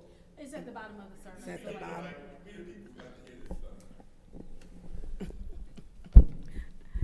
Thank you, Ariel. So are we testing for bacteria? Is that one of them? Yep, it's at the, you said you don't have the survey? No, she said she just sent it to me. Yeah, I have it now. Okay. Are you yielding? I'm yielding. Yeah. Mr. Chair. Councilwoman in the 4th Ward. I want to thank Councilwoman Mashat for doing that, because I don't understand anything about water, and I thought it was very complete from what I saw, especially from the concerns that the residents have brought forward to us here in this room. And so I have no problem with it as it stands. And I like the idea that we can test according to what they want tested, each individual resident, if that's what we need to do, so that we're not paying for tests that another resident doesn't feel they have an issue with, so we're not paying that for that property, but we are for the property that they feel they have the issue with. And then if it's something that's consistent across the area, then we found out that they all have the same concerns. And I think that's very good. Go ahead. Through you to the speaker, am I understanding that each house is going to have a different test? That was, yeah, answer that. So there's a survey that asks about their specific address, like what they're smelling, seeing, tasting, what effects it's having on their home, what effects it's having on their health. And then based off of what is specific to their homes, at the bottom of the survey, there is a box that it's for Mr. Dungy or public health administrator, to check to figure out which test needs to be done in that specific home. And so, but what it is it's still the same metal. So what happens is, even when they order it, right, most people are gonna have that same base metal, but it's the metals that come after that, the $10, I don't know what company y'all are going with, but that's generally the price. Then it's if the metals after that are different for each home, then yes. So say you and I could be having two completely different things, right? I could probably not need a metal or testing at all in my home, right? Mine could sound more like a bacteria issue, and I would be more along the lines of bacteria. Whereas you might have an issue, and your issue might be more along the lines of what sounds like a metal concern, if that makes sense. It makes sense if we can have some discussion. It makes sense. Yeah. I just didn't realize that every home was getting a custom test. I thought we were sort of doing a survey to identify But what I'm saying, a standard test that we were going to develop for the entire 2 blocks. Right. And But if we can make it work where it's custom to each household and it's within a reasonable, well, I hate to say reasonable price, but yet we're going to have to determine some kind of budget. so what for happens this. again in that testing is if we decide I just give you a blanket testing and we only test for XYZ, but you don't have any of those issues based off of what you're describing your home, but we don't ever actually test for your actual issue, this does you no good because it looks like you're fine when you're not. Yeah. If I may. And that's why I'm saying that that's what I liked about the way the survey was written, is that we could do that. Madam Clerk, we'll add 10 more minutes without objection. I mean, there's going to be standardized tests, I think, because we did agree to test all of these homes. So one standardized test, but then add the individual ones that the homeowners or the residents are desiring of, so that they can learn more about the water. We can learn more about the water. Our water department can learn more about what's going on. I think that the way that this survey was written and developed is great, and I commend you very much for that. Thank you. I yield. Anyone else with discussion? Chair. Mr. Yeah, Edwards. Yeah, I had a question by listening to that discussion. So, do you know that vendors will do this custom? I mean, I don't want to run into that problem, and find out later that, no, they're not going to do 100 customized tests. So when they run tests on homes, right, it's going to be that specific home, that specific address.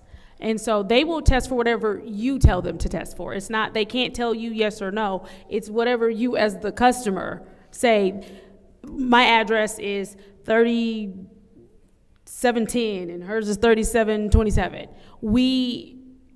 They can't tell you, oh, we're only going to test for the same thing on this, right? It's going to be, if you say, for all of these homes, I want to lead test no matter what, right? And that's only if that's how that works out. And then say for this particular home, this home sounds like it more so has a bacteria problem, whereas this home does not sound like it has a bacteria problem. What you don't want to do is order blanket testing, and then you end up paying for something that, if you go over what they're having in their home, is not even actually the issue that they're having. And so now you've paid money for something that wasn't even occurring. I believed when you were discussing it, I mean, as a group, that I was thinking you were saying that by way of the survey, Yes. that everybody would put the things that they wanted to be tested from A to Z, and then we'd figure that as the panel that would go across all homes. It would take into account everybody's issue. Correct. But we would be testing for all the items A to Z as a panel. And if that works too, if you would like I mean, to. I'm doing it whatever way you want me, but I was just saying that's what I first thought you were saying. Right. So I think what will happen is that once we do the surveys, and as a council, you all provide the data on what you see, and then you provide the recommendation, and that's what we're going to put in the resolution. Okay, anyone else with discussion? Mr. Chair. Yeah. Mr. Councilwoman Edwards. in the 6th Ward. Did you say councilman? No, I said councilwoman. No. Mr. Edwards, many residents have asked why not test, a larger pool of people. Do you get in the mayor's office any complaints that the water smells, mold, mildew? Is your office getting any complaints? I would not be that person that could, possibly give that information, because there is a person in our office that handles that. So I have not been exposed to those particular complaints, but that doesn't mean we haven't received them. Okay, because some people on certain areas feel that they don't have these problems. In some areas, we know when the water is stagnant, we have automatic flushers, like over there where Councilman Pfeiffer lives, so the water doesn't get stagnant. We do have one on Concord and Winona now, but that was fighting to get that one. So, and that's what I would like to know, because people are asking, why are we not, and this is just a sampling to see if it's a cluster in their area. And I would like to, because a lot of people will come and they call the mayor. So who's over that in the mayor's office, in the administration? It's Daryl. Mr. Daryl handles Petway? Petway, yeah, he handles the individual complaints that might be phoned in So directly they to the would come. mayor's office, yes. So can we find out so that if he has taken note of that, if there's another cluster or different pockets that we address in those, we're gonna do this first, I know, but I don't wanna leave any resident out if they have water complaints. If they have water complaints, then, we need to see what's going on. And I know we got some over there where I live, because I had to buy a new faucet, and when he pulled up the hose, the sprayer, it's black gook in there. Whoa. And that should not be in there. So if we could do that to find out in these areas, because I know it cannot be, and maybe it could be, because that's the end of the system over there. That the end of the Northwest transmission, if we have, that area over there, Brynell, Wabash, McEnroe, Flushing, Ballinger, in that area. Because I know for a fact in my sprayer, it is black mold or something that's in there. And that should not be in there. And I had to buy a new faucet and replace all of that. And this, as a matter of fact, he hasn't even replaced it yet, because I couldn't let him in my house because I had the flu. And so I know it's a concern in these clusters, but I appreciate you said you will check to see if he's gotten any of those, though, complaints. And will you share those with us? Yes, I don't have any problem. All right, thank you. All right, I'm going to take a minute or so. I don't have any questions, Mr. Edwards, but I'm going to make some statements, not necessarily not pertaining to you, but this is why the government sucks right here.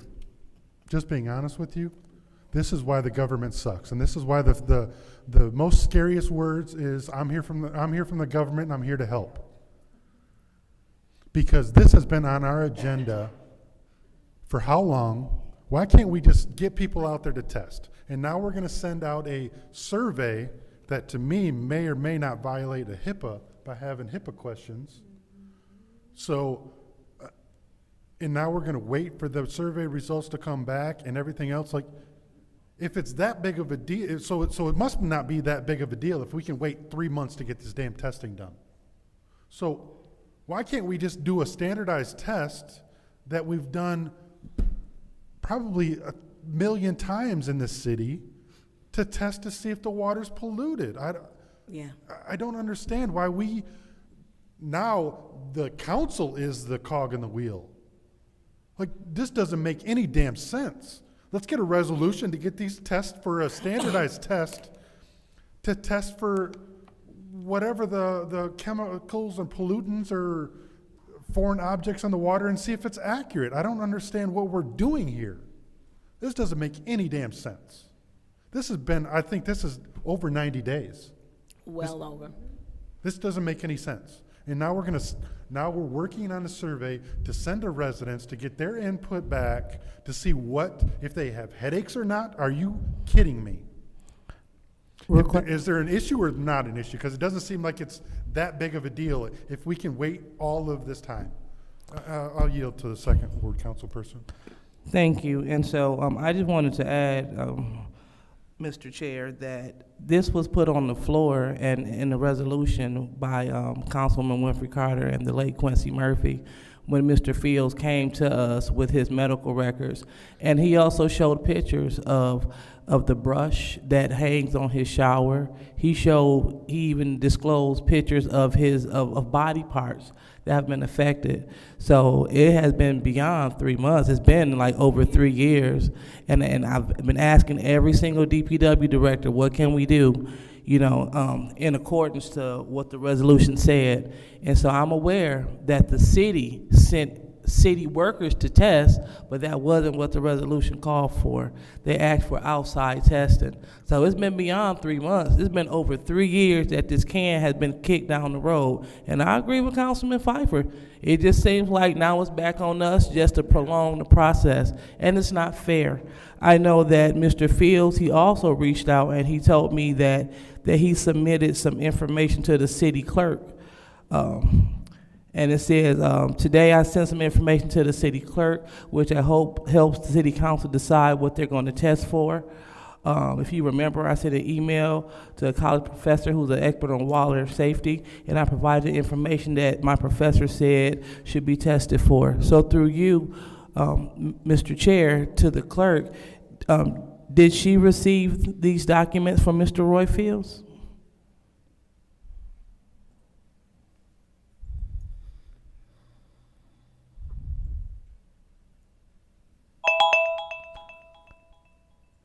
Okay, so I'm going to take it that maybe she did not. And so what I will do, I will reach out to Mr. Fields again so he can share the documents directly with me so I can share it directly with you all. But it is from Henry Ford Health Systems, and it speaks to whom it may concern, and it talks about his health diagnoses and also his skin wounds. And they're also talking about taking cultures from the drinking water in the kitchen faucet. So hopefully we won't continue to wait. And if we do anything, Mr. Fields, he deserves to have his water tested. Now, if we're going to wait for other people, that's fine. But Mr. Fields, he been fighting. He been submitting personal pictures. He been asking for the city. He asked for this. He also asked for other elected officials, but he came to this body, and this body said that we will do it, and we haven't done it, and that's unfair. So if we could at least test his water for mold and for the things stated in this letter, that'd be highly appreciated and appropriate. But I just don't think that it's fair that we keep kicking the can down the road. Thank you. Thank you. Anyone else wish to speak on this discussion item? Mr. Chair. Councilwoman on the 6th Ward. So we do know he has a problem. We do know that Mr. Fields' filters are black, jet black, and that there is a problem with mold. And the survey is still, he doesn't need a survey. He don't need one. A lot of these people don't. They just need to have, let's get out and test it and stop prolonging it. And so, Dennis, I appreciate your, I'm not gonna be niceness, because it's true, we need to poop or get off the pot. And we've been on the pot a long time. It's time to get this tested, and I'm not even for no survey. I mean, it should just be basic. Mold, mildew, bacteria. We need to test for the basic things, because there's some things that people may not know, but some of the symptoms. And so we prolonged it too long. Mr. Roy Fields sends me scriptures every morning now, every morning, and I appreciate them. But we need to do what is right by the residents, and this is just a small cluster. We need to quit prolonging this. We need to go ahead and get the testing, get it tested. That we know that it's not just his block, especially when we go all the way down to Stewart Street. There were 5 people died in that first block. 5 of aggressive cancers. That's not normal. And we owe it to the people to get get the ball rolling. We're doing nothing but prolonging it. We need to get it tested. So I don't know what we need to do to get the testing, because water companies, they test. They can tell you what type of test that you want. Did anybody ask that to the water company, testing company? Mr. Edwards, when you spoke to them, did you ask them? No, I haven't. I haven't been speaking to them. Who's been speaking to them? We just made the inquiry. I went through Jeanette Best and some others that have used companies. They have used companies as it relates to testing the plants and so forth. So, Request for but we didn't information. have any discussions. Though. Request for information. Dennis? Yeah. You. No, I'm just like, we're having it open, so I'll just go. Oh, no, I was gonna say, I don't know if you're aware, but even if they do go there, they're gonna ask them, what are we testing for? What are the symptoms? So they're still gonna need to know. Well, let them go there with the survey. We don't need to pre-send the survey. When they show up, let them have the survey in hand. Oh, wait, are we talking about the same thing? What are you talking about? No, we're not, because I'm asking him why he's saying he didn't talk to anybody. And he's saying he took recommendations from Jeanette Best and from, I assume, Scott Dungy. And this is not something I would have hoped, Mr. Edwards, either you or your administrative assistant, and you would have been on this, because this is serious. This is the water. 18 months people drank this water, bathed in it, cooked in it, and they told them nothing's wrong with your water that is brown, copper, the color of sweet tea. And so this ball is beyond dropped. And so if they got a survey, show up with the survey when you get there to the house and have the testing materials with you. That's what needs to be done. And we need to have this done expeditiously. And so. Request for information. Yep. Councilwoman Burns, I don't know if you're clear, but what you're saying is what's supposed to happen. They're supposed to take the survey when they get the water. Like, that's what's supposed to happen. Not pre-fill it out. No, they're supposed to fill it out right there while they're testing the water. So they're gonna have the testing materials? I would hope so. If they're testing water, I would expect that, yes. Okay. Yeah. And so,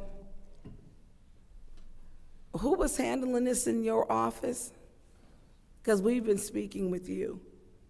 Was anyone? I'm not sure of the question. Who did you give this task to state? I checked with my staff. When you asked me about, remember, the testing. The onus of this is you don't want government testing. So Right. now, if you don't want government testing, that means we had to locate the companies that test independently.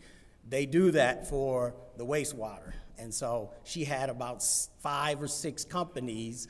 Jeanette already revealed 5 or 6 companies to me that they use that do independent testing for them.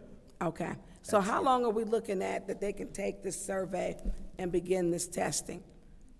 Do we have a timeline? Do we need to put a time? Do you have a date? Because this is just gonna prolong out. And so maybe we need to do within 7 business days. No, just 7 days. Don't need to be business days because they don't count the weekend. That we need to have a company that's given to them within 7 days so that we can begin the testing. That way we're not prolonging it. Are you guys hearing what I'm saying? Are we in a, yeah. What about if we get within 7 days, we can have a company? Because we prolong it, it's gonna be another. Yeah. But he has to have the staffing ready to go test the water in 7 days. Well, he's not the staff. I think it's independent companies. So, Is what he's saying. Jeanette had 6 companies, and the 6 companies is who she used to independently test it, not. so I think that, if you don't mind, because I think what's happening is what we're saying, and I think you just have to use correct terms. So there are people, generally the people that collect the sample are not the ones who analyze it, the test. So when you collect the sample and then you send it in to be analyzed. So when we say somebody else is gonna test it, we still have to get them the sample. So there was independent testing where independent company came out. Okay. People are not gonna trust city workers to collect that water. They not. It's gotta be a company that comes and this is just a whole holy mess at this point. I hope city workers not going out to collect the water. They not going to, I wouldn't trust it. Not saying with them, when you say independent, it is independent of our city government. And that means from the collecting to the testing. And were you going to have city workers go collect the water? I was going to follow the resolution. So if it calls for independent testing from beginning to end, that's what they'll get. That means we'll just pay the bill. That's all That's we're what gonna I'm do. talking about. Right. Yes. But that you So still, I don't want you any still have to city tell them- workers. You still yeah. gotta be able to tell the company, what are you doing? But when they get there, that's their business. I don't know if they do, the survey, going out with the survey, that's what I hear. Now, the survey, I was understanding, there was some discussion with public health officers, is that correct? Yes, I see you saying yes. So that means public health workers, City of Flint public health workers, go to the house as well. What? If you don't want that part, then that's talking to the company, will you perform this survey function as part of analyzing water? That's a whole different, that's a whole different thing. So I don't like the public health navigators going in with the water company. They have no business being there. And I'm gonna tell you why, because people feel intimidated. And they can pull someone to the side, not saying that they would. Independent means nobody from the city, period. Let them collect the water, let the water go off to sampling or whomever. They can call people, the navigators, or meet with them. They go after the sampling has been done. But before or intervening or during, they should not be there. They would have to, I'm sorry, madam, they would have to go before if they want to know what to test for. Well, what that's she was if we talking use the about. survey. Oh, yeah, that's based on the survey.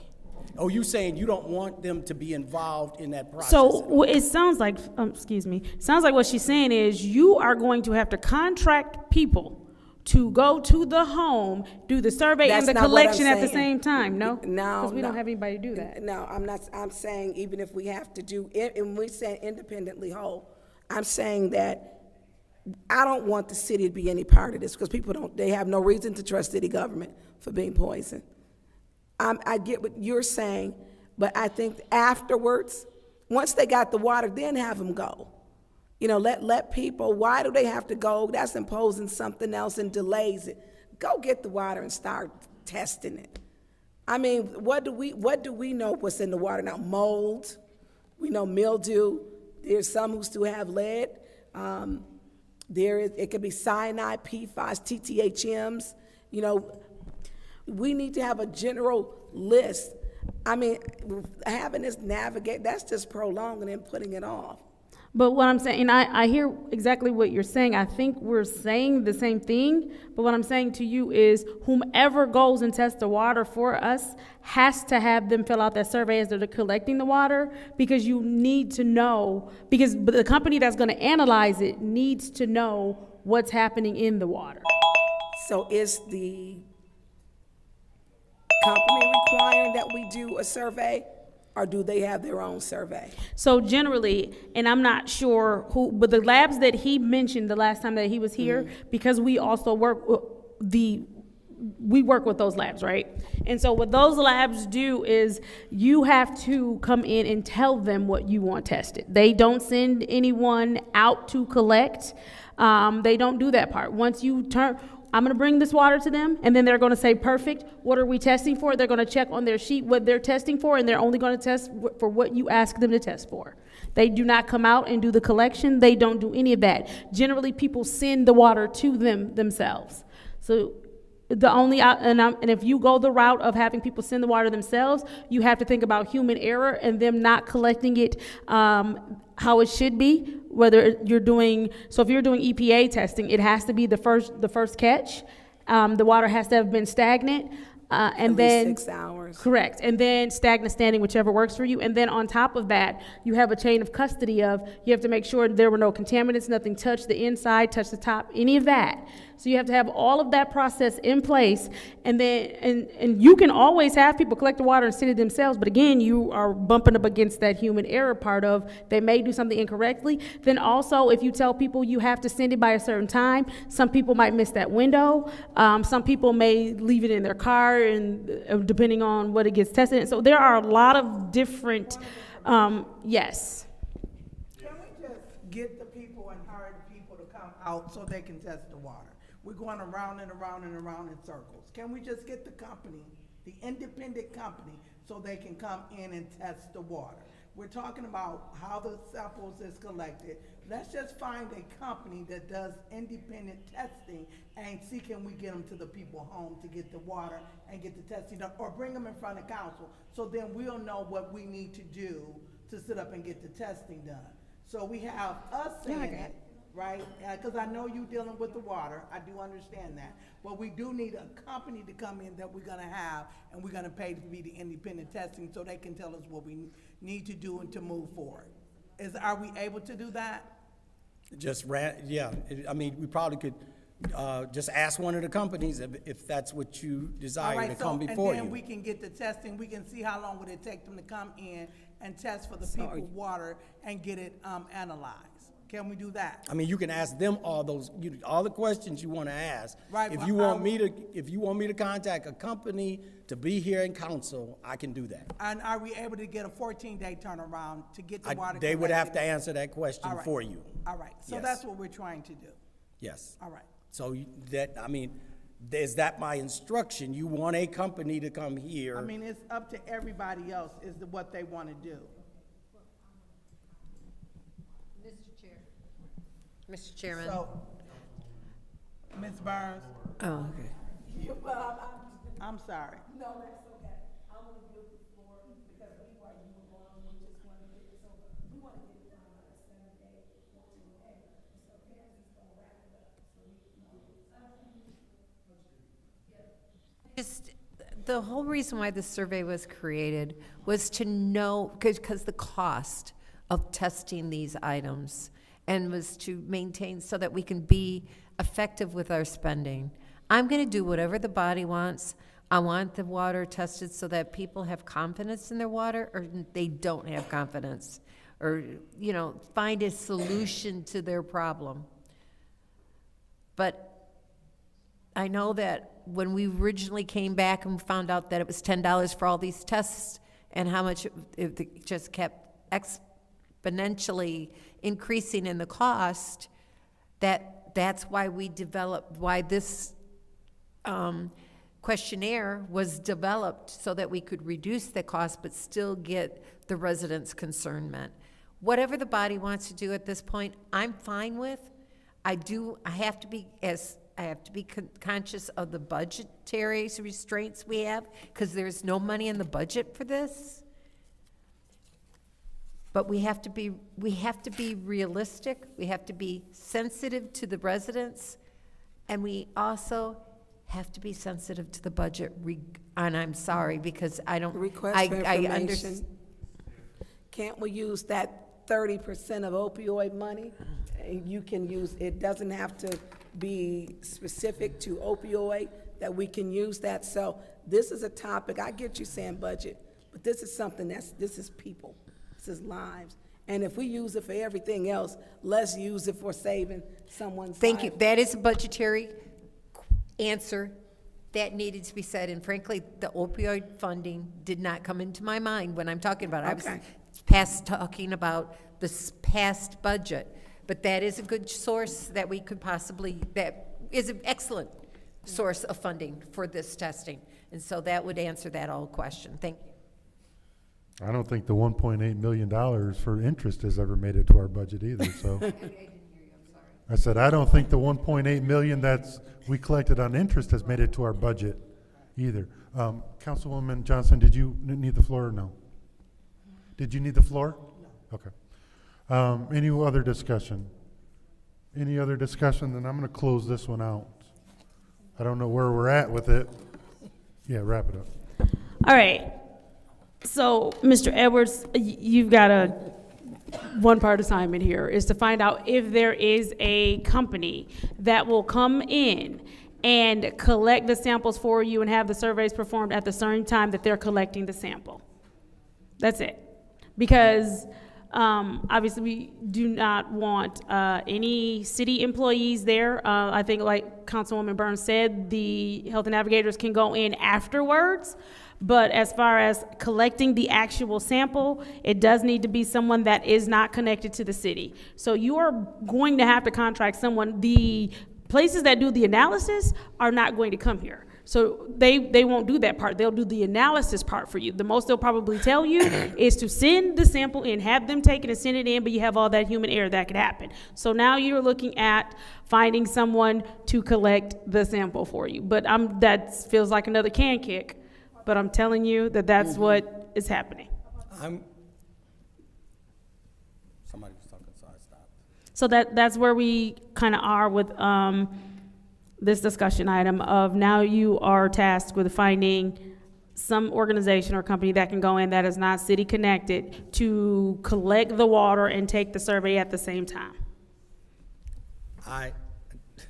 Yep. Yeah, based on this particular directive, I mean, I can tell you right now what I plan to do is I'm going to contact the company and find out if they're going to do both the collection and the testing. If they tell me they won't do one portion of it, I will be reporting that back to council. No problem. See you when you get back. Because there's no way to at that point, there's no direction I can go. Based on, I don't know how we get people to go to the house and do it the right way. So I will let you know. Who knows? What do I know? I just do it every day of my life. Who knows?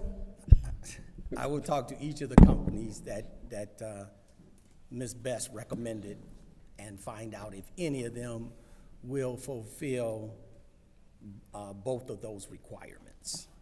And then I'll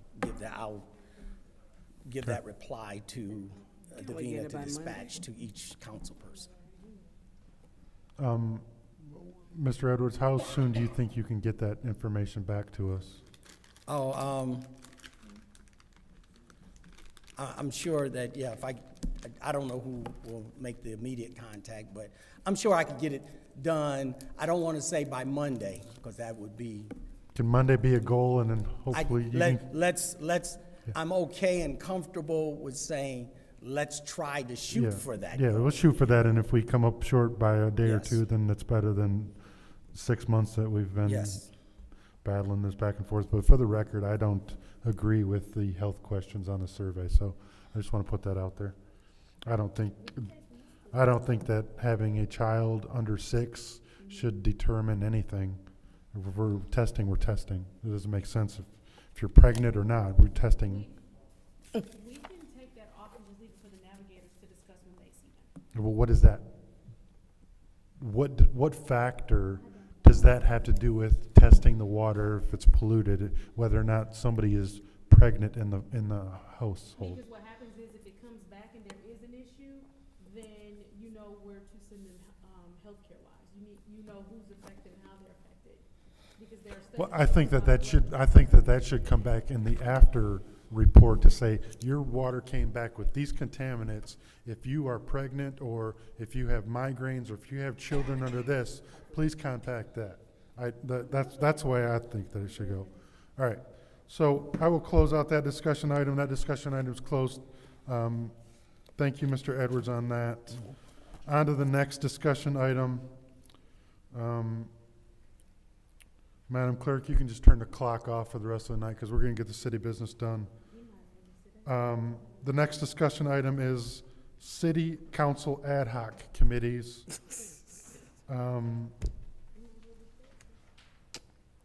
Been there, done that, tried that, but it's a discussion item requested by Council President, so I will turn the floor over to you to Thank you very much. So there are some key areas that obviously constantly come up here, some things that I know that we do not necessarily stay on top of getting quarterly reports. I want to consider these ad hoc committees and not have them be like, turn into a heavy lift for everyone. So at this time, Mr. Edwards, if you could please join us with your designees for each of these discussions here at the table. Thank you.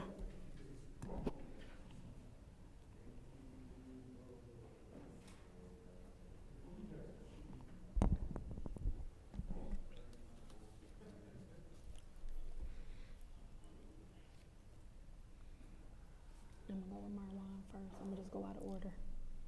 What's your discussion on? These are for Blight. These are the ad hoc, but I'm gonna, yeah. You know you don't like them ad hocs. We don't talk about it. It's 10 o'clock. I know, that's why I'm gonna breeze through them. Good evening, everyone. Thank you for joining us. Thank you for sticking around. I know it's 10 o'clock for us all. So I do want to start, again, we're going to start with number 2, Water Committee, because I know that Mr. Marwan, I'm sorry, we do not know your last name. If you could go ahead and introduce yourself, name and title. Director of Public Works, and I oversee the water treatment plant and the sewer treatment plant. Thank you. And so I know you've come to council a couple of times. We just, for whatever the reason, we never made it to you and your being able to introduce yourself. Mr. Edwards, you sent an email earlier. I can't find it. If you could please explain the 50% that he is responsible for, because I don't want to get that incorrect. Yeah, yes. The design is that for DPW is a director heading it up, 2 deputies. A deputy is responsible for the water plant and water pollution control, and then a deputy that would be responsible for transportation and the water service center. So Mr. Marwan, his area of responsibility is both the plants, the water treatment plant, or water pollution control as it's referred to, and the water plant. Hey, thank you so much. And before we get into what the proposed idea for this ad hoc committee is, I do want to give my colleagues a chance to, because I know there were some questions that we did have for Mr. Marwan, especially regarding the administrative consent order and maybe some other things that fall under his purview, if anyone would like the floor at this time. Madam Chair, I'm gonna interject. Mm-hmm. And you want to do it? no, I want just to stick with this. I don't want to open it broad because we'll be here all night. Okay, no problem. The ACO is a whole animal on itself, so if we can stay directly to No problem. that. So the whole point in these, in trying to form ad hoc committees, obviously, we're talking about the water, so we're discussing what we would do is have people who are responsible for one. We're going to move the water testing, if you all agree, under the water ad hoc committee, so that someone is staying on top of that, making sure that we're getting what we need in a timely manner to get those homes tested. Then the second thing, water rates, we know that that meeting is coming up and that we should have a presence there, and we just need basically someone to come report back on that. So we have water rates, water testing, and then the water infrastructure, which is the stuff that goes into the administrative consent order. And so instead of all of these things getting lost in the shuffle because you have 9 people who are trying to keep up with it, I think that we need to designate 2 people to keep up with it. I am ready to appoint, but I'm also ready to hear if one person would like to volunteer. Y'all not gonna volunteer, really? Okay, so I will, she's gonna kill me, she's not here.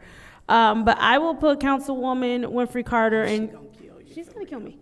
And Councilwoman Lewis, only because, no. Even if they don't have to talk, they just talk to the administration? Okay, I won't do that. So then I will put,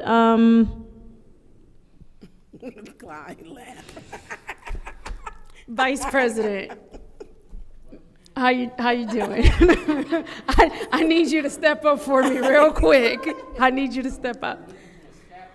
What? Yeah, I'm appointing right now. And so I'm asking you, Vice President, to step up and be on the Water Committee with Councilwoman Lewis. So, and this is going to make sure that we stay on top of water rates, the testing that we're doing with Mr. Edwards, and then also staying on top of anything with the administrative consent order and water infrastructure.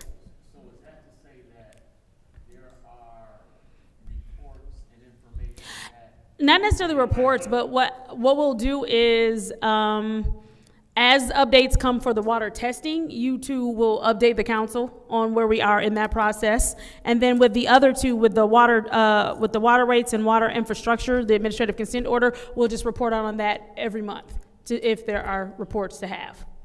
You work with the administration. Mr. Edwards is who you will work with to get your updates so that you can present to the council. And then if we have any questions that we would like responses to, you all will work with the administration to get us the responses. Point of information. Yes, ma'am. I think when we're talking about the administrative consent order, it's really hard if you don't really understand it too.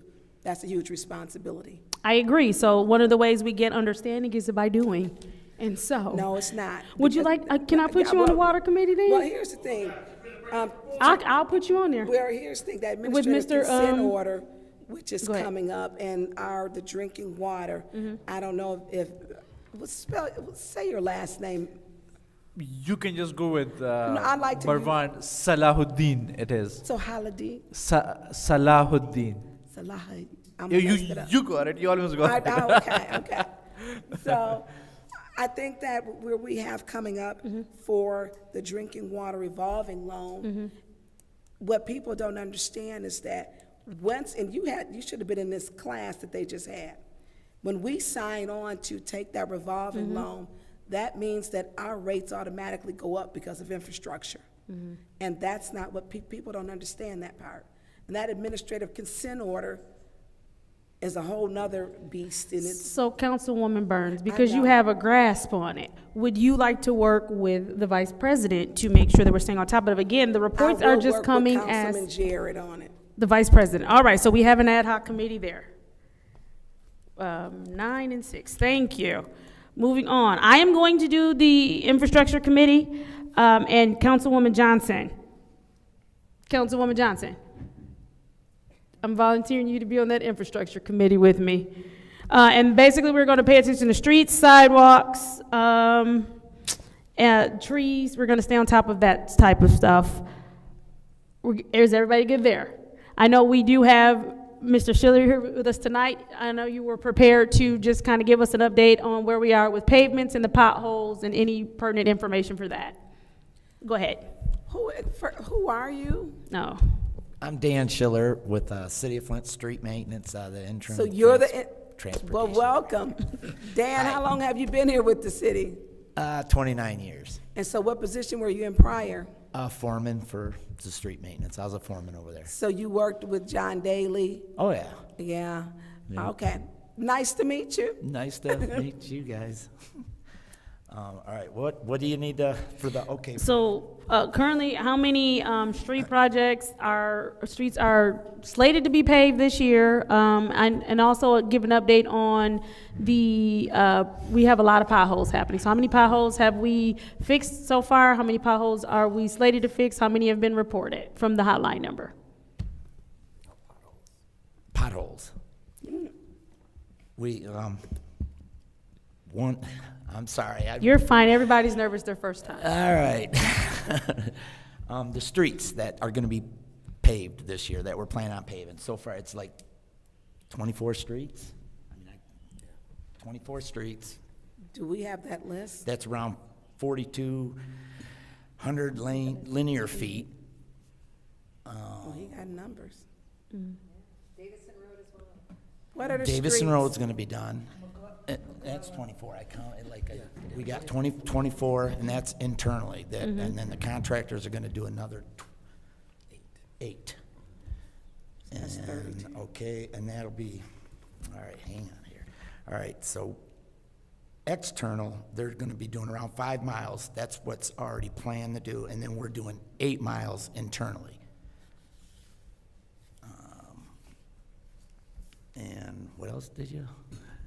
The sidewalks, did you want to know? I got a little bit on that.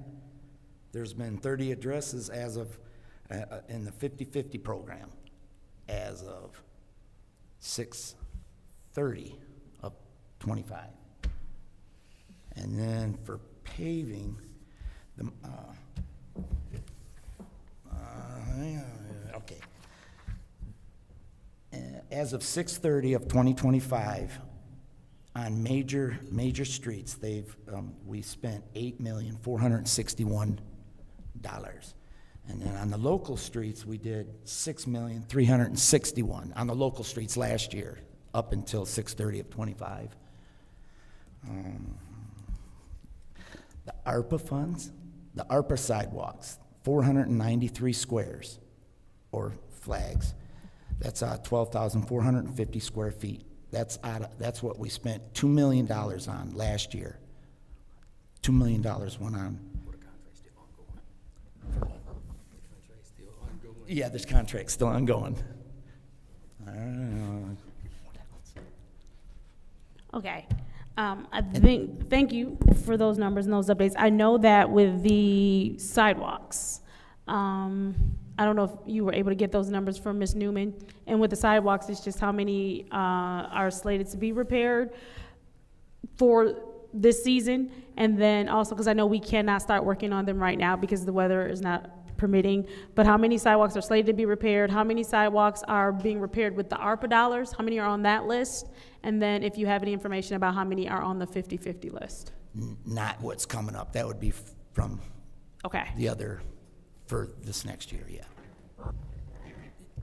Yeah, just to fill in the gap, with the ARPA program portion of it, he read the numbers of what we completed through June 30th.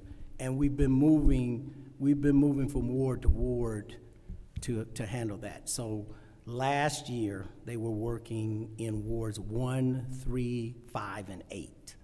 I don't think they got 8 finished or actually got through it.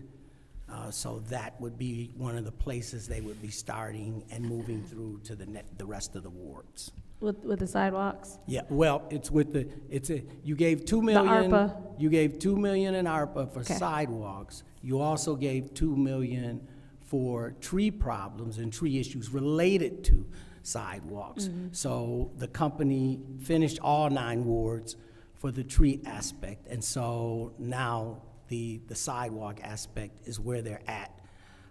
They're still evaluating, because what happens is they locate trees that are causing the elevation of sidewalk, and if the tree has issues where it can be trimmed and save the tree, they want to do that versus just remove the tree and try to put the sidewalk piece in. So that evaluation is going on as we continue to move through all the wards. Okay, thank you. Does anybody have any? While we're on, this is infrastructure, yeah? Yes. Mr. Edwards, where are we with the street light conversion and that we approved to go to LEDs a year ago? Like, where are we at with that project? Well, there's a certain percentage that consumers already engages in, and so right now, as far as I know at this point, they were working to finalize how they were going to move through the city and complete a contract on. Have we? Trying to think of the dollar value that we gave them. It was. It was substantial, two something, right? 2.3 or 2.8. Yeah. So and that was, I think it's 2.3. And that was in 2024. I think that we did that. So we're in 2026, and they haven't even gathered a plan on how they're going to execute it? They did provide a plan. I would say this just to, And if you don't know, that's fine, but if you can get us the information. I wanted to clarify something. Some of the operationally working with consumers, there is some clarity that the administration is working to get around some of the activities, some of the light activities, as well as consumers' activities that have gone on in the city. And so whatever agreement was between the city and consumers in years past has, let's just say, no one can really put their fingers on exactly the terms of that. So we've been working with consumers to get a better understanding of how we fulfill these requirements, like the street lights, how we're going to move forward and get the street light project. So there have been several discussions and plans put together over the last few months to move forward with that. So have we written them a check yet on any of the 2.3? That's a no. Okay. That's a no. So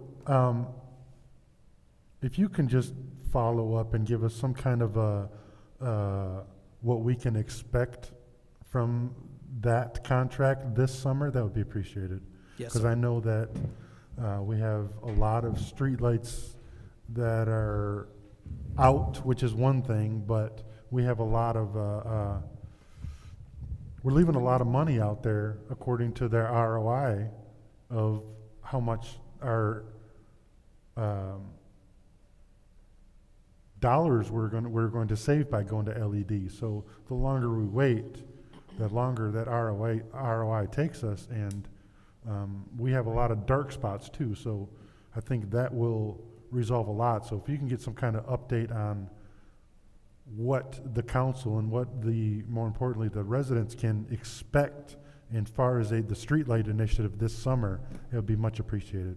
Yes. That's all I have. I have questions. Councilwoman Burns. So, what streets, because if you have 24, what streets are you paving? What streets? It would be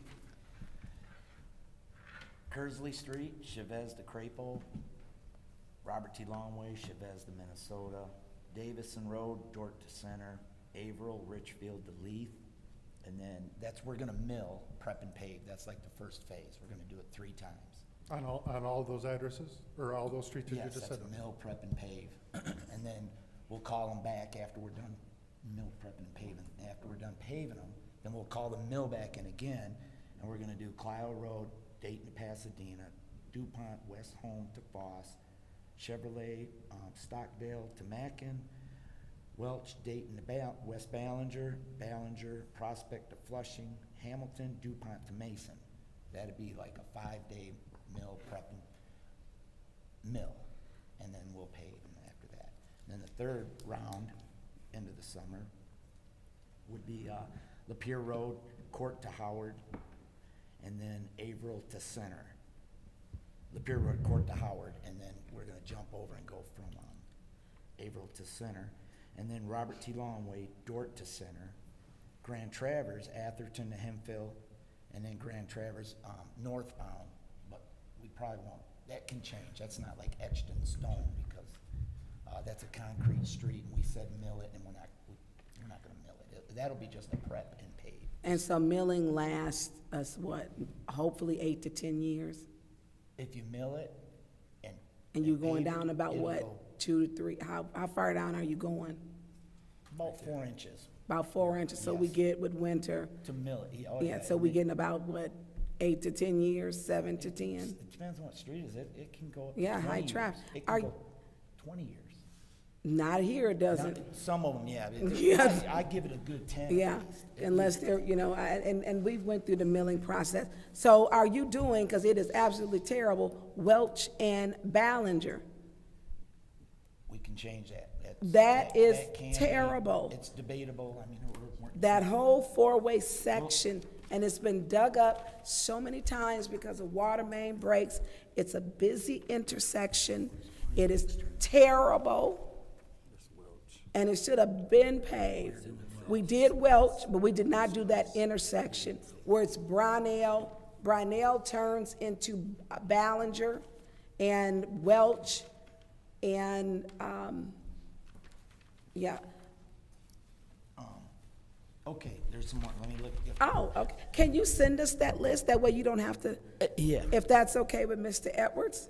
If you can share that with us? No problem, but I think that right now, as we put these in as the projected plan, and part of this is me beginning to evaluate it from what was done previously. And so, we're still solidifying a few things, knowing that the construction season is coming. It's coming. Yes, we're still, the outside vendors, we've already committed ourselves to that. But when we're talking about internal, local streets, there's still some evaluation conversation. Because I'll tell you, one of the conversations that we're having is to make sure that the infrastructure beneath the street, even if the street is in poor condition, we need to have some conversations around our water service center and make determinations if the infrastructure beneath the street is in So, poor like condition. Miller Road, where they paved yeah, over we Miller don't- Road. yes. Had to dig it back up. That's what I'm talking about. We don't want to do that this Yeah. year. We don't want to, Yeah. we don't want to be tearing up streets that are newly paved. So we need to have conversation with the Water Service Center to determine what 24-inch, 12-inch water main beneath the street is in very poor condition, and that street is also in poor condition. Those will be the first So priorities. then we have to find funding for Request both. for information. Is this potentially going to work in conjunction with what we approved a couple of weeks ago with the surveying of the infrastructure, the water system? We approved some equipment being used For leaks. That was a for leak. leaks. That was a Yeah. leak detection. May this inform some of that, or may some of that inform some of this? I'm sorry. You'll have to give me some So, clarity. I want to say last council meeting, we approved monies to be used to do surveying of water infrastructure, where they take some kind of specialized microphone. I almost had the For impression leak that- detection. Yeah, leak Oh, detection. that's on the sewer side. Yeah, that's not That's a sewer on side, that not the side. water So that's, This that's is not gonna water have anything to mains. do with what? No. With No. this? No, that's That the doesn't sewer work side. at all together? No. Okay, thank you for that So are clarification you there. going to, please put on that list Ballinger, and let me, we need Ballinger on there, Ballinger, Welch, McClellan. Not only do I live over in that area, so does the mayor, and so does the police chief. They got to know how bad that road is. You can do that. Yeah, it is horrible. Some of those, if I may, some of those streets that you have named, based on. Well, I'm just talking about the intersection. That intersection right there, and it goes out because they paved, I believe Brownell, they paved Welch, but that intersection, Ballinger right there, Ballinger was paved between Court and Corona. It was not paved right there at the, 'cause that intersection is weird. You know, where you got Welch, you go that way, you got Brownell, you got that little side street, that's the one way that go behind Haskell Center. That whole that intersection, that needs to be paved because they keep digging it up, so they should have replaced the mains at this time. So that infrastructure, and they done dug it up about 3 or 4 times. It's terrible. But are the subcontractors doing the work, or is the city internally? And do you know how to operate that equipment? I do. You do? Yes, and. Okay. Yes, and that is, we are doing, right there at that intersection, I know you're talking about, from Ballinger. It's from Dayton back to Ballinger. Yep. And that intersection, I know right where you're talking about. It's horrible. It's horrible. Well, yeah, we just patched that, by the way. so- Yeah, and it's still horrible. Yeah, and Drove we're going on- all the way up to Pasadena. Yeah. I think I said that, right? Yeah. Dayton to Pasadena, but then we're going back to Ballinger. I know it's. So how many of the subcontractors are paving how many of these? Contractors are paving majors.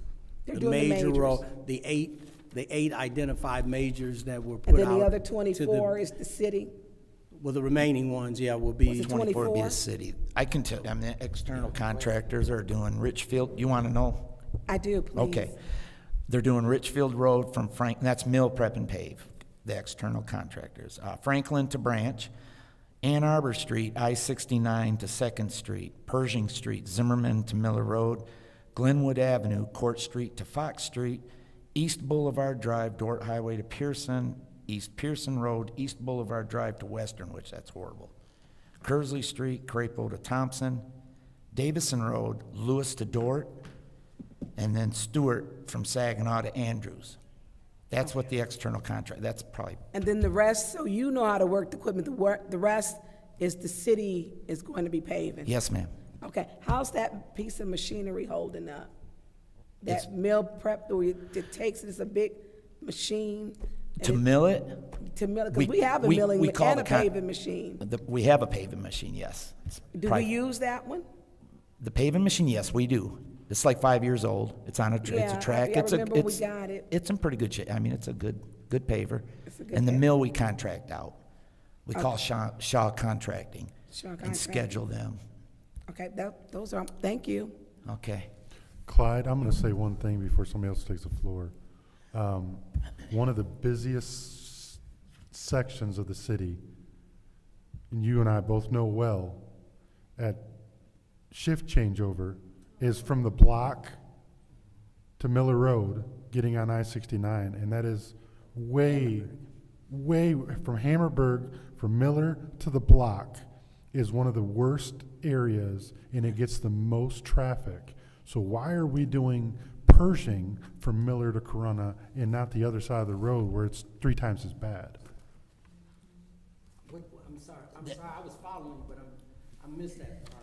He said that we're doing Pershing from Zimmerman to Miller, and like the worst road is right there from the block to get on 69 and further.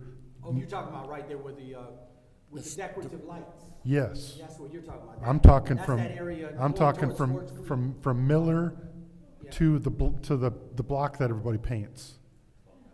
From 12th Street. That street right there is the worst, and it gets so much traffic with shift change and everything else from the plant. It's horrible. And like even the patch jobs are like we're seeing rebar that. Yeah. And if my wife tells me one more time that she's going to ruin the car driving on that road, I'm going to drive it through the front door of the city hall. You're right. It is a major. It's a concrete street. We'd have to.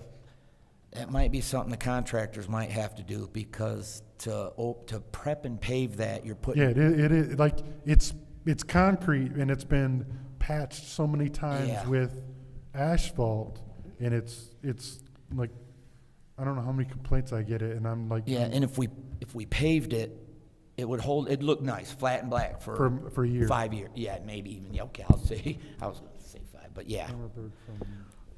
We can work on that. It's considered part of the majors, and So I guess real quick, what defines a major from a minor? Obviously, a minor would be a side street going down a neighborhood, but what's a major? Is like what? I was told that It could be 4 lane. I mean, a major is Hammonburg. 12th Street's a major. Dort Highway, Saginaw Street, So there's no. Is there a defined definition, or is it just based on what we think of? Just what? Yeah. Okay, I mean, there's no, because it could be a 4 lane. I ain't gonna tell you it could be a 4, because there is 3 lane majors. Yep, but many of them are regulated by MDOT. I mean, like you have Corona Road. Yeah. They're part of the MDOT artery structure. All of those are considered major. Dort Highway, Corona Road, Miller, all of those are considered part of the MDOT artery structure. So anyone that's part of that structure is automatically a major road. Okay. I just would like, if we can find, even the worst of the patch jobs that we get every year on Hammerberg right there don't last through the winter. So it's a little section that is kind of, it's out of sight, out of mind, because it's not a major thoroughfare per se to the city, but so much traffic goes in through there because of the plant that it gets probably one of the highest traffic little stretches that nobody thinks about. So I was told in meeting with the accountant, we talked about the fact that there's a certain amount of dollars that we should be working towards expending out of our major fund, and so we weren't really even close to that. Like I said, that plan was made, the plan that we have right now for the majors was made last year, but I'm told and advised that there are dollars that we could look at, and still, if we can pull something together, maybe in the early part of the construction season, we could possibly have a second major project going, set of projects going. So that's one to your point, that's one that would rank right up there that we can consider in this second allotment. But just please consider it. I don't want to put any undue pressure on you, but it's a bad situation. It's a bad situation. And if you get on 69 to go anywhere, I'm sure that you feel that as well. So, okay. Anyone else in this one? I guess, I'm sorry, it's yours. Oh, no. This is your special. You're so funny. I think you're it. Okay, so for the, thank you. For the infrastructures ad hoc committee, Councilwoman Johnson, Councilwoman Mashat, Water, Vice President Jared, Councilwoman Burns. So then we're on to Blight, and that is going to be Councilwoman Priestley and Councilwoman Alameen. And with the Blight, what's in here, I know, Mr. Brown, you can't speak to it tonight, but Councilwoman Priestley, one of the things that we're going to need to be on top of is the NSO reporting that we're supposed to get that we do not get every month. So if you could please get on top of that. Illegal dumping is probably something you're going to talk to the chief about. I'm not sure where Blight fits in with that, but in order to get the numbers for that and what's happening with that, you'll probably have to get with the chief. And then I don't know if there's other Blight numbers. He's sitting here not for Blight. He's actually technically Heather Griffin today, so that's why I'm zooming through Blight. Heather? Yeah, so that's why I'm zooming through Blight, because he's Heather today. And so that's it for the Blight. With the public safety, we will scrap that for now. I think that's just something we should all do as a council. I know Councilwoman Burns is going to stay on top of it anyway. So we should we're going to scrap that for now. So we do have our 3 ad hoc committees. Just one more before we move on to Ms. Griffin, aka Mr. Brown. I know that Councilwoman Burns was really waiting for Mr. Marwan to be here, so I do want to at least give her 5 minutes to, because she did ask. I did, and so go ahead. So, I know I did meet you before, but we didn't have it on our schedule to, for you to speak. And so I know that you're the deputy. Mr. Edwards did follow back up with that following Monday to have you here, but there was no space for, I don't think we had anything on our agenda that we could, pull you in. So you come to us from, is it Canada? And Yes. you worked from Detroit prior? I worked with I worked with Detroit Water and Sewage Department as an engineer 3, senior engineer. Are you an engineer? Yeah, I'm a civil engineer by profession. I have a bachelor's in civil engineering. Okay. And so how long did you work for the water department or the Department of Public Works in Detroit? About 4 years. About 4 years? Okay. Well, welcome to, I didn't know who you were. Thank you. Thank you so much. I did not. I'm like, I don't know him. Thank you. And so thank you for coming that prior time, and Mr. Edwards asked you to come. Pleasure. And you're here again tonight, so I appreciate that. So I won't prolong it at all. And I just appreciate, there's a lot of projects, and that's later I get into the ACO, which I am concerned about, those projects. And also in that, like I say, that class, when we're talking about those revolving loans, I don't know if you have, or if you work with Mr. Edwards on getting, where we're at on those loans, but it is a fact that if we take up those loans, that means our water rates automatically go up. And so that is going to be, and we have to complete these projects, even if they're forgiven, and so us agreeing to it, I don't even know, do we have an updated spreadsheet on what's to be completed on the ACO? We got that. We did send that. My laptop hasn't been Yep. working. Mr. Edwards sent that in. He handed it to us. Who? Mr. Edwards sent that in to the council. Okay. Oh, you talking about we did the Torrey Road, we have Torrey and the. Yep, we have the Tory Road booster station and the Northwest Transmission Main. And the Northwest That are the 2 Transmission major Main. projects. I'm sorry, say that again. Those are the 2 major projects in this ACO That we have, that we're going to do. that we have to do, yes. And so, but there are other projects that are on there. I don't have my list in front of me. Sure. Can you name off the other projects on So that we those need are to complete? Those are the 2 major projects as of projects, construction projects. The rest are Can some you state the rest? Sure. Thank you. So it's the list starts from cross connection control program, which is done. So basically, we have it's completed on behalf of Eagle, as we have for the commercial program we have a contractor doing that, and for the residential we're doing that in-house. So that is complete. The second one is Cedar Street Reservoir, which is almost complete now, about 85-90% right now. The second one is Cedar Street Pump Station, same, about, I have the exact breakdown, 90% complete as of today. Was that 92% complete on the spreadsheet you sent us? Yes, it is Okay. updated, yeah, everything's Thank you. updated on the sheet. Then the Tory Road Booster Station study, which is 100% complete. And then the Tory Road Booster Station construction, which is we have already on 26th March submitted to the council for the planning document, for which we're going to be submitting to Eagle for the grant application. And that's where we have is it the public hearing? That's going to be for the 29.6 million? Yes. Yes, correct.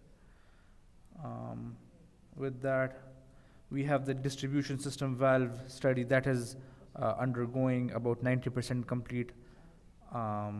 We have the second item is record keeping. It is also 100% complete. We have 2 people in-house doing that. Northwest Transmission Main is again the construction project which we're gonna talk about. And then we have some positions. They need to be filled? They need to be filled, yep. Okay. Yep. So, question, are all of our service lines complete in the city of Flint for replacement? Checked, excavated, look to see if they need to be changed? Are they complete? So service line, water service center is not under my jurisdiction. We have Dan Hudson, who's the water supervisor, has been recently hired, and he's the one responsible for that. So Dan, I know the state is completing them. Who is Dan? Howard, and he likes to be referred to as Dan. Howard Hudson, he was recently hired. Wait a minute. Yeah. Howard? Yeah, his real name is Howard Hudson, but he tells us to refer to him as Dan. He's been here before you. I remember him. We talked to him about the meters, about the Badger meters. Yes. Okay. He is the water. He is so what Howard Paul Hudson Simpson wants used to be called Dan. Yeah, he likes to be called Dan. Okay. Okay. But he's doing what Paul Simpson did before. Okay. Is Paul working As a under the contractor. 30, under the 30 hours? He's an inspector. I mean, but of course, Paul is a wealth of knowledge in many He's been other here since he ways. graduated, I Yeah, believe. but he's an inspector. We have 3 inspectors that are still, that's our function in the remaining line replacement. We send 3 city inspectors that engage in the project. Of course. So are we done with service line replacements? No, it's not. It's not, okay. No. And thank you We're on for, the last, we're less than 1%, though. We're right there. okay, because we keep getting reports that it's completed.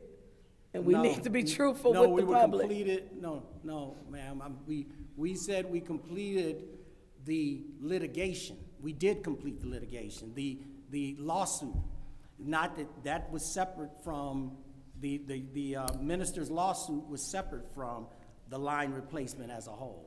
So We you're did saying we complete the- completed with the NRDC in the That's past right. with concern? In fact, while we're speaking, on this forum, it should be known that as of March, there will be no more water filters, and the state was designated to go 1 year after we complete the actual lawsuit. We completed that last March. So this March, it will nullify, the state will have no more responsibility to provide any water filters or water devices or any of that stuff.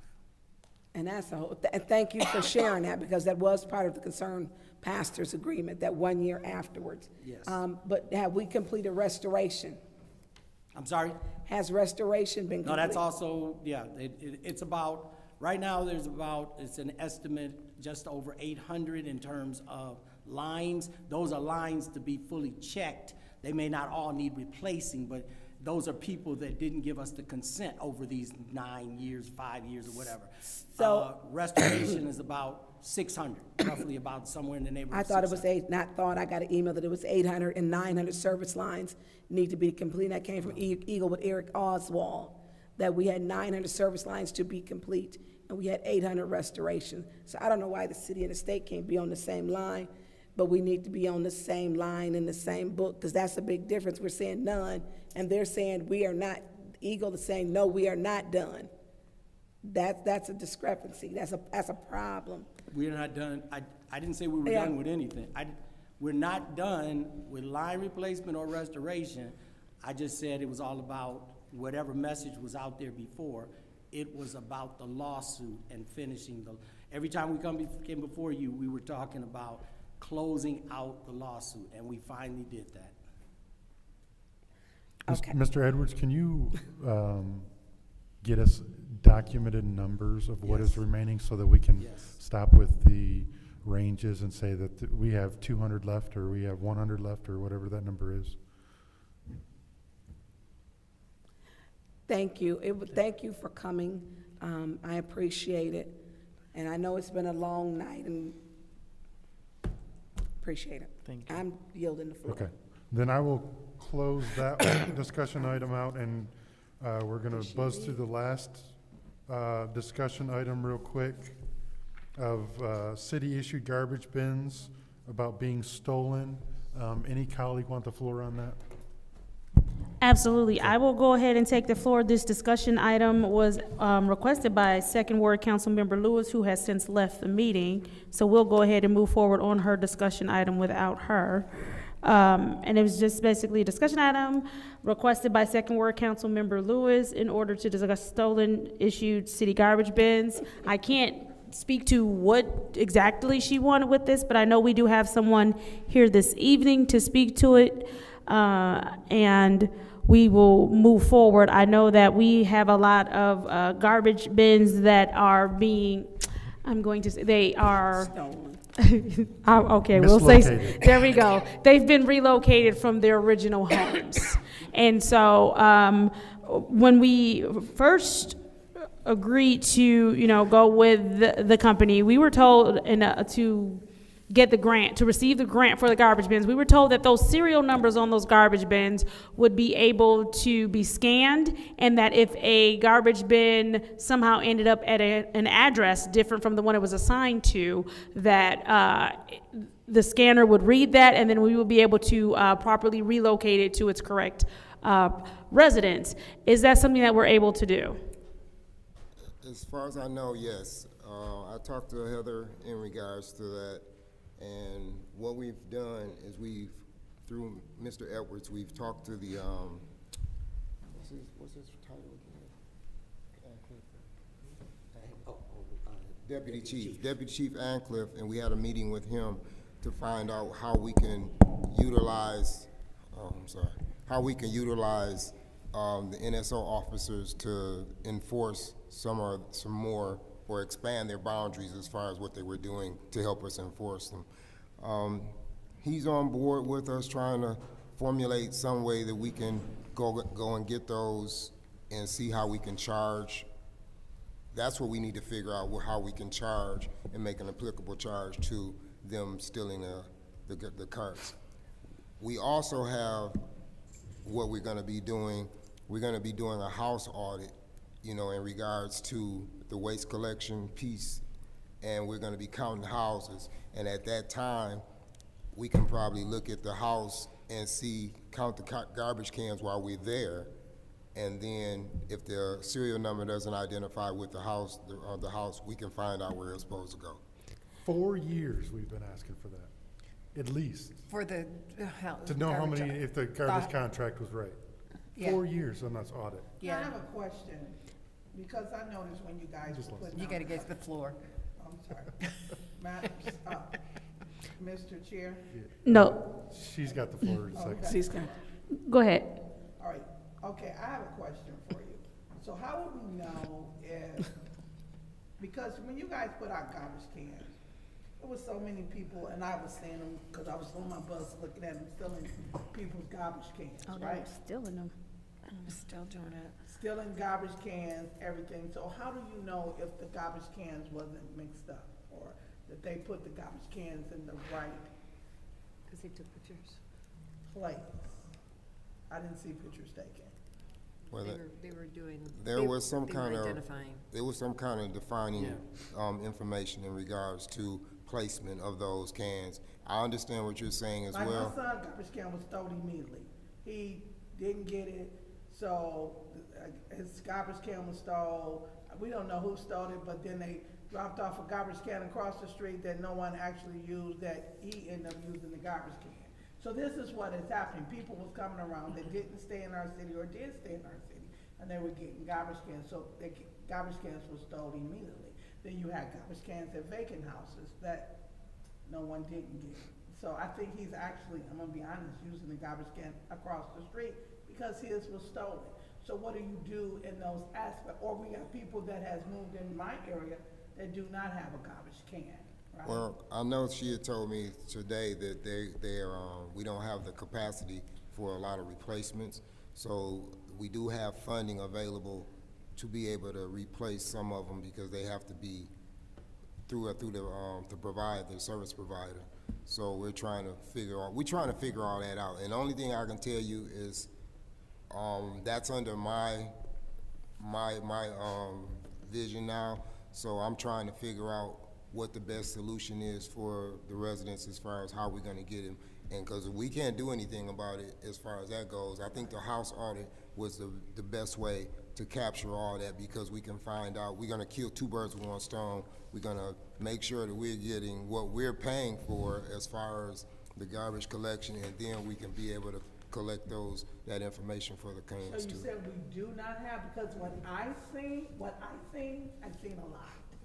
Well, what do you mean when you say, I seen a lot of garbage cans, cause I went over there because they didn't pick up some garbage in my area, and I went over there to talk to the people over there, and I seen lots and lots. oh yeah, I'm not disputing that. I think that this is the best way that we can figure this whole thing out, because as far as I'm concerned, if you stole my garbage can, I'm not going over your house to try to get it back. I'm not trying to be confrontational with you or anything, but those numbers are there for a reason, and we do have a law that will identify who's supposed to have that. And it might be just a situation that you just take it back over there, because I've seen, we do abatement properties all the time, and some of these people have, in a single dwelling, have 4 dang on garbage cans, or 6 in some places. So I think that's the best way for us to resolve the issue. Let me work with the NSOs and the police chief. Deputy Chief Ancliffe. Let's find out how we can find out what's going on from that standpoint, and then we can probably resolve everything at once. So are the people able to get garbage cans that don't have the garbage cans? That they were stolen? Yeah, they can steal one. No, I'm just kidding. I'm just playing. I'm just playing. But yeah, they can. She has a list, and she's going on that list. So if you have names and addresses of people, I'm pretty sure she's probably already got them. But we can make sure that they get a garbage can. So as it relates to, because there were a couple of homes where they had more than one set of garbage bins and recycling bins delivered to them. Yes. They called and reported it, and the second set was never picked up. Yes. And so is there now going to be a process where the second set of bins are finally picked up from the homes that accidentally received 2 sets of bins? I wonder, I'm not sure. I will check with her in the morning and make sure if there's a process that we can follow, because if there are people out there that have additional cans, then we should go and give them. And I don't know whether it's going to be additional charge for us, because they were already dropped where they were going to drop them, and then, hey, as far as that goes. All right. Does anyone else have any? Chair. Go ahead, Councilwoman. So, what are the repercussions for taking a garbage can? Are we gonna just go pick our cans up, or we should be able to, I think that what we're gonna talk about is, determining some kind of penalty for them, for whoever took it, because like Ms. Johnson said, it might have got mixed up and they got delivered. Well, I know one can didn't get mixed up in Mount Morris. Yeah. It did not. True. See, that's why I'm working on Mr. It did Ansel. not get mixed up. That's why I wanted to find Yeah, out. and that was turned in to go pick it up. You take a whole city trash can and take it out to your address on Mount Morris on a dirt road and use it week after week. Yeah, And you a council member. I got you. That is just, I'm sorry. So that's why I think, and I don't know whether, I think legal probably would be involved in that as well, because we have to figure out whether but we don't have an ordinance, I don't think. And would we have to write an ordinance? That's what I'm gonna talk to. Yeah. I actually have a meeting with, pardon me. Can you just Point put of it under information. that? Point of It information. could go under, it can go under city property. You cannot use in the Flint City Charter anything that belongs to the city for other purposes. And so it's in the charter and it is the ordinance. But, I mean, we don't pick up trash on dirt roads in Mount Morris. We don't. And so, I'm just saying. And so we do see people with these because they're nice cans, you know. But I'm on the penalty, are we going to enforce it? And I think when we look at who's going to enforce it and the ability, Chief Green is not going to enforce it. I want them to still kick in doors, trap houses. I want them to, listen, I am a team player for that. I don't want them picking up trash cans, okay? Bust them door downs, people who have an illegal liquor stores in their front yard with a trailer. So that really happened in my ward, okay? But no more. I'm gonna give it up to the tactical team. They did their thing. I appreciate them. But I want to say, can Blight writing a ticket doesn't matter to these people. Well, can Blight, because they got trucks, pick that can up, leave a notice, and throw it in the back. They may stink, though. Yeah. I think that when we first started having the conversation, we were talking about maybe giving them a $250 fine. But I think Giving them how much fine? The $250, their normal charge, because that's on the master fee schedule. So, but I was thinking that was kind of harsh because it might be a situation where it got to mix up. Then go to court. It ain't harsh. Point of information. I have a meeting with Joanne tomorrow, and I put it on my list to talk to her about how to handle that. Okay. Well, Joanne might be a little soft on it. We got council members up here doing it. So I got a whole problem with that. At least we'll know if we need to change an ordinance or something. I mean, but it states clearly in the charter, Right. and that is city property. It belongs to the city.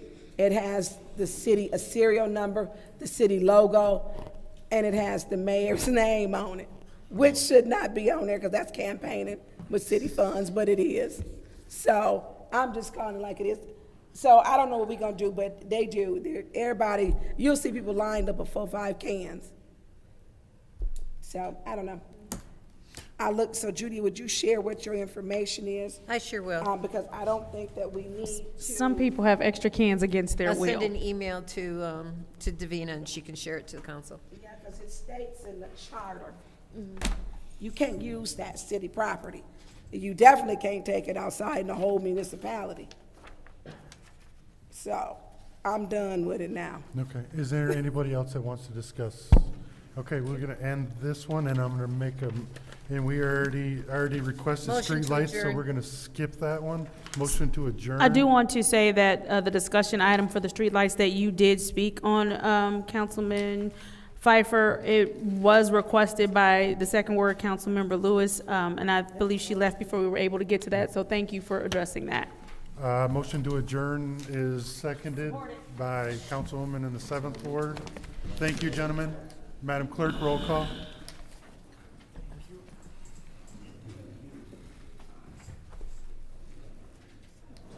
Ms. Johnson? Thank you, gentlemen. Ms. Johnson? Yes. Ms. Priestley? Yes. Ms. Winfrey Carter is absent. Ms. Burns? Yes. Ms. Mashat? Yes. Mr. Pfeiffer? Yes. Mr. Jarrett? Yes. Mr. Alamin is absent. Dr. Lewis is not in. Vote is 6 yes, 0 no. 6 yes, 0 no. Government ops is adjourned at 10:52. The time is now 10:52 p.m. on Wednesday, February 18th. I hereby call this legislative committee meeting to order. Roll call, Madam Clerk.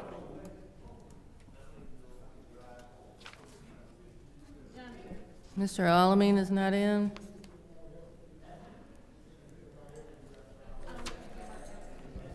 Dr. Lewis is not in.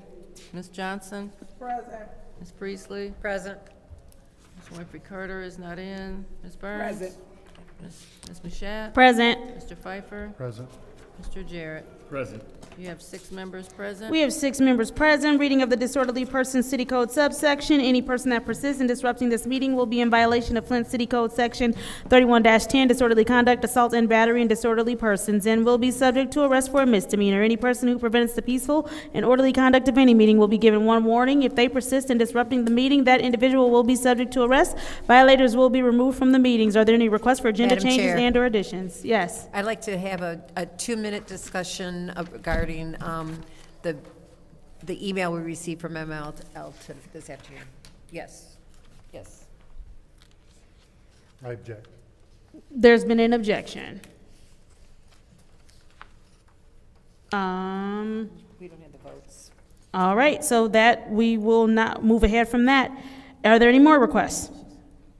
All right, seeing as how there aren't any more requests, it's now time for public comment. Members of the public who wish to address the city council or its committees must register before the meeting begins. A box was placed at the entrance to the city council chambers for collection of registrations. No additional speakers or slips will be accepted after the meeting begins. Members of the public shall have no more than 3 minutes per speaker during public comment, with only 1 speaking opportunity per speaker. First public speaker, Madam Clerk. From what I can see, our one and only speaker is Mr. R.L. Mitchell. All right. 3 minutes on the clock.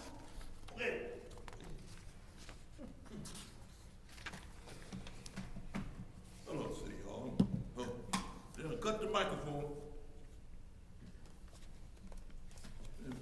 Technology stuff. Hello? You're on. I'm on? No, I ain't. Yes, you are. Okay. I'm already on with you.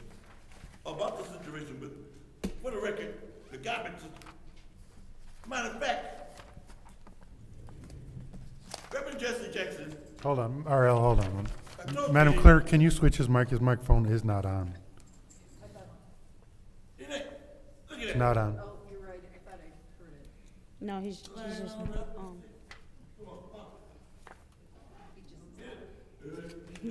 RL, have a seat right there and use that microphone to the green. Sit down, buddy. Use the one that's green. Nope. The green one, there you go. Okay, I know that's right. Have a seat. Mixed up. Start his time.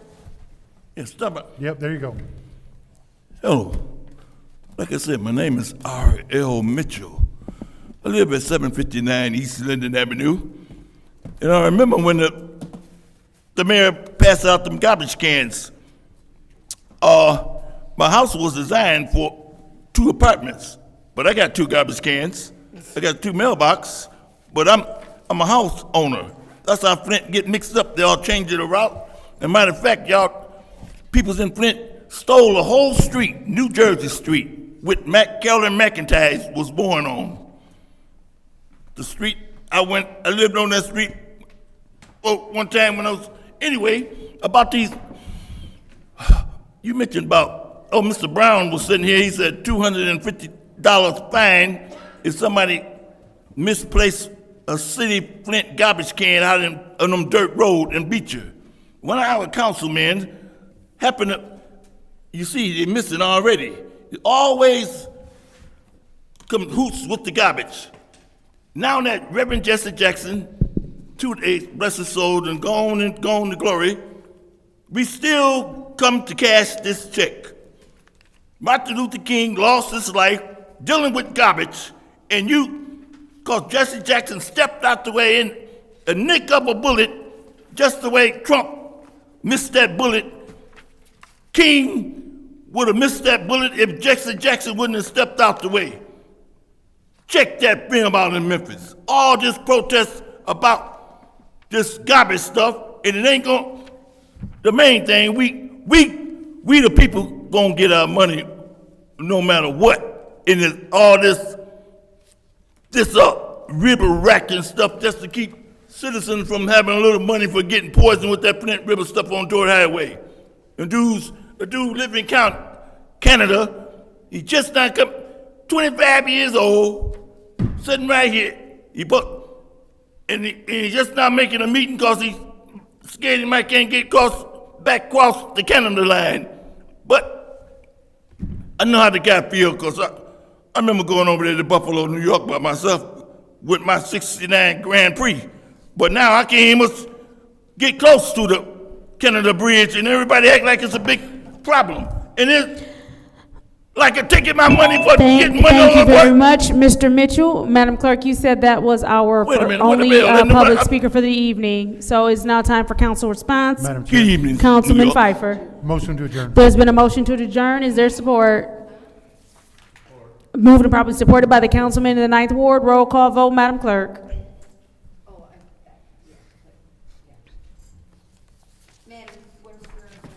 We are voting to adjourn.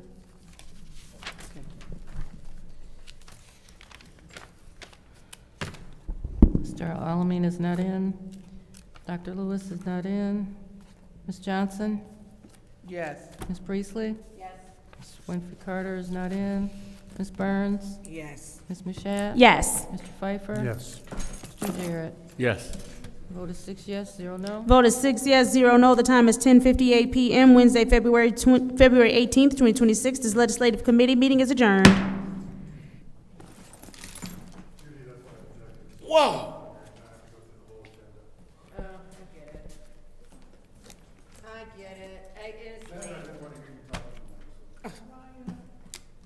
Miss Judy Priestley, when you gonna make that I heard yesterday announcement on? when they sent us an email and they want me to do some. Oh, you think you're slick, Judith? John got on that. I hadn't even gone in the room yet. He goes, "You and I have to have a conversation, and you're gonna have to talk to these people." And I went, "Okay." Oh, yeah. You will hear. Welcome aboard, sir. A new attorney. You represent Flint, right? Okay. Yeah. Oh, okay. Yeah. I know that's right. Ooh.